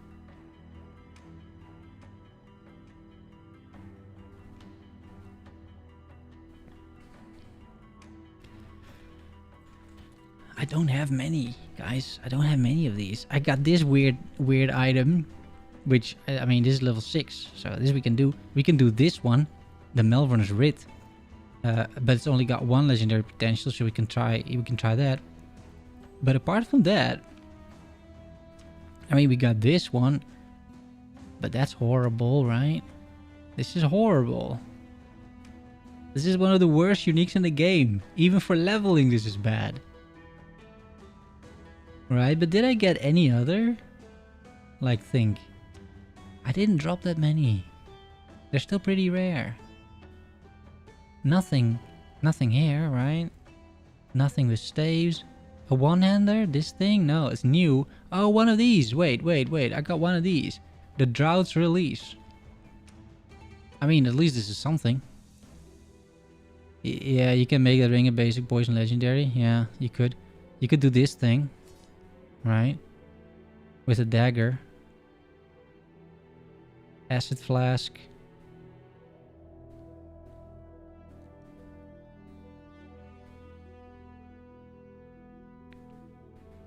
I mean, aren't these things stat sticks for like throwing attacks anyway?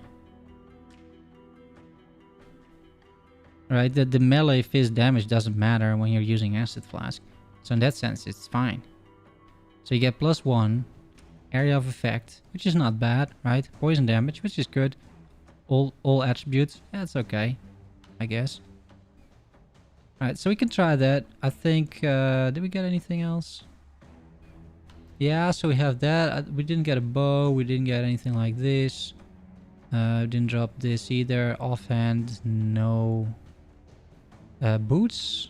Yeah, we did, but, you know, we can't craft on them. No relics. No gloves. Right, I think the dagger is probably the best one. But then we gotta improvise a bit. So... there's no daggers here. There's some daggers here. Fizz and damage over time. Like, what would you want, though? Right? Here's another one. Poison on hit. Alright. I mean, melee crit is bad. But we could potentially try and do a Chaos Orb on this thing. It's only got 10 forging potential though. It's just not a lot, right? Yeah, the Bone Shatter Self-Curse, yeah. Its own little autistic build, yeah, I like that. Yeah, who came up with the Bone Shatter Self-Curse? Like, what kind of degenerate thought of that one? Holy moly, it's something else. Okay, so I don't have many more of these. I may have... I got 2 more. But that's melee crit and melee crit, right? Because I'm very focused on that. So... But I don't have that many exalted daggers. To be honest. It's just... I just don't really have these things. Like for rogue? No, right? I just don't have them. But still, it's probably the best thing that we got. Is so the poison. If I would hit the poison, that wouldn't be bad. It's tier 7 as well, by the way. Holy moly! But I need to fill up these affixes, right?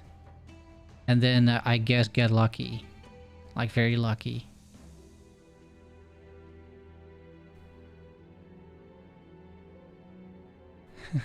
which dude is that? I watch a lot of content creators on YouTube for PoE. So which dude are we talking here? Okay, so we're gonna do the same strategy, right? Rune of Discovery here. Wolfio, maybe? Because Wolfio does all sorts of crazy stuff. Like, these builds are not viable at all, but they're fun as hell.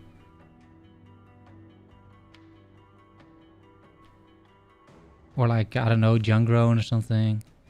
2 random tier 1. Yeah, 2 random tier 1s. We're gonna go for the 25% chance, right? Oh, it's Jouses? Really? That dude? Stun chance with melee, horrible, right? Melee strike, horrible. Yeah, the infinite loop guy, yeah. Physical damage, also horrible, right? It's all horrible. So the poison is good. I think we want to use chaos glyphs in order to upgrade and reroll into hopefully something decent, right? Okay, damage over time, actually good, right? Actually good. We got lucky. Okay, so we got tier 5. So it's not unsalvageable, right? So we got a 50-50. I think the damage over time is fine. The 101% poison is fine too, right? That's it. That's what we can do. It's the best we could come up with. Seal cash. Come on. Give me something good. Oh, not like this, dude. Ah. A tier 1 increased stun chance with melee attacks. Yikes. Bloody hell. That hurts. That actually hurts. Yeah. So this goes back in the stash. At least we unlocked tier 3. I guess that is something. Holy moly. Ugh. Yeah. F. Press F in the chat. Holy moly. Well, no one saw that, right? That's the good thing. So. Yeah. Sedge.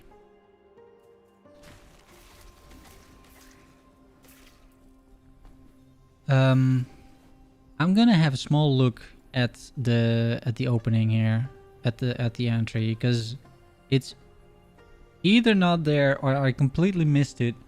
But I was just looking at the area level and assumed that that is what I could craft on. But it doesn't say, right? Oh, I can't see if I don't have a key. Game, not like this.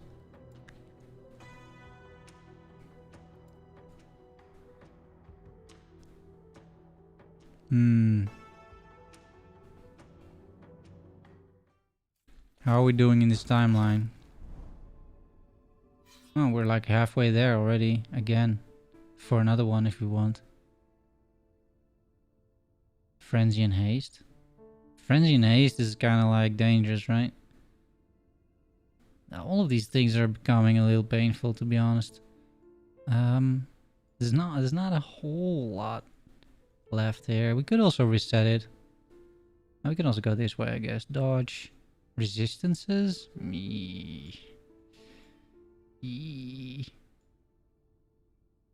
Any uniques? I suppose crit's fine. We can give him crit. Crit immune, so that's fine.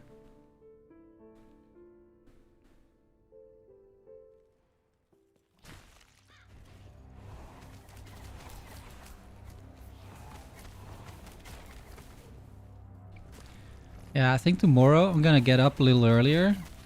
Oh, it was a one shot, but a whirling strike. Holy shit, dude. That's instant karma. At least I think it was a one shot. I had a little bit of health missing, but not much.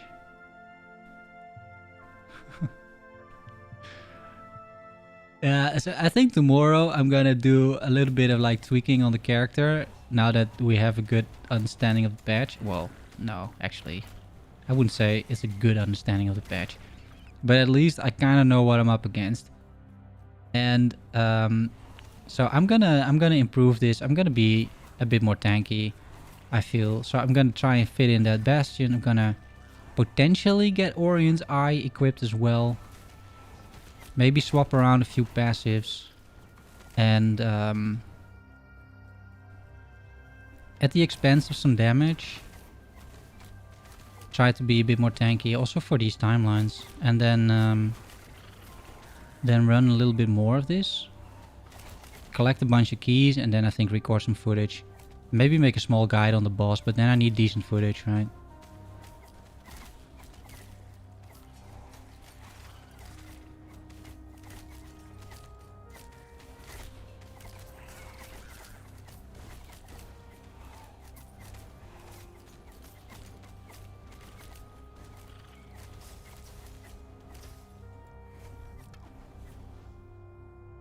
So that's probably the plan for tomorrow. Maybe make like 1 or 2 guys or something. Yeah, you just need to learn the tactics, I'm afraid.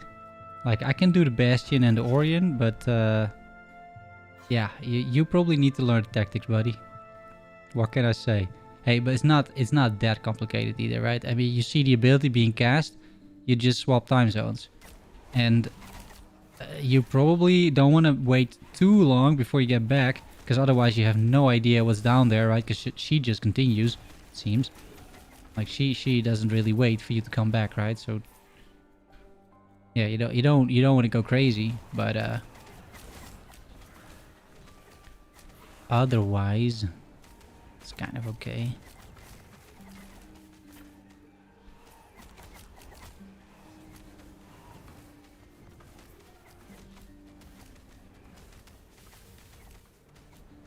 Look at how much damage this guy's taking.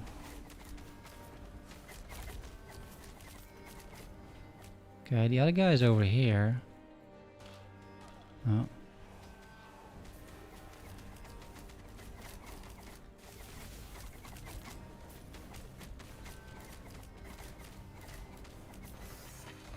One-handed sword. Nothing though.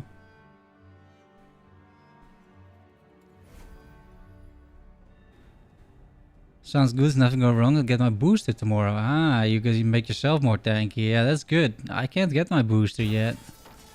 Because, Because, I'm not old enough. So, only the elderly get it so far. I can't get it. Yet. Probably... I don't know. They're doing like one year or something a day, right? So something like that. And I think they're at 1960, so it's probably a month or so for me. In a month I can probably get the booster as well.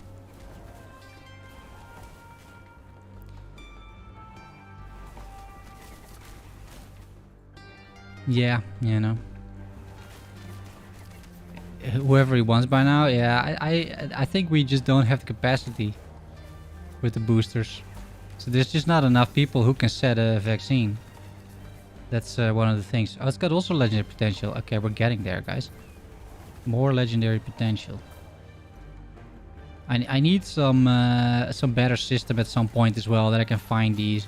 So I'm either gonna get rid of most of the uniques or something, or I don't know, but I need to start replacing these things. Slate spreading frost. Yeah, sure. Yeah, I think I don't remember when I was vaccinated, to be honest, but I think it was 5 months ago. I mean, it was in the summer.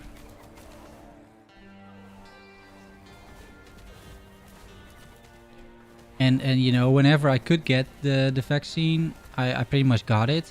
So in that sense, like, I'm not lagging behind or something.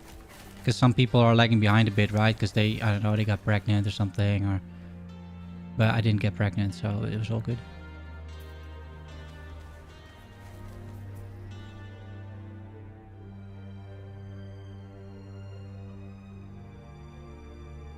Yeah, probably in a month or something.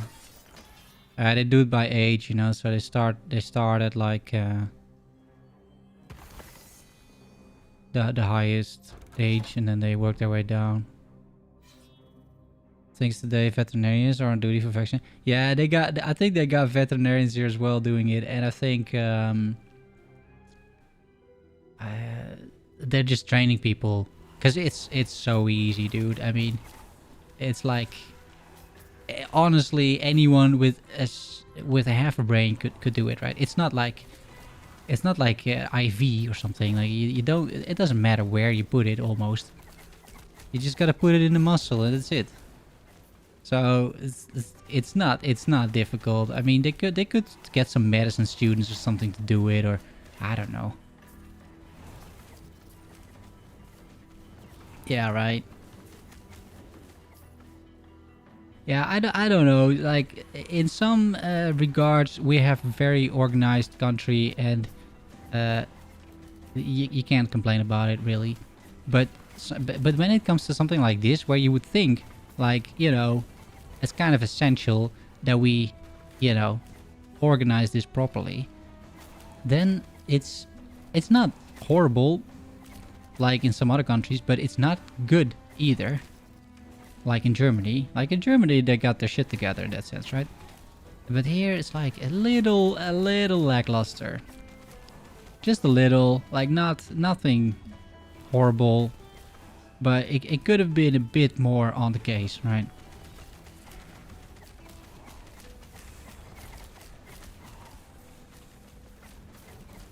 Give me a key, guys. I want to go in again and do the higher timeline.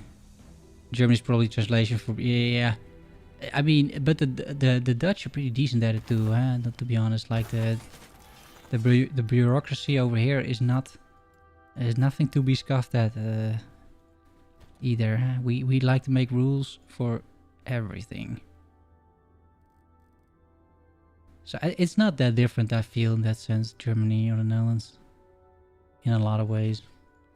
I think we'll just replace them over time, I guess. I'm not too sure what else to do with these things. Oh yeah, my I mean, we're gonna keep it, right? We gotta keep these things. Surely. Alright, I'm gonna keep it. For a forum post at some point or something, I don't know. Like, check out what I made, guys. And then, like, show the most hideous stuff. It's kind of interesting that the devs, they knew this was gonna happen, right? They knew it was gonna be absolutely atrocious.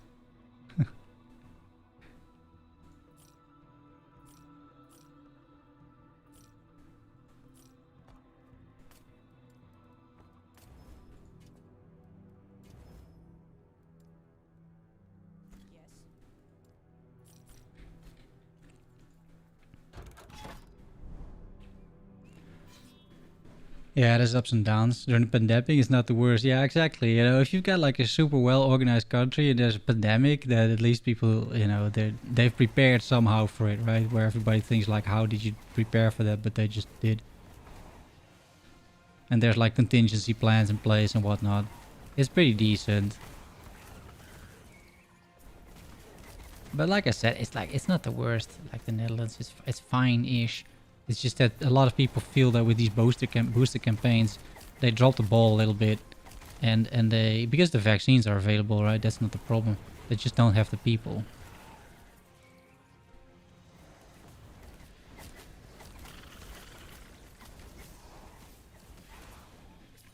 But then again, you know, the Dutch are also very good at complaining, right? So it's a bit of both. But I think there's some merit to the complaints in this case, which definitely isn't always true when it comes to the pandemic. There's plenty of right now we're in a sort of lockdown again, right? Everything is closed at 5 p.m. So you can't really do much, and you're restricted to 4 visitors per day in your home and that kind of thing, right? So it's kind of like last winter, a little bit not so bad, but it's kind of the same thing almost. Last winter everything was closed the entire day almost, but yeah, this is not much better. That's also similarity. Yeah, Germans like to complain. Yeah, interesting. Huh? But I mean, I was dating a Spanish girl the other day, or had a date with a Spanish girl the other day. She said exactly the same thing about Spain. So maybe it's just like human behavior that this is normal or something. Not sure. Because in Spain apparently they complain all the time as well.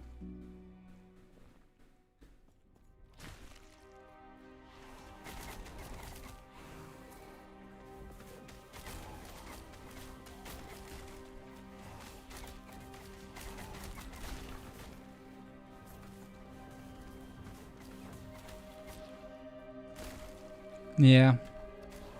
And especially if something, because I think people tend to complain a lot more when something is out of their control, right?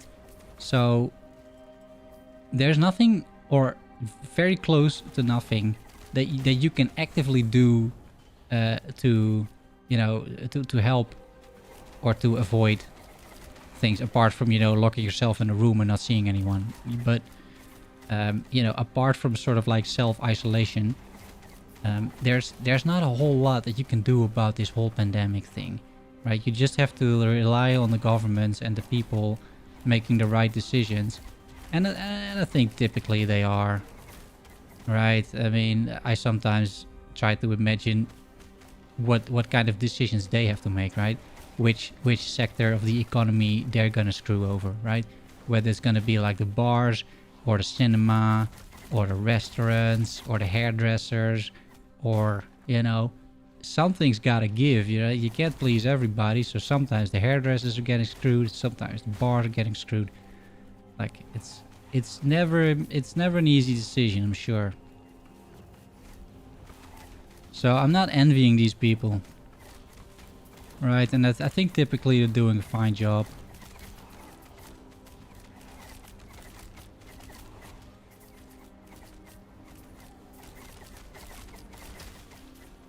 I think one of the reasons that, you know, that they're complaining is because exactly that, right? They have to rely, holy shit, they have to rely. Why is this for so much, sir? What is going on with this overseer?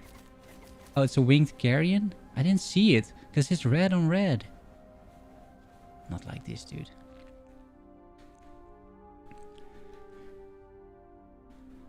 I know what these things are, like the blood, like the fountain, like the sort of lobbing attack, right? I know what they're doing. I just couldn't see. Because everything is red. 567 stun avoidance. I saw here's a unique ring as well, which we can get to. Yeah, it's easy to blame the guy who has to decide. Exactly, right? Yeah. Exactly. Oh.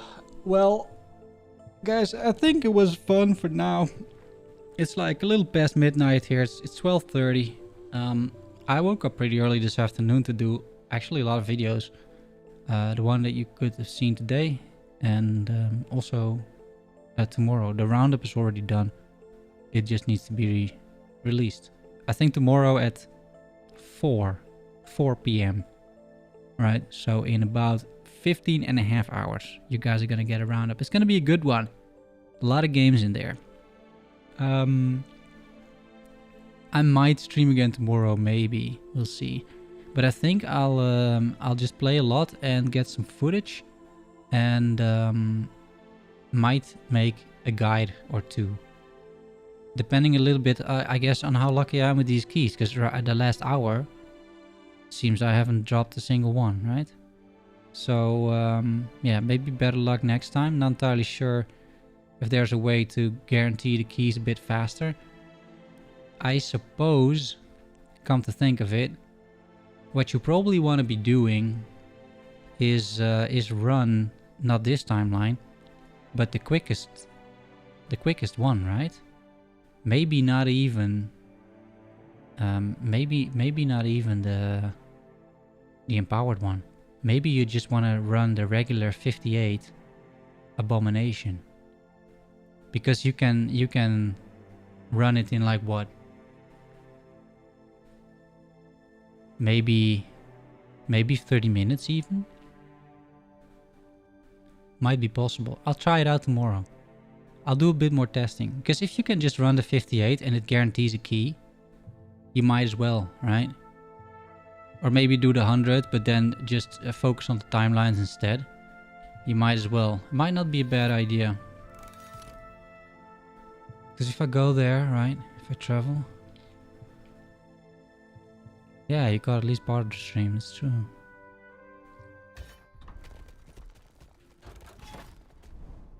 So I got 2 timelines prepared apparently. Look at this. Because this is only 1500 instead of 1700, so that's already a lot better. Right? And if you do... Because if you do the regular one, it is 250. Now you get a little bit less, you know, you get less. So it might not be worth it, but maybe the other one, because in terms of corruption, I don't think it matters too much which timeline you're running, right? Don't think it matters too much. And you're getting bows here, exclusive echoes of bows. Yeah, who cares what you get, right? You get random stuff anyway. So I never found that to be a decisive factor. Yeah, maybe I'll hang around tomorrow here for a bit. See if I got any luck. Because the boss drops a fragment for sure, a key. That's pretty much guaranteed. Got plenty of uniques here as well. See, this is a nice timeline actually. Yeah, so that's probably what I'll do tomorrow, and yeah, you might see a few guides in the upcoming day. I'm free on Monday as well, so I got quite some time to make some videos, and no other real plans. I planned some days off for this, so yeah, I think that's it for now, guys. Thanks so much for watching. I do appreciate it, as always. It was fun to see all of you, and I hope you had fun too. So thanks once again. Look forward to the videos, and we'll talk soon. See you guys.